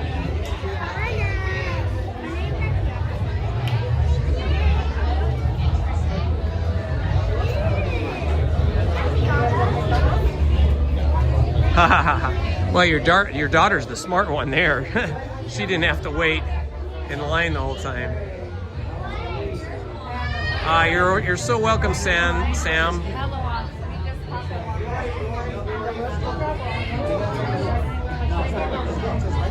Oh, Wheels, that is so cool. Oh, your grandpa's so lucky. How fun that must have been.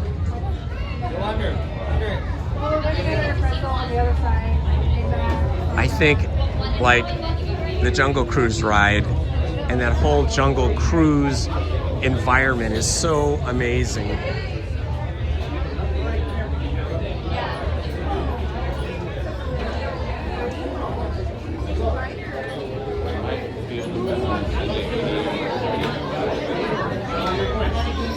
That's the cool thing about Disneyland. Walt's vision.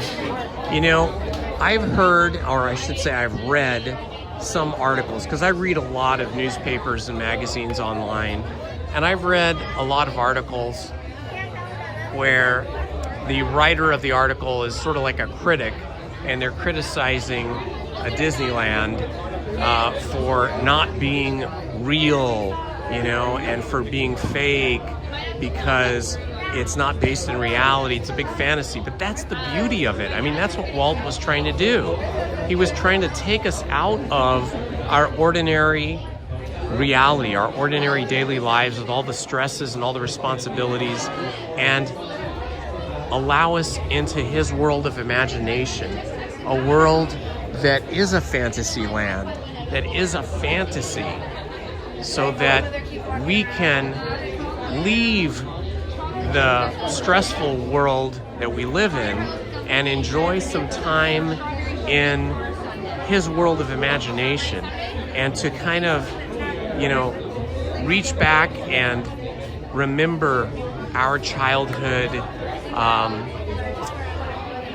you know, our childhood fantasies, the books that were read to us when we were children, and see these things kind of come to life here at Disneyland. So all those people that write about with criticism about Disneyland being fake, or, you know, trying to whitewash the world, well, I just don't agree with them, because I think that's the whole point of this. It's to give us a break from the difficult things that all of us deal with in the world from time to time. And, you know, Fantasyland is appropriately named. It is a fantasy. Hello, wake up, this is a fantasy, right? And it's a good fantasy. And Main Street USA, of course, is a stylized, idealized Americana representation of Main Street USA. But it's modeled after Walt's own experiences as a young boy when he was growing up in Marceline, Missouri.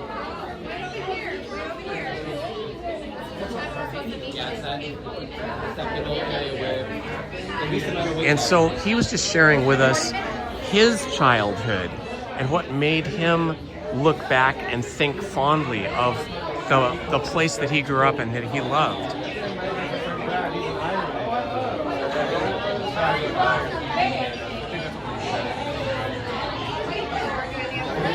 I think the partner statue with Walt and Mickey at the top of the wheel, spoked wheel, so to speak, where all the lands break off, I think that's one of the most touching things here in Disneyland.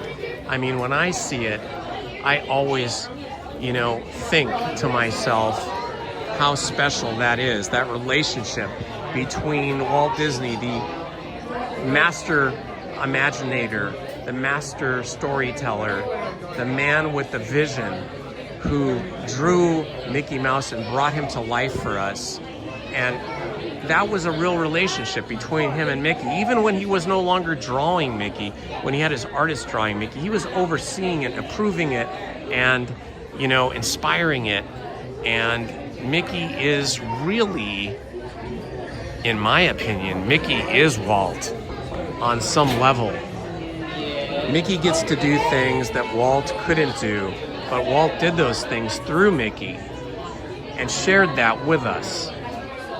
Try to take us out of reality and make us laugh with Mickey, make us laugh at Mickey, and help us to reach back into our inner child, you know?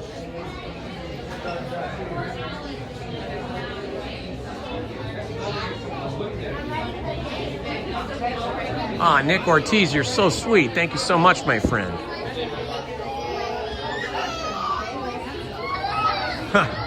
I've had that happen. I've had that happen where I've been all the way up to the front, and then the princesses go on a break, and then you stand here for another 20 minutes. But hopefully they've got them rotating so that when one or two go on break, they bring in one or two more. Hopefully. Ah, Johnny Utah, you guys are too kind. I'm just me, you know? I'm no different than you guys. I'm just a simple person, just a retired teacher who is just a total Disney nerd and loves Disney. How are you today? Yeah, just me. Which princesses do we have today? George won't tell me. All right, we got some surprises. Nice. Fun. I'm sorry? Anyone what? You're trying to find? No.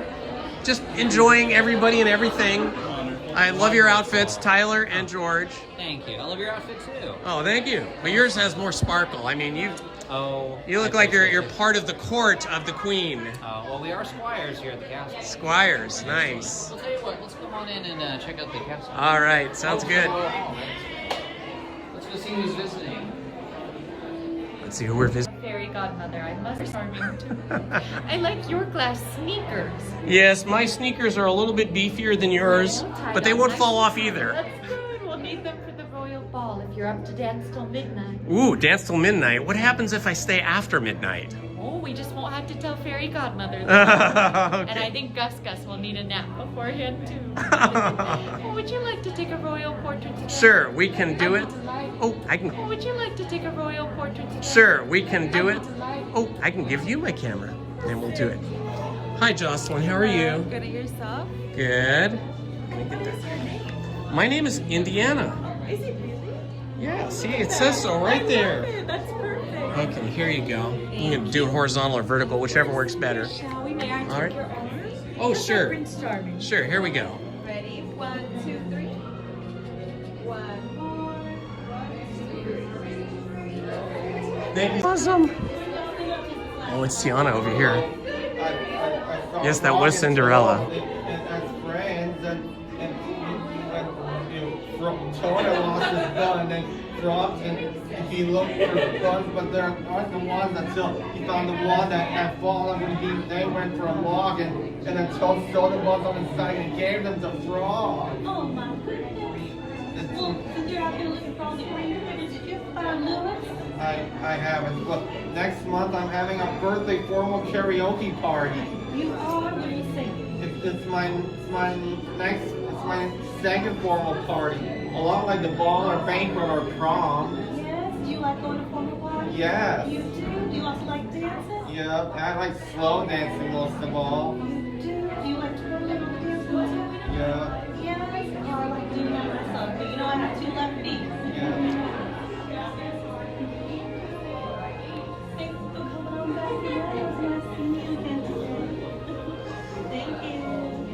Princess Tiana, it's so good to meet you. Mama, I'm definitely gonna say. I'm definitely gonna say. I love my date. Oh, it's Tiana. This is our. Oh, it's Tiana. This is our incredible Anna, or just. Oh, it's Tiana. This is our incredible Anna, or just incredible Anna, or just gorgeous. Yeah. And the dress, gorgeous. Yeah. And the dress. Okay, which princess? Hi. Hi.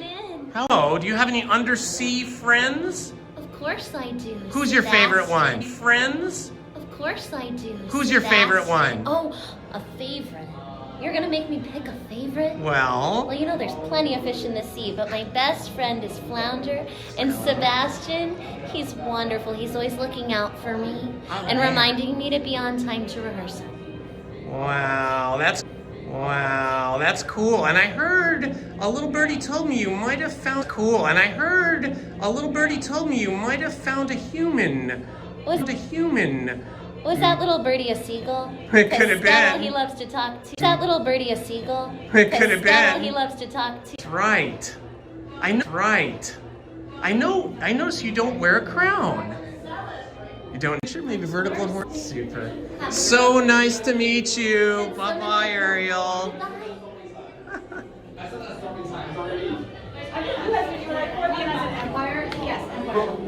Excuse me. Ah, that was super fun.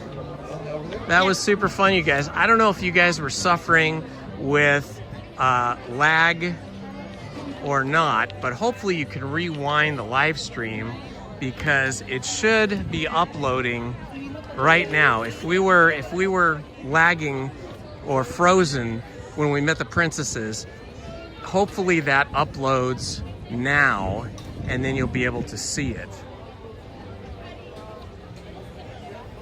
It'll just be maybe a little bit delayed.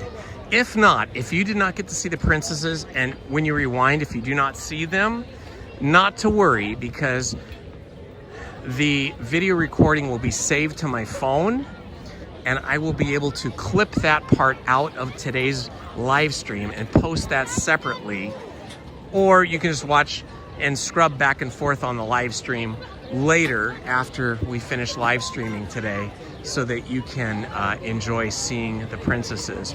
So we saw Cinderella and Tiana and Ariel. Those are the three princesses we saw today.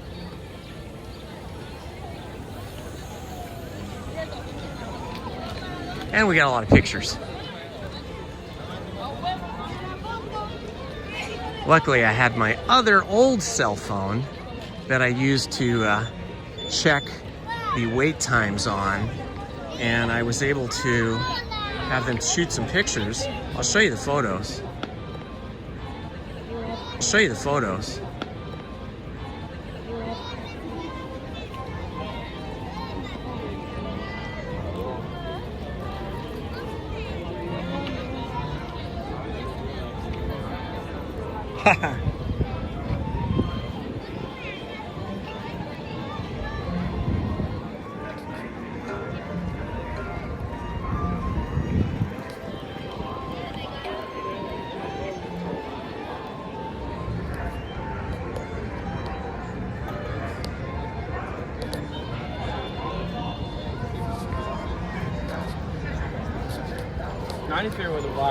I think I should have probably taken my hat off.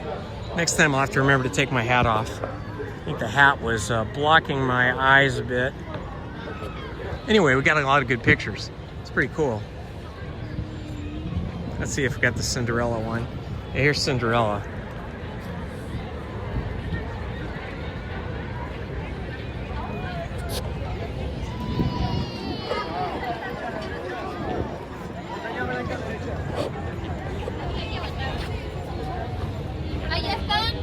Yeah, the cast members are very good about taking your camera or your cell phone, whatever it is that you have, and shooting pictures for you. So that was quite lucky. Ooh, it's people here now. It made me look mysterious, yeah. I should have zipped up my jacket shirt thing, though. I look a little sloppy there with just the Donald Duck t-shirt underneath. Whoa, it is so busy and really hot over here in Tomorrowland.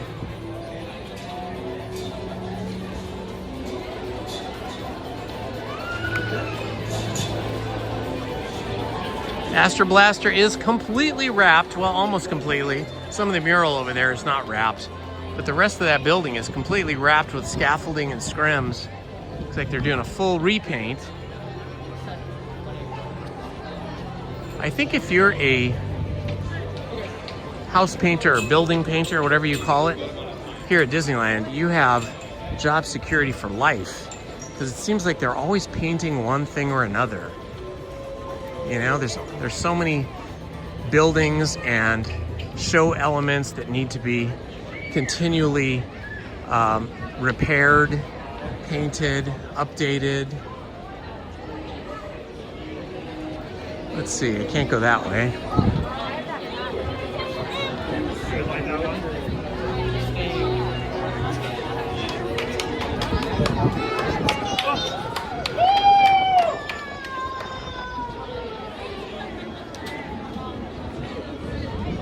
Ah, nice cool breeze right through here. First came into Tomorrowland, it was very hot there, and there was no breeze, but over here by Pizza Planet, there is a really nice cool breeze. It's still Season of the Force, so Space Mountain is still Hyperspace Mountain. They put this sign up for Hyperspace Mountain during Season of the Force, and then all of the different elements of Space Mountain are changed. Let me go over here and see what Single Rider looks like. 65 minutes right now for Hyperspace Mountain, but maybe the Single Rider line won't be too long. It's usually half the amount of time, so like 30 minutes, but I can tell by the size of the line here if it's gonna be way longer or not. Oh yeah, that's really busy. This is the Single Rider line here. That is packed. So that line there, that's going to be longer than 30 minutes, the single rider line.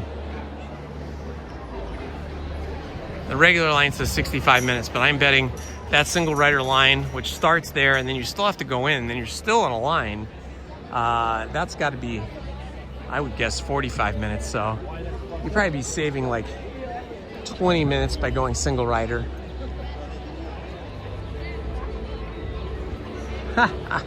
I love this alien. Check him out.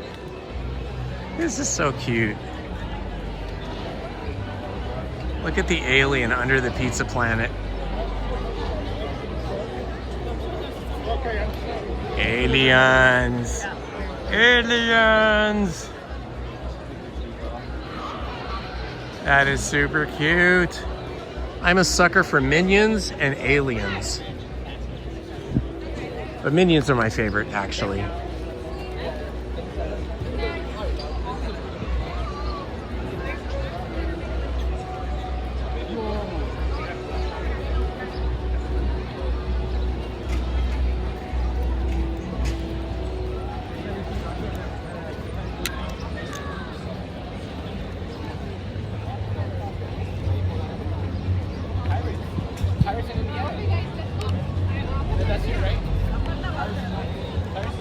Hello, my friends. It is Indiana Holmes here at Disneyland. We're in Tomorrowland. If you're new to the channel, please like, subscribe, and hit that notifications button. We are trying to hit 5,200 subscribers today, and we're just about 9 subscribers shy of that goal.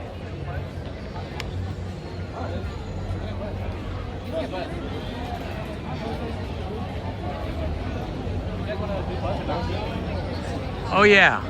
We were gonna go on Jungle Cruise. Somehow I got distracted. I'm easily distracted. Well, Wheels, I'm easily distracted. We'll probably get there eventually. We have gone on Jungle Cruise about 3 visits in a row. So I guess my brain forgot that we were thinking about going to Jungle Cruise. I think I'm gonna hop on the train and take a grand circle tour of Disneyland on the Disneyland Railroad, because we've got a train station up here, Tomorrowland. And I love going over that bridge, the 2 bridges that overlook the rivers of America. And this time of day is a great time of day to see the rivers of America from the railroad. Let's see, hopefully the line's not too long. That's a little long. I think all the lines are getting really long now. Well, this is not as big a crowd here as it is when you're over at the Disneyland Main Street station or the New Orleans Square station. This station's smaller. Kind of has more interesting stuff to look at too, because you can look over here at the Topia cars, which will become all electric in early 2027. They have officially said that they're going to switch these cars out for electric cars in early 2027. I thought it was going to happen this year, but it turns out they're waiting until 2027 for some reason.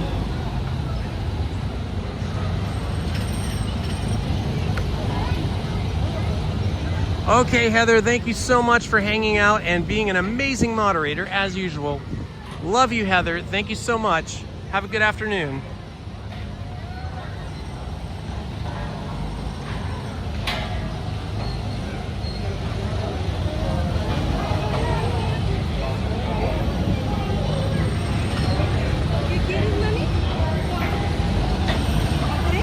Woohoo! Yay! Summer hours. Thanks for that info, Wheels.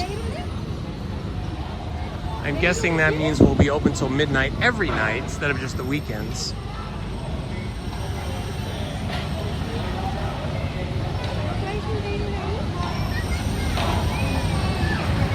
Oh, I thought you said see ya.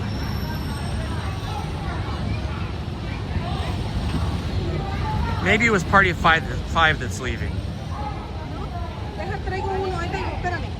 Okay, Party of 5, thank you for being with us today, and have a good afternoon.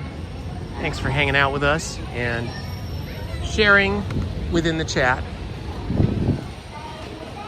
Heather is still with us. I thought she was leaving, but it was just Party of Five saying bye to all of us and saying bye to Heather.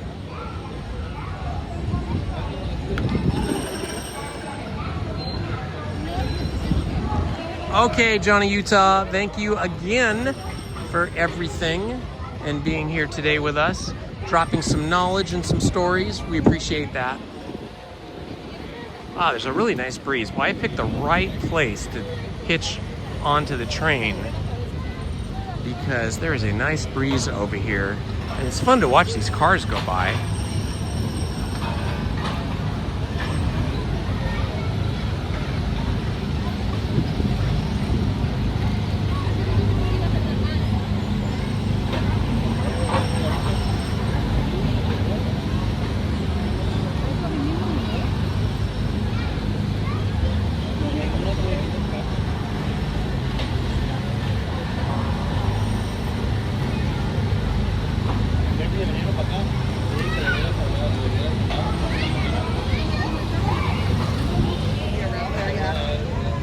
The style of architecture here for this particular train station is called the Googie style. This was very popular beginning in the 1950s through about the end of the 1970s. And some of the classic fast food restaurants or classic even sit-down restaurants, there was Denny's, which still has many of the Googie style inspired restaurants. There was Sambo's, which no longer exists. I think one or two of the Bob's Big Boys had the Googie style of architecture, and the one remaining original Bob's Big Boy on Riverside Drive in Burbank, I believe, still is in this Googie style of architecture. But this was popular, like some of the A&W root beer drive-up restaurants had this, and this particular awning kind of situation here was where the cars would park, and some of the restaurants had waiters and waitresses that rolled up on roller skates, like what you saw in the old movie or in the old TV series Happy Days, or the old movie American Graffiti.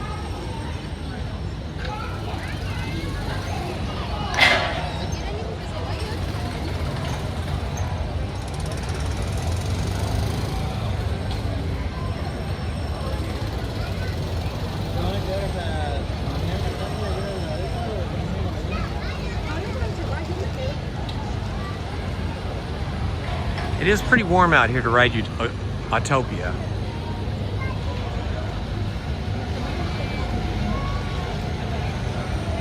Oh, the Blue Bayou. The Blue Bayou restaurant is inside Pirates of the Caribbean. That reminds me, somebody earlier asked me like 3 hours ago, I think, or 2 hours ago, if I've ever eaten in Blue Bayou. And we have over the years a few times.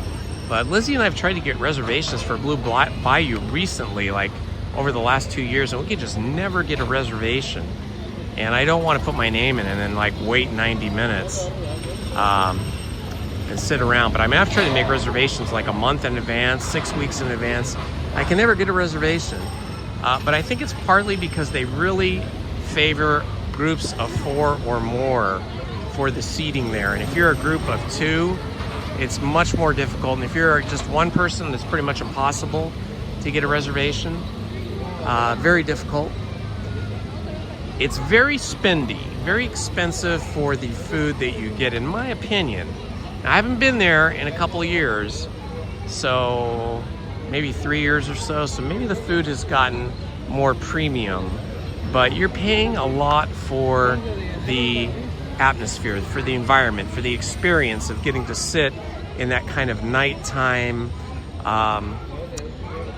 setting, as if you're outside a fancy restaurant in Louisiana somewhere, down in New Orleans, something like Commander's Palace, only sitting outside under the stars next to the bayou.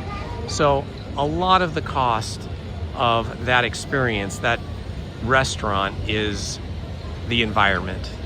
I've found over the years that in terms of food selection and quality and price, that Carthay Circle was, in my opinion, superior. But you never can have the same experience as what you have at Blue Bayou. It is kind of a special experience. I would just, you know, not expect too much from the food. And I think a long time ago, all the Blue Bayou tables were white tablecloth and cloth napkins, and they haven't done that in a long time. Now it's pretty much all regular synthetic, you know, plastic tables. I mean, they're nice tables and all, and it's a nice experience, and you have good waiters, good wait staff, but it's not quite the same as it was, let's say, 20 years ago.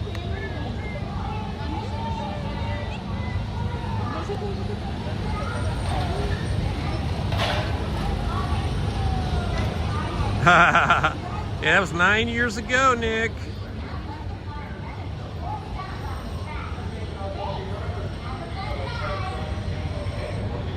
No, what is the Dream Table app? And where do I get it? Is it a Disney app or is it just something off of the App Store? The Dream Table.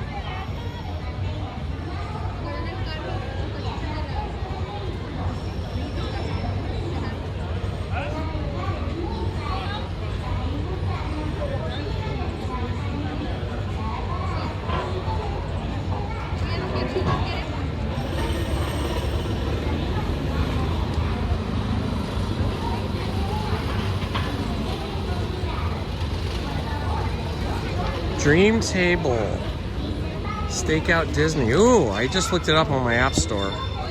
I am downloading the Dream Table Mouse Watcher app. Thank you. Thank you, Steven.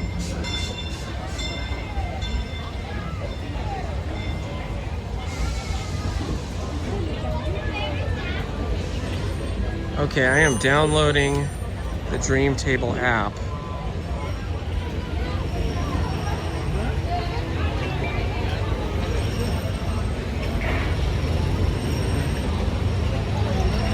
Nice. Okay, I'll check that out. Thanks for that tip. Who was that, Steven? Thank you, Steven.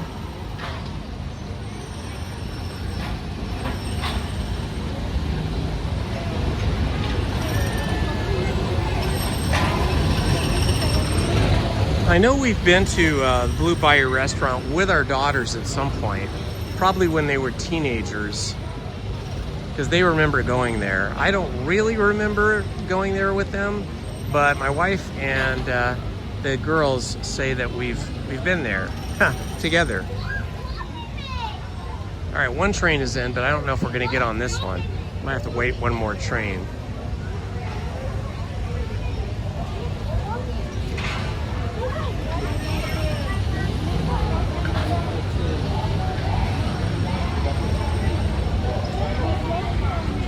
Oh my gosh, Meta Gamers, that is so cool. You proposed to your wife at the Blue Bayou and you bought her ring here?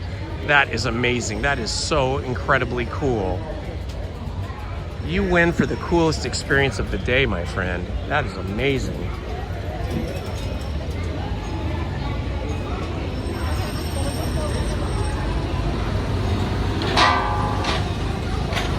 Yeah, for me, when you're paying like, let's say $100 for 2 people or more, I feel like you should have white tablecloths and white napkins and, you know, just a more fancy table setting. And when restaurants do away with that, it kind of loses some of its specialness, for me, anyway.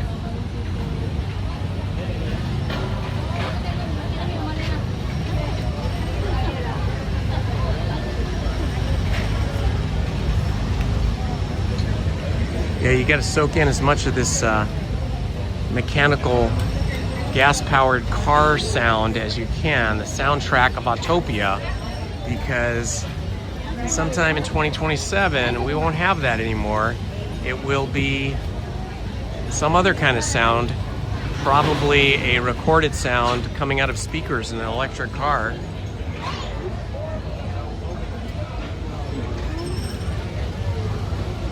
So, Meta Gamer, when you ask your wife to marry you at the Bayou Adventure, at the Blue Bayou, did she have any inclination that you were going to ask her to marry you at the Blue Bayou that day, or was it a complete and total surprise?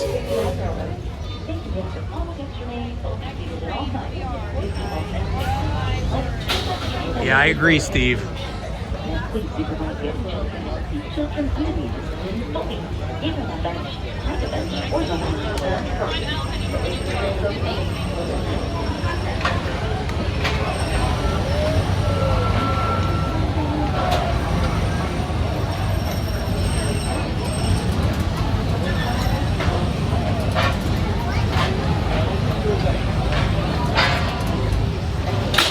Have I ever seen the places like the basketball court in the Matterhorn? No, I think, you know, only cast members are allowed to go up there. It's up near the top of the Matterhorn from what I have read.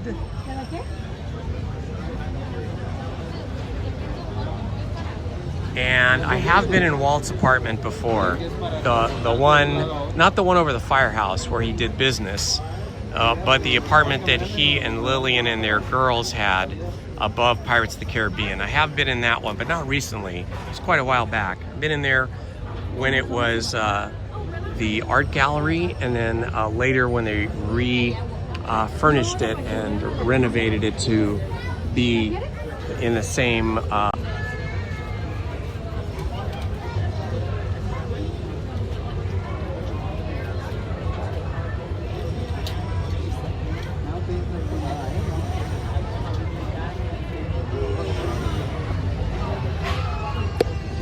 I'm excited to try out this Dream Table app now. Next time Lizzie and I are here together, maybe we'll do that. But yeah, we have tried to get a reservation.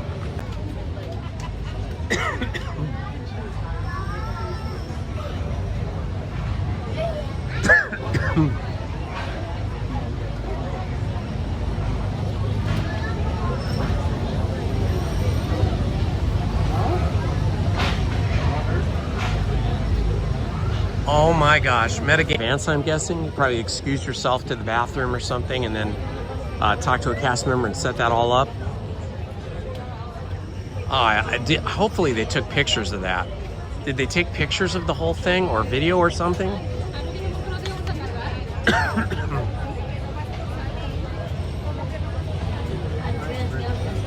Lizzie and I are going to be celebrating our 35th wedding anniversary in June. So that might be a good time to have a special dinner here at the park.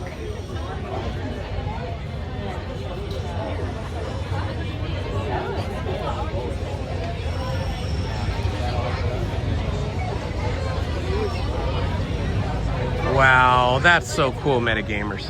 Well, that is a proposal that your wife will never forget that you gave her.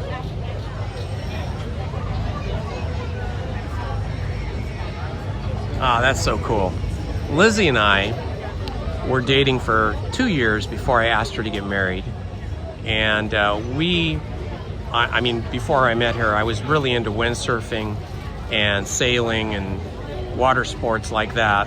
And so she had to learn how to windsurf and sail and a variety of other things, bicycling, a lot of the sports I was doing back then.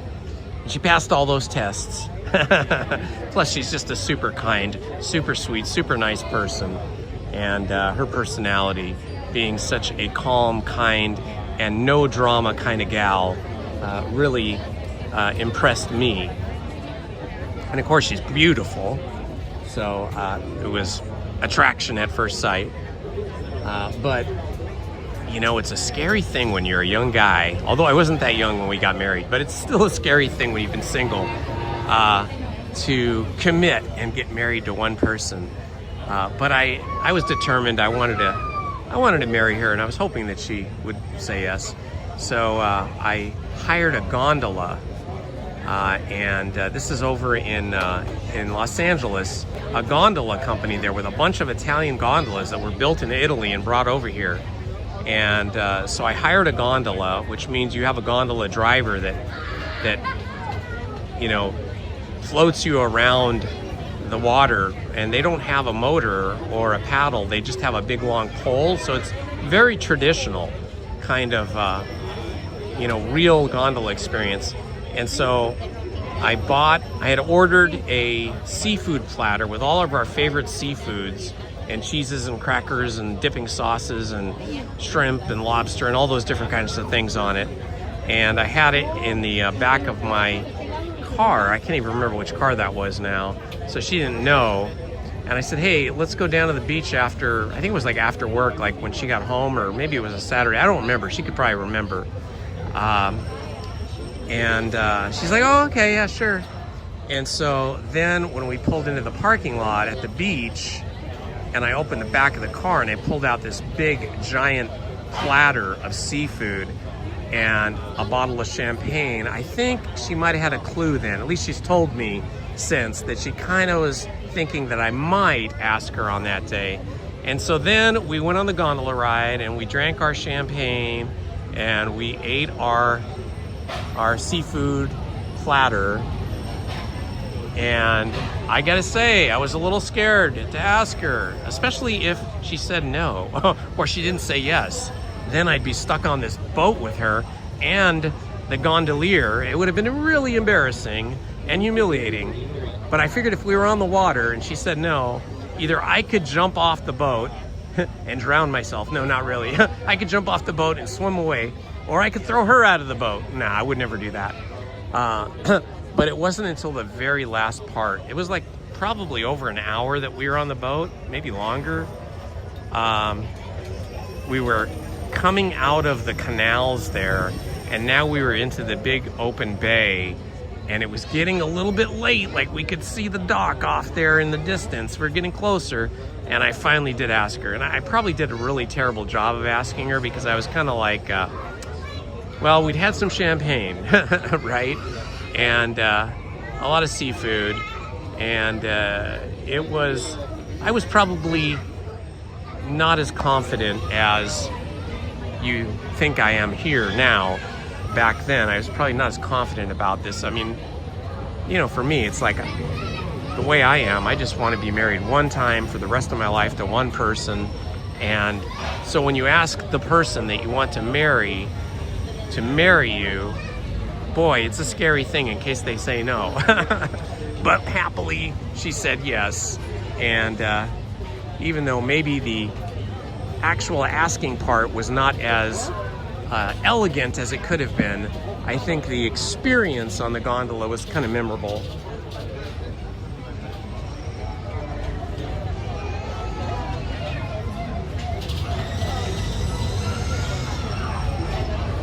I don't know if Lizzie has ever told that story. Probably to a few close girlfriends years ago, but she's, you know, she's a quiet, shy kind of person, and I don't know if she's told that story many times.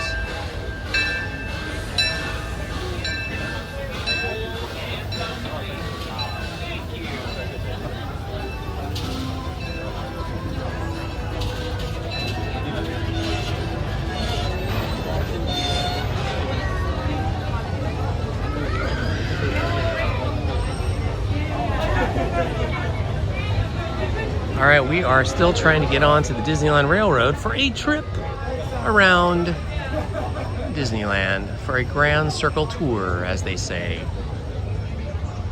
Alright, if my friend's staying on board, just fly all the way down toward the window to make room for as many friends as possible here at Tomorrowland. Thank you so much.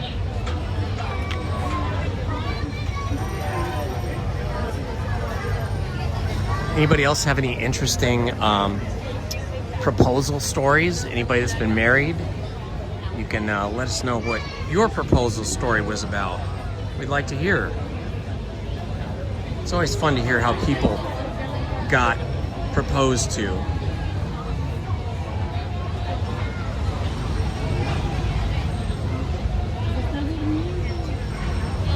Oh, it's in Long Beach, which is a suburb of Los Angeles.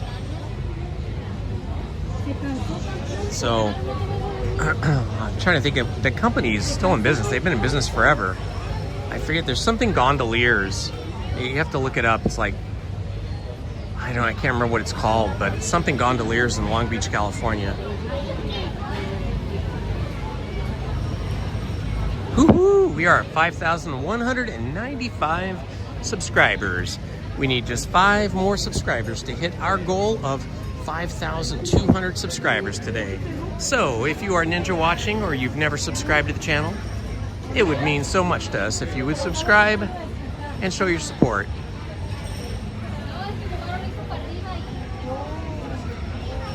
Hello, Annette Navarro. Welcome, my friend.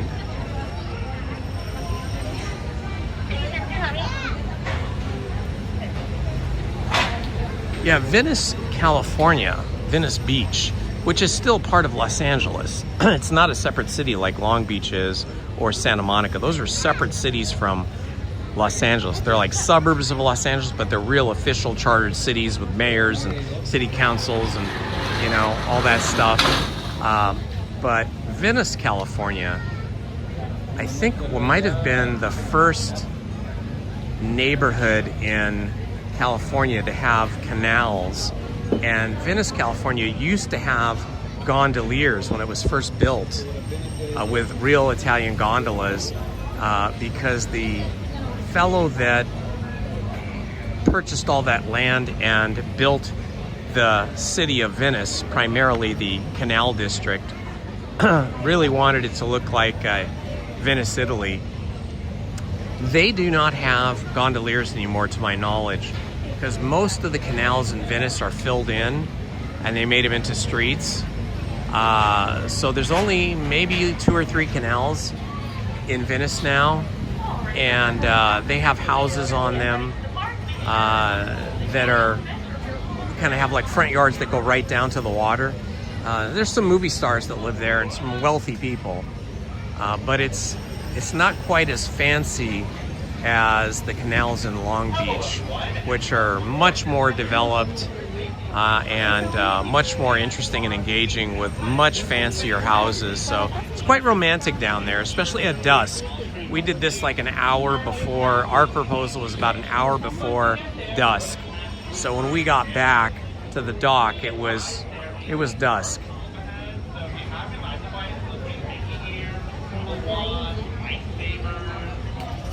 Thick lady vibes. The Venice canals are okay, but I don't know if I would recommend it. You know, A, it's very expensive.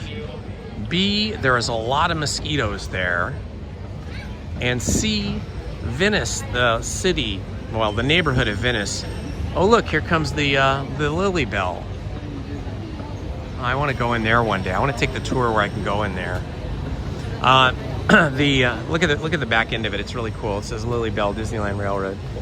Yeah, Venice, California, Venice Beach and Venice, the neighborhood of Los Angeles, Venice, where those canals are. It does kind of sit in a high crime area. It attracts a lot of people, some of which have bad intentions. So I don't know if I would want to move to Venice. I mean, I personally wouldn't, but maybe you would. If you can handle all that. It is a wild and crazy kind of carnival atmosphere along the Venice Beach boardwalk.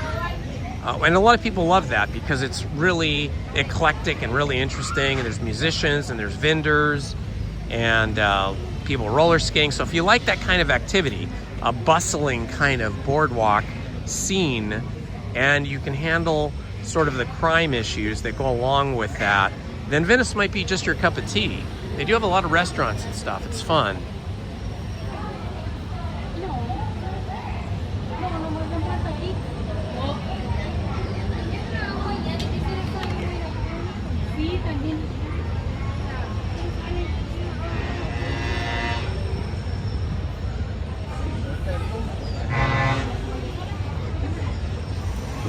True, thick lady vibes. True. Well, yeah, if you like that hustle bustle kind of carnival atmosphere, then yeah, Venice Beach is very entertaining. And they do have good restaurants along the boardwalk. And they do have, what is it? What is the name of that street? The main street there. It's the name of the guy who developed all that. Can't think of it right now. But yeah, they got some fancy shopping, and it's fun and it's nice because you're at the beach. It's a lot cooler than other parts of Southern California that are more inland. Playa del Rey is really nice.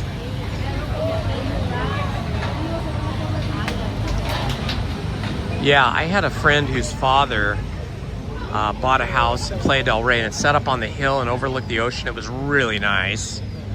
And then I still have a couple of friends, one of which was a fellow animator at the studio with Lizzie. They both started the same time at Disney. And she and her husband, who's a friend of mine, they live in Playa del Rey, but they live in a condominium complex that's really cute. It's like an old English village, but it doesn't have a view of the ocean like Mr. Shehab's house did. But yeah, Playa del Rey is nice because it's kind of sandwiched in between Marina del Rey and Venice beach area, and it's a small beach community. The only thing you get there that's a little bit distracting is it's right next to the Los Angeles International Airport, so you do have a lot of airplanes flying in and out of there, so you do get a lot of airplane noise if you're Playa del Rey. But other than that, it's a really cute little community.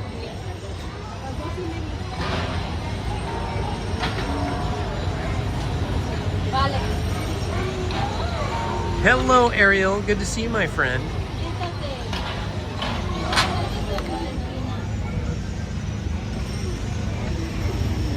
Personally, if money was no object and I was a rich person, which I am not, I would want to live in Corona del Mar. Corona del Mar is sort of I'm not sure if it's a separate city or if it's actually part of Newport Beach, but it's just south of Newport Beach and just north of Laguna Beach.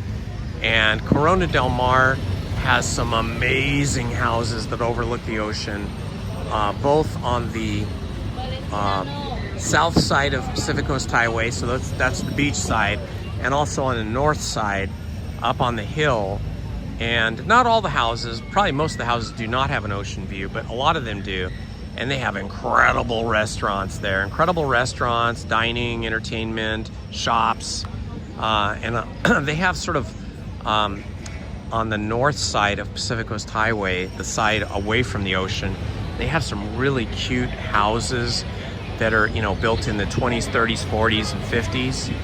That are, like kind of like Beaver Cleaver Land, right? If you know the Leave It to Beaver show, kind of felt like that, or My Three Sons, those kind of neighborhoods, but next to the beach.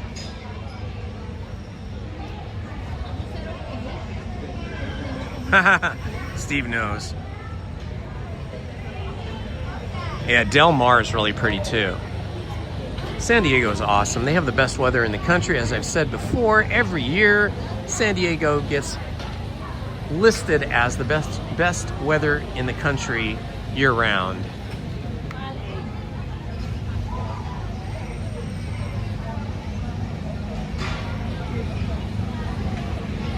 Oh yeah, I don't remember the name of the community, but yeah, for those of you guys that don't know, there was a housing development, a community of houses that is right at the end of the Los Angeles International Airport runway.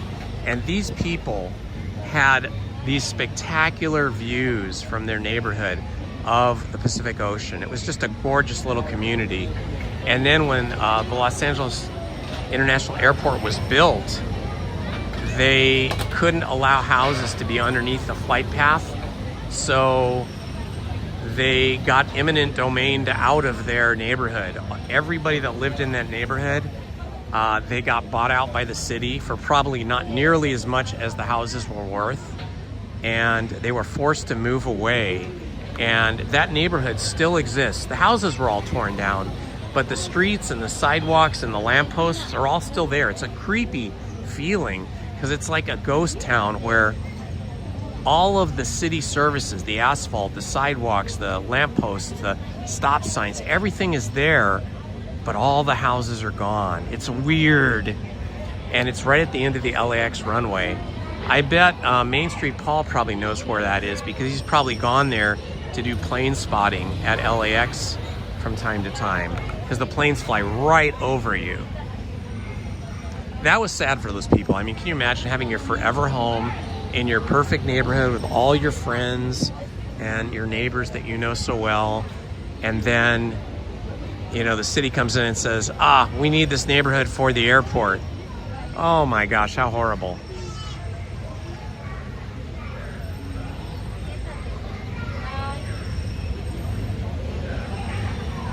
Yeah, Steven's right.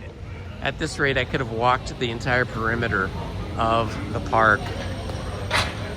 But I wanted to start from here. I almost never start a flight. Oh, look, there's a butterfly on the rail. Let's see if we can see him. Right there. Mr. Butterfly, please get off the rail before the train comes. No. Hopefully he'll move before the train comes. There he goes, he flew away. Yeah, I seldom catch the train from this station, but I don't know, for some reason today I just felt like I like this station. I catch the train more often from the New Orleans train station, but that one is in like direct sunlight. It's very hot, and we're gonna see the monorail coming along right here in a moment. Right here. Here it comes. Those lucky people got to ride in the nose cone. They never let me ride in the nose cone.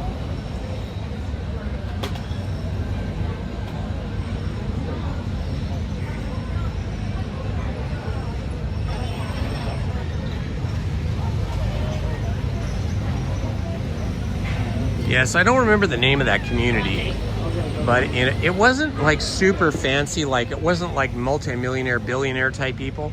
It was sort of a middle-class neighborhood that, you know, was just built at the right time before things got crazy expensive. Now, all those properties, if they were just sold, just the land with no house on them, the property alone for each plot of land would probably be worth $3 or $4 million each. But with the airplanes going overhead, they would probably be only worth half as much. But still, people would buy those plots of land and they would build houses in there, and they would just hyper insulate their houses so they wouldn't minimize the airplane sound, because, you know, land is just so valuable in Southern California, and everybody, I mean, most people would love to live at the beach. They would put up with it, but I think for safety reasons they just can't have airplanes in the flight path of an airplane that's that low to the ground. Too many things could go wrong. Twilight Zone Express. Those are nice, Ariel. Thanks for those butterflies.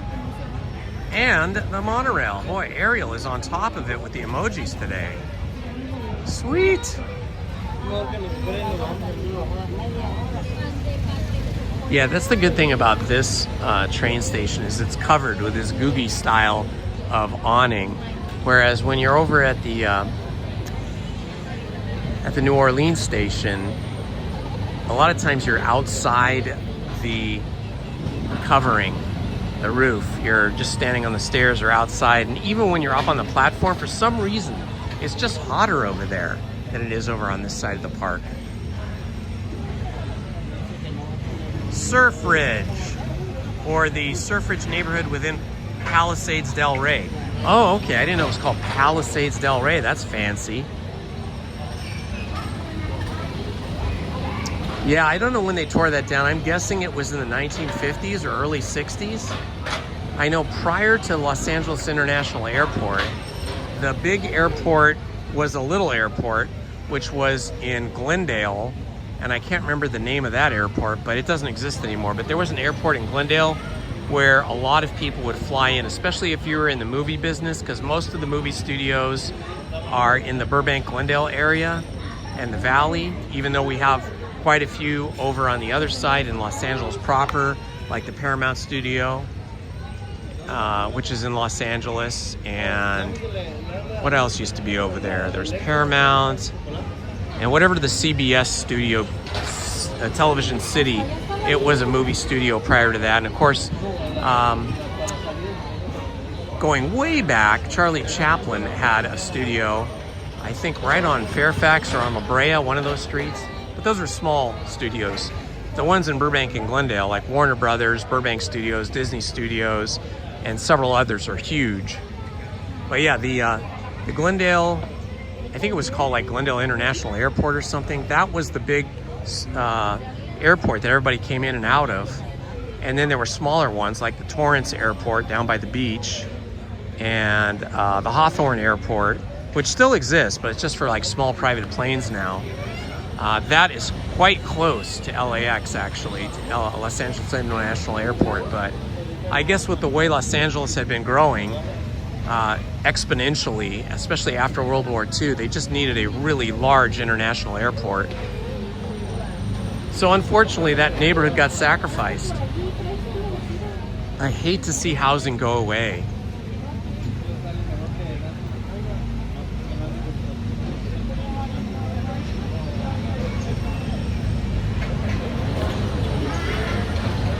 We had such a loss of housing when we had those fires in Pacific Palisades, caught fire, and hundreds or maybe thousands of houses were burned to the ground. And then also up near Pasadena in that other town, can't think of the name of it off the top of my head. That's so rough. But that's why we come here to Disneyland. Here comes our train.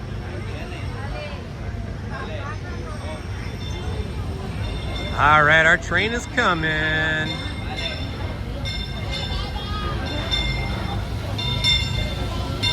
All right, excellent. We got number 3, the Fred Gurley.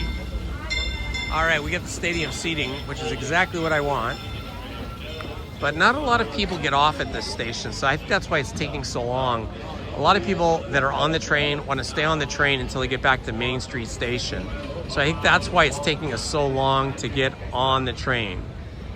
Which is another reason why I probably will not get on the train here at this station too often in the future.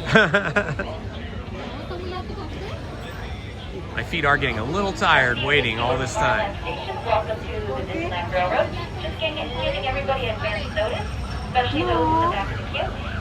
We only have 2 trains on the line, and we do arrive every 10 minutes. However, availability per train is going to vary depending on how many people on the train step off. That being said, just giving everyone advance notice that if you're towards the back of the line, you may be waiting closer to 40 minutes. Just letting everyone know so you can make an informed choice. Thank you.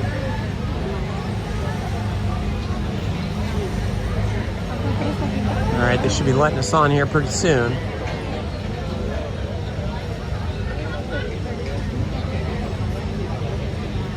All right.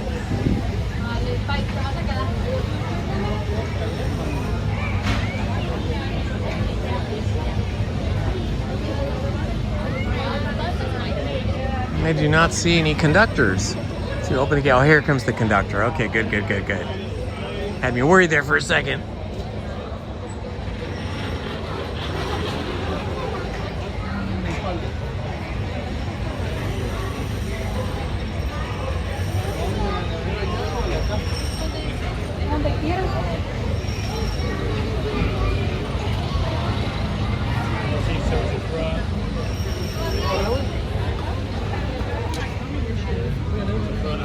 I'll go this way. Excuse me.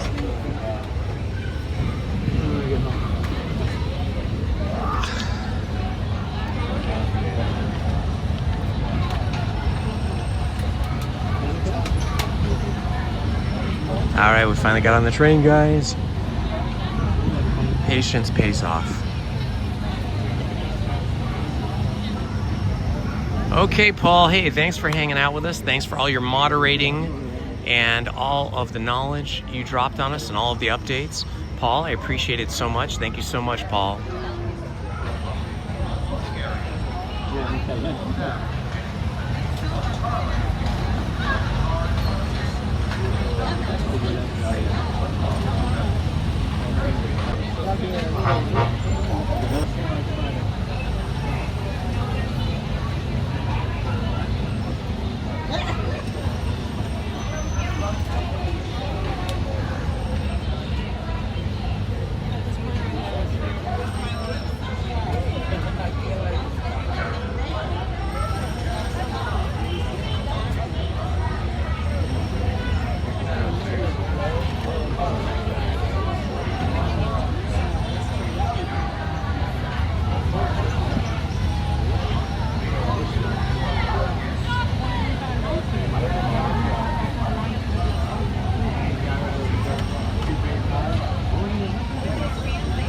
All right, next stop will be, well, not stop, but next attraction will be the Grand Canyon, followed by the Primeval World, then a quick stop at the Disneyland Main Street Station, and then all the way around the Rivers of America. I think we'll probably get back off the train here after we make our loop, and then we'll walk down Main Street for a little merch search.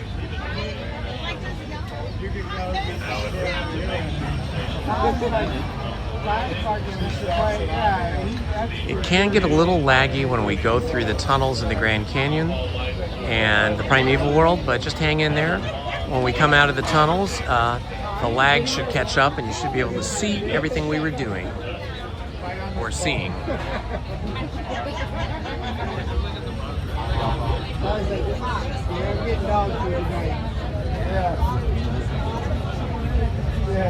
Looks like my hair needs to wash.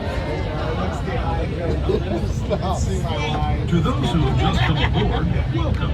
The next leg of our journey will take us from the fantastic world of the future to the breathtaking beauty of nature's own design, the Grand Canyon.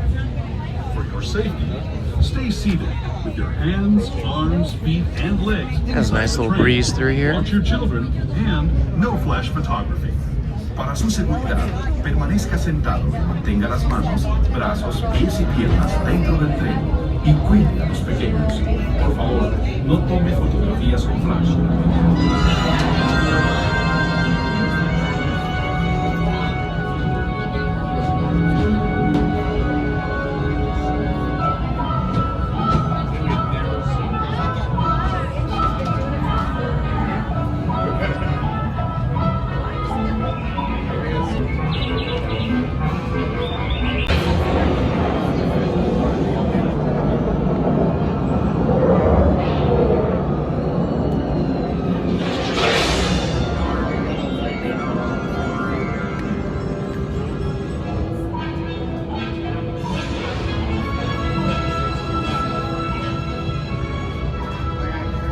That was the Grand Canyon as we know it today.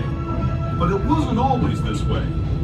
Now, let's travel back in time, way back in time, to the fantastic past of the primeval world, land of the dinosaurs.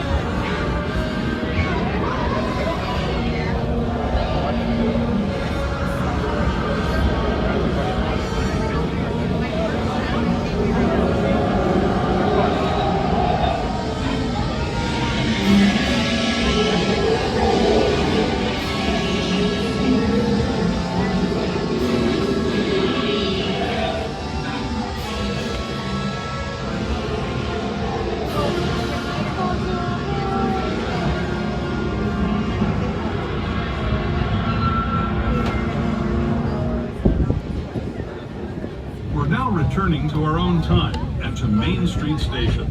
Gateway to... Woohoo, we made it.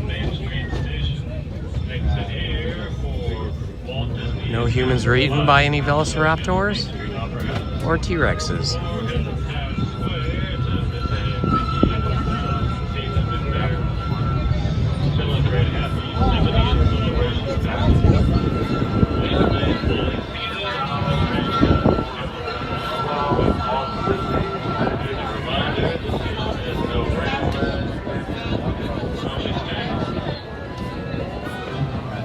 When I was a kid, I used to love to go to the Natural History Museum and see all the giant dinosaur bones, and you know, with the dinosaurs all reassembled in these giant dioramas, and then all the different animals like saber-toothed tigers and elephants and all the different creatures that they had in these full life-size dioramas over, and they still have them over at Exposition Park in downtown LA, right next to USC, like right across the street. We also have the Science and Space Museum there, where you can see one of the space shuttles.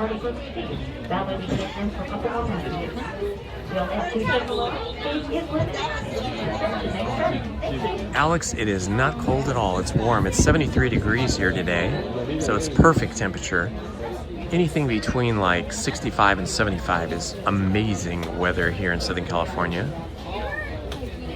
It can get extremely hot here in the summer, like 90 to 105 degrees in Anaheim. So this is the sweet spot of weather here in Southern California.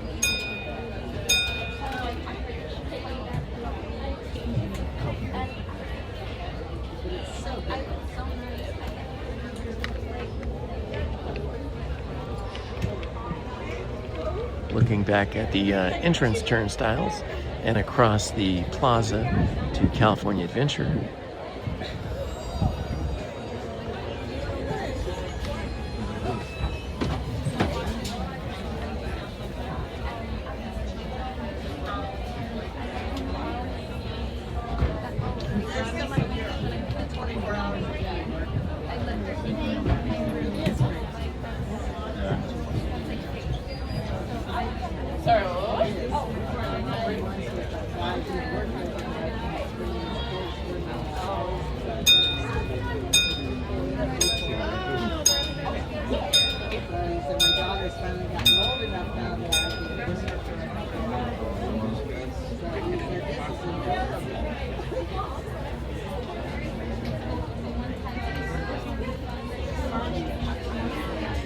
There's a nice breeze over here at the Main Street Station.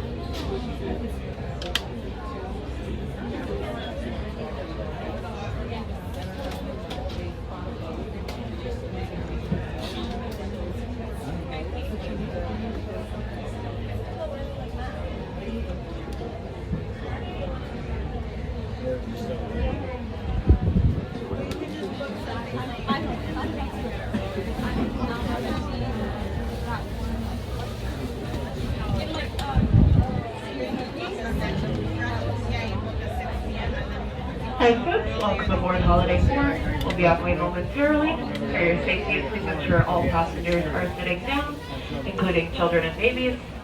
Please ensure children and babies are seated away from the center step openings where the 2 yellow lines are on the floor in both rows, front and back. Our next stop ahead upon our departure will be at New Orleans Square Station.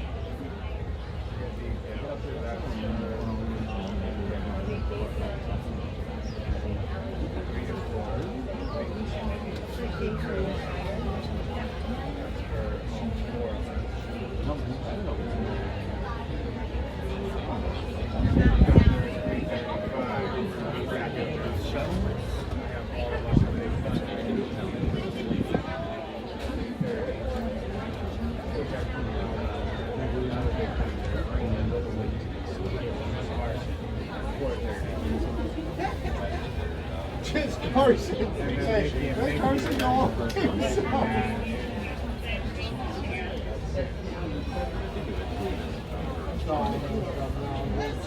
Yes, the coal steam engine is amazing. I just love the sound of it.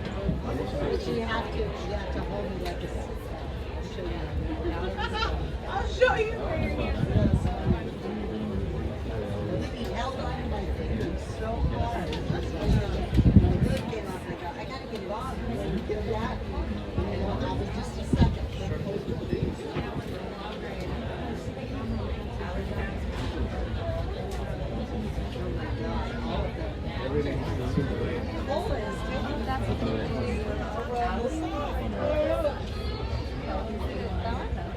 Should be departing the station momentarily. Just kind of enjoying the sights and sounds of the train station and the railroad. Please ensure all passengers are sitting down at this time, including your children, so the train can go. Thank you. There's that whistle. Welcome aboard Holiday 4. For your safety, we do kindly ask that all passengers on the train are sitting down at all times. Please keep your hands, arms, feet, and legs inside of the train.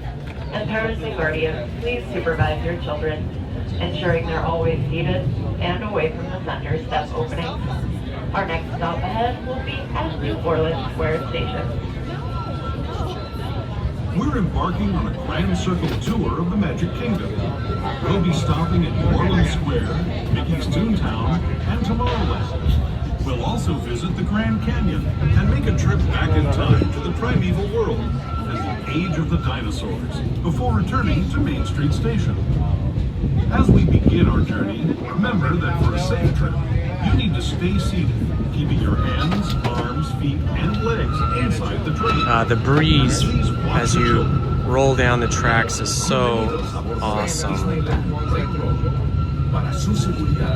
Please ensure your children are completely seated at all times for their safety. Thank you. Gracias. Our first stop is New Orleans Square Station. But to get there, we need to pass through the wilds of Adventureland. It may seem peaceful through here, but trust me, it's a real jungle out there. Literally. So be on the lookout. You just never know what might be lurking along the rails.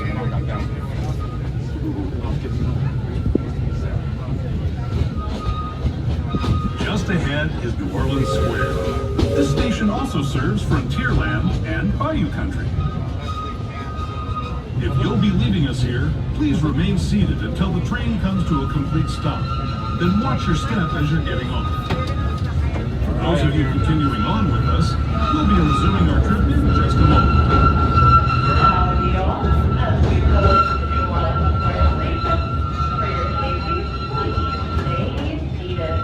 Until the train stops completely inside the station. This is your closest stop to New Orleans Square, Adventureland, Frontierland, Bayou Country. Yeah, see here you can see all the people standing out in the sun, waiting to get on the train. While you're at it, don't miss a ride on the sailing ship Columbia or the Mark Twain Riverboat, as they do go away earlier in the evening, about 4:30. Please remain seated until the train stops. Please wait. Watch your step.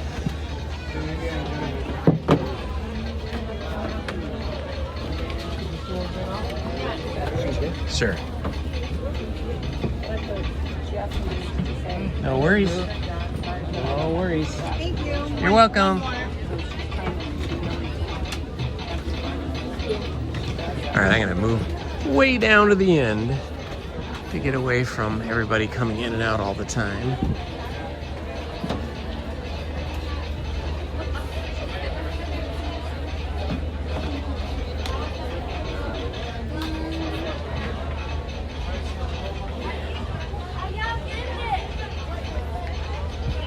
All right, I got my position now. You can hear the ticker over there.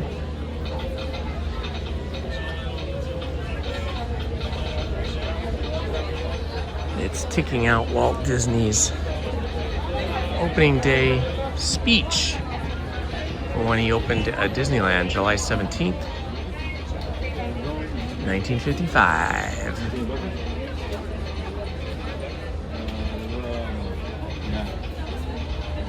I know, Wheels, you still want to go on Jungle Cruise. Well, we're doing the train now. I think all that standing in line for the Royal Hall Princess meetup and then standing in line for this train has worn my legs down. But if we don't do Jungle Cruise today, I promise you we will do it on Friday. The Rise of the Resistance. Did you go on that one? The Star Wars? Oh no, Renee, I am so sorry. We did a lightning pass, so, and it's quick. Lightning pass is quick. It's worth $20 upgrade or whatever you get. Really good. Super good. And then we saw, wait, I'll show you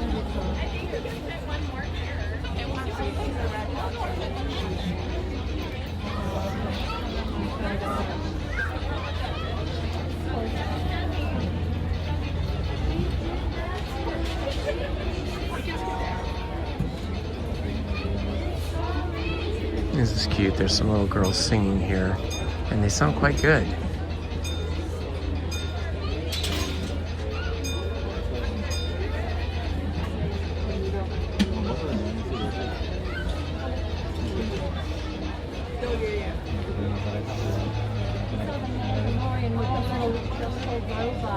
Yeah, New Orleans Station probably has the most people getting on and getting off, in my experience. Just not scientific, I haven't counted it, but just my observation and the times I've had to wait in line outside the platform, down in the plaza or on the stairs. It seems like you have the highest volume of people waiting to get on the train here at New Orleans Station.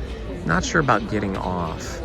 I feel like there's a big, a large group of people that get off and on up at Toontown, because that's like at the top of the park.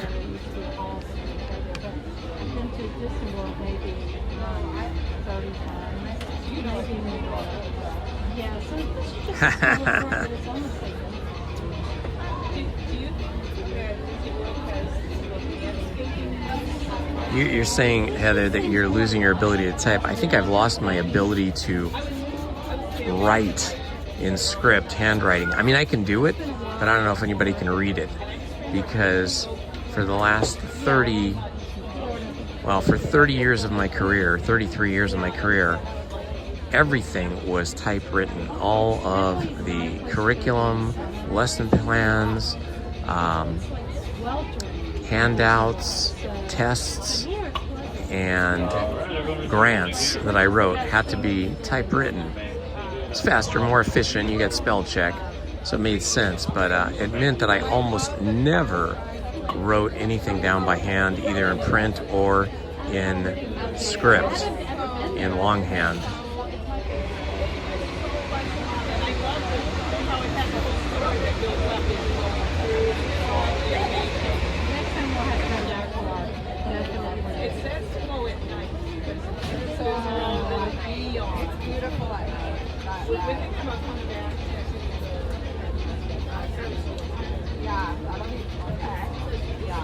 Hi folks, once again at this time, the Disneyland Railroad is currently experiencing a temporary delay in our normal operations.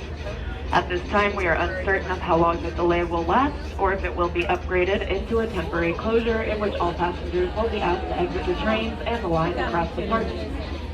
If you wish to wait on board the train at this time, we invite you to do so. If you would rather visit other attractions or have somewhere to be in a timely manner, we recommend heading to your next destination on foot, as we are uncertain of the nature or the time of the delay. Now we're delayed on the train. Can you believe it? Oh my gosh, lots of people are starting to leave the platform here.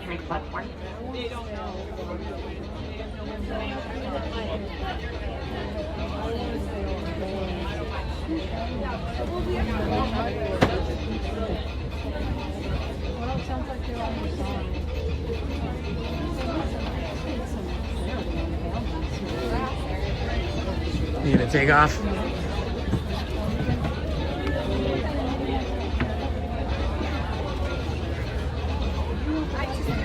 People are bailing on the platform and on the train because of some kind of delay, but usually these delays aren't too long. I'm just gonna hang here.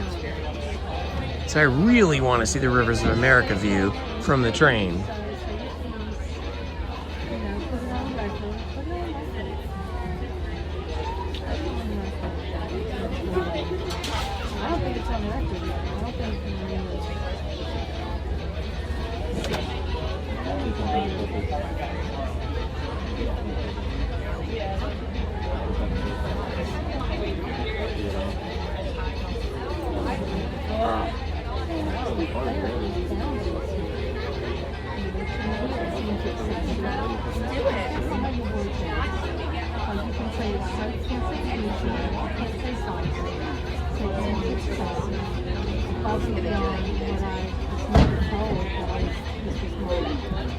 I like the speech-to-text option that we have in our iPhones, iPads, and computers that have microphones in them. But the problem is sometimes the speech to text translation is wrong. It like doesn't hear you right, and it can end up saying some terrible things. The Disneyland Railroad is currently experiencing a temporary delay in its normal operations. At this time, we are uncertain of how long the delay will last, or if it will be upgraded into a temporary closure, in which all passengers will be asked to exit the train and the lines across the No, track. no, no. If you wish to wait on board the train or in the line at this time, we invite you to do so. If you would rather visit other attractions or have somewhere to be in a timely manner, we recommend heading to your next destination on foot. We do apologize for the inconvenience, and we thank you for your continued patience and cooperation. As a friendly reminder, folks, you're welcome to continue to wait in the line at this time if you are in the line. Look at this. Almost everybody has left my row. It wasn't me. Or if they do get clearance to clear the train stations out. So please do plan accordingly. Thank you for your patience.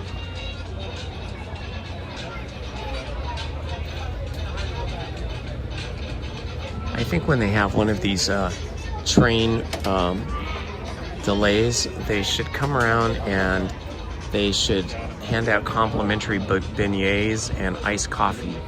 That would definitely make people feel better.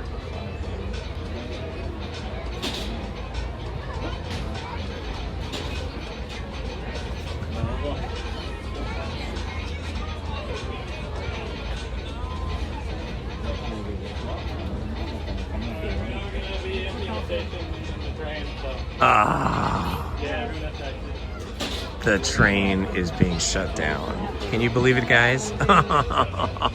We didn't even make it halfway around the park. They're shutting down the train, and they're going to evacuate the station here at New Orleans Square, and they're going to evacuate the train. Oh my gosh. This is the first time I've been evacuated off the train. Well, we don't know what happened. Alright, everybody just exit the train at this time. We are going to be down for a while, so we'll the exit. I know, right? Oh boy. That was crazy. Well, we picked the wrong day to get on the train. Alright, once again, everyone on the train and everyone in line for this exit at this time.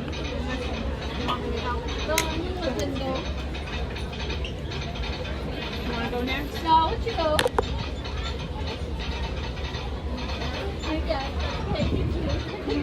Go ahead. He's gonna help you. I'll help you. Let me drop. Oh, thank you.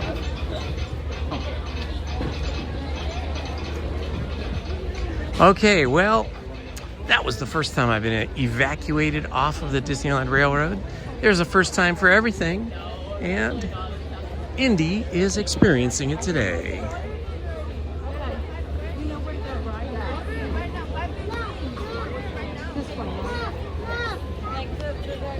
This will give us an opportunity to walk through New Orleans Square, though.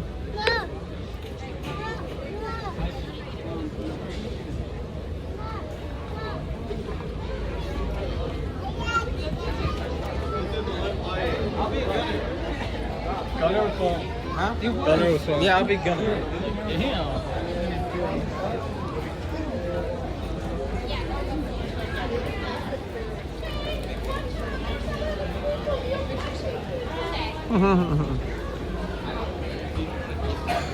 This is the entry door to Club 33 right here.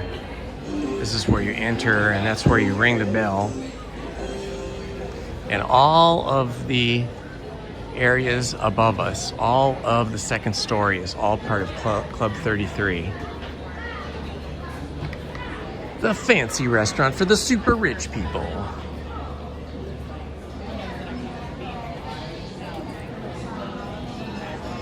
Yeah, I think we're at 6 hours and 5 minutes now. Starting to become kind of a long day, huh? I don't know, I go through periods of time where I can only manage 3 or 4 hours, and then other times where I can go 6 or 7 hours. I think we'll start heading towards the front though. Oh my gosh, this woman's outfit is beautiful. Look at this. I love your outfit. Beautiful.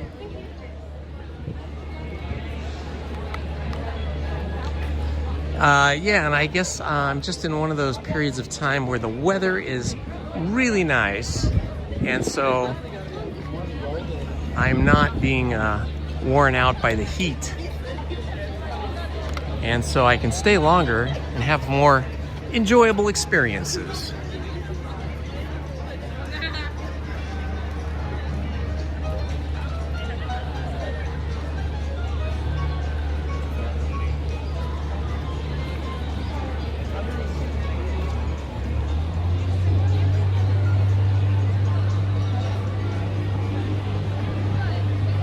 Bill, my back, my back and my neck and arm are all healed up. Everything is good. But I am going to refrain from going on Indiana Jones today, just to be safe. I may go on it Friday, or I may wait till Sunday. But it was a pretty wild and rough ride the other day, last week, and it kind of spooked me a little bit. I thought, wow, if this is the new program, and the ride is going to be this rough, I don't know if I could do that ride anymore.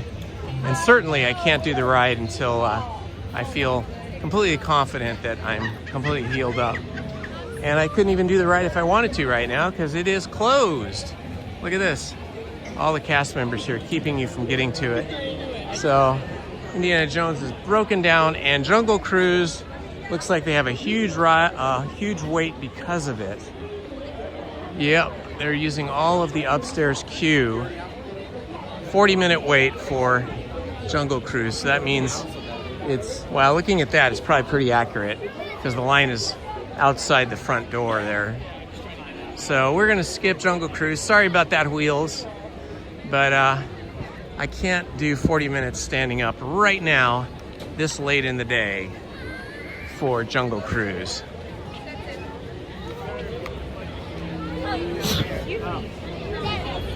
Ooh, it's people-y now. What? You just didn't know you made this part. Jones is closed right now. I heard a mom saying Indiana Jones is closed right now, and the little girl, her child, was like, no. It can be a big disappointment if the ride that the attraction that you're most focused on going to. Oh, there's a lot of security over here and some paramedics. Somebody must have gotten ill. Hopefully they're okay. They got him on a stretcher. It's a gentleman, I think. Oh, it might be a woman. I can't tell from the back. Some dark gray or some short gray hair. But they were sitting up in the stretcher and looked like they're fully awake, so maybe they just twisted their ankle or were feeling poorly or something. Wow, look at all the people here, guys. This is super people-y. Since that time we've been waiting for the princesses at Royal Hall, and then the train over in Tomorrowland. It looks like the attendance at the park has quadrupled. Whew. To get away from that crowd. That was busy, busy, busy, busy. You know, here's a place I hardly ever go into. The Jolly Holiday Bakery. Sometime I must go there and have some food. But there's always a big line to get in there. They do have a lot of seating. I'll have to maybe try that next week, Friday or Sunday, or next week. Maybe go to Jolly Holiday Bakery early before it gets too busy. All right, go on our traditional merch search. Let's see if we can find any new merch. They've been bringing new merch in for spring. And hi guys, how you doing? Oh, you guys are so pretty. Oh, thank you. Is it a YouTube video or like TikTok vlog? It's YouTube, yeah. Oh, You can see you guys, you can see yourselves in it. It's Indiana Holmes, Holmes, on YouTube. We'll find Okay. you. All right, take care. Such a sweet group of girls there. They looked like they were having a great afternoon, hanging out. See, this is what's awesome about Disneyland, is you can come with friends, or you can meet people here, or you can meet new friends here and hang out and just chillax have a coffee, have a soda, have a snack, go on an attraction, see a show, all of those things or some of those things. I always check the Castle Brothers. I feel like they're due for some new stuff. These are new, we've seen these before. We've seen this, but I'm looking for something else. It's getting warm here now. It's now 74 degrees, so this is the hottest time of the day. Well, I like this Mickey, but unfortunately it is on a sweatshirt.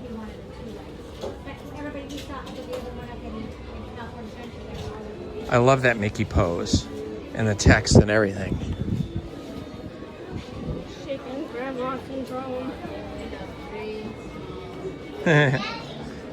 They still have these guys, the googly eyes, Mickey.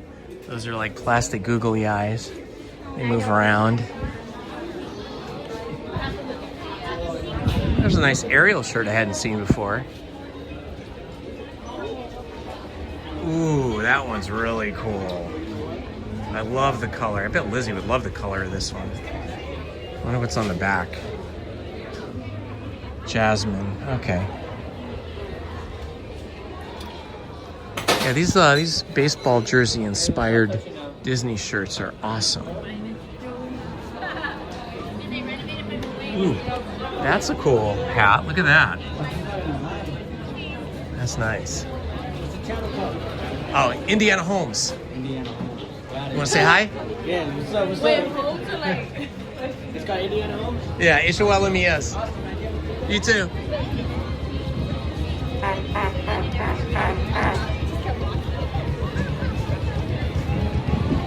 Ah, how fun. You know, I'm seeing all these people come in, and even though I've been here for over 6 hours, seeing all these people come in with fresh energy and fresh faces of all ages, and they were all in such a good mood. Like that couple we just said hi to, they're so like happy to be here and so sweet and, you know, polite, and it's just awesome. I feel like that's what Disneyland and the whole Disney vibe does to people. It puts them in a good headspace, makes them happy, and it brings out the best in people. Because people are sweet and kind and just caring here at Disneyland. Ooh, look at this giant Marvel Magic Cast set. It's like a book kind of thing, and inside it's cards and stuff, so it's some kind of a card. Black Panther, Spider-Man, a lot of cool stuff. All right, here's the other shop where we see a lot of neat stuff. I like this green color. Ooh, I hear the Disneyland band over there. They are out in the sun, and I do want to see what else we have here in the shop, but I feel like I'm being drawn to the band. I'm being drawn to the band because I love the Disneyland band sound. It's like a magnet, it pulls me in that direction.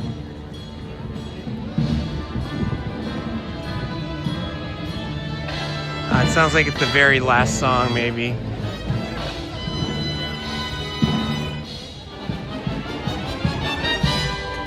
Yeah, I think that was the last song.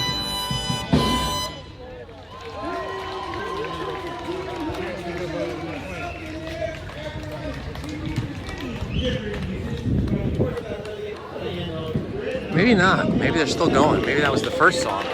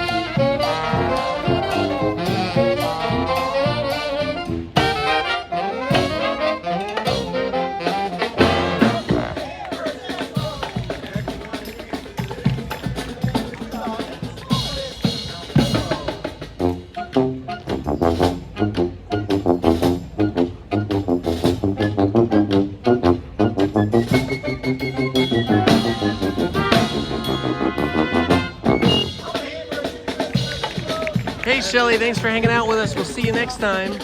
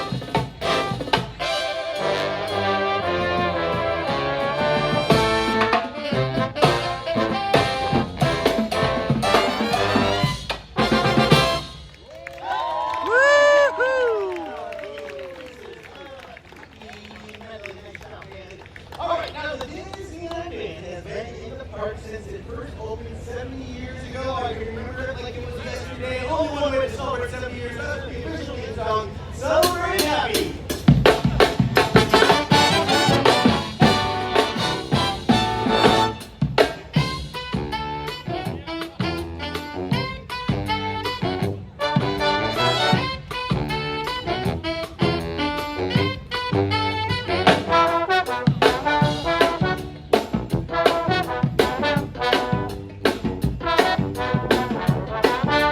Jonas Brothers Celebrate Happy 70th anniversary song.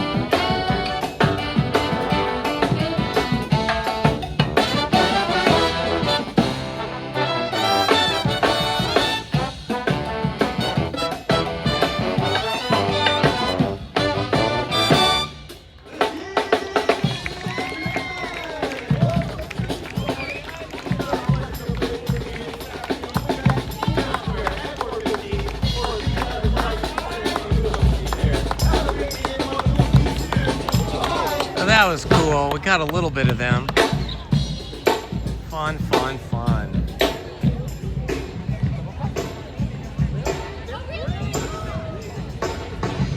Oh, it's tempting to get on the Disneyland fire engine and go up Main Street.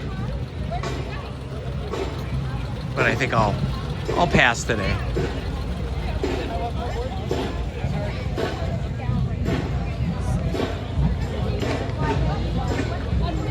All right, my friends, this has been a fun day. Thank you so much for being with me here today and joining me on this excursion here at Disneyland. If you're just joining us now and you missed any of our activities, we started off the day with Star Wars Rise of the Resistance. So you can scroll back and see that at the beginning of the live stream. We followed that up with Smuggler's Run. Then I think we went on the Mark Twain, the Haunted Mansion. I can't remember what else we went on. We went on the Disneyland Railroad. We had lunch thanks to LP Rodriguez, who tipped me an amazing $49.99. Thank you so much, LP. It was a really yummy lunch too over at Tiana's Palace. I had the andouille po' boy sandwich. So, as I like to do, I want to end this live stream by saying thank you to all of the moderators that volunteer to help out with the live stream. Without you guys, it would be completely chaotic. You guys do such a great job. Thank you so much for all your help. So I want to start off by thanking Manny Uncanny, Heather D. Smith, Paul's Epic Adventure, Krista Hackley, Tiffany Johnson, Rachel Castro, Beach Bandits Metal Detecting, Stephen Kenyon, oh my gosh, it's Judy, Disney cast crew member Monique, Omar Octavio Altamirano Loza, Jacob Herring, Checkers, and Ace Snoopy.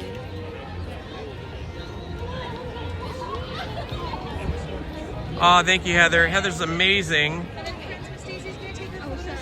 Oh, look, it's Daisy. Daisy Duck getting the end of the day here. Daisy Duck is appearing. So I want to thank everybody. Heather, you've been amazing as usual, and all the moderators. And thank you everybody who joined us today. I think we are almost at 5,200 subscribers. I think the last time I checked, it was like 5,199. So thank you to everybody that subscribed. And if you haven't subscribed, please do me a favor and subscribe. It would mean so much to me. All right, my friends, I will see you on Friday when I come live stream again. I should be here by 8:30 or 9 in the morning on Friday. And then I will be back again on Sunday, possibly for Rope Drop. Okay, my friends. Well, you can always rewind the live stream when we end, and then you can see all of the adventures that we were just on. And then again, join us again on Friday for another live stream. We'll start in the morning. All right, my friends, thank you so much for joining me. Have a beautiful day, a beautiful evening, I should say.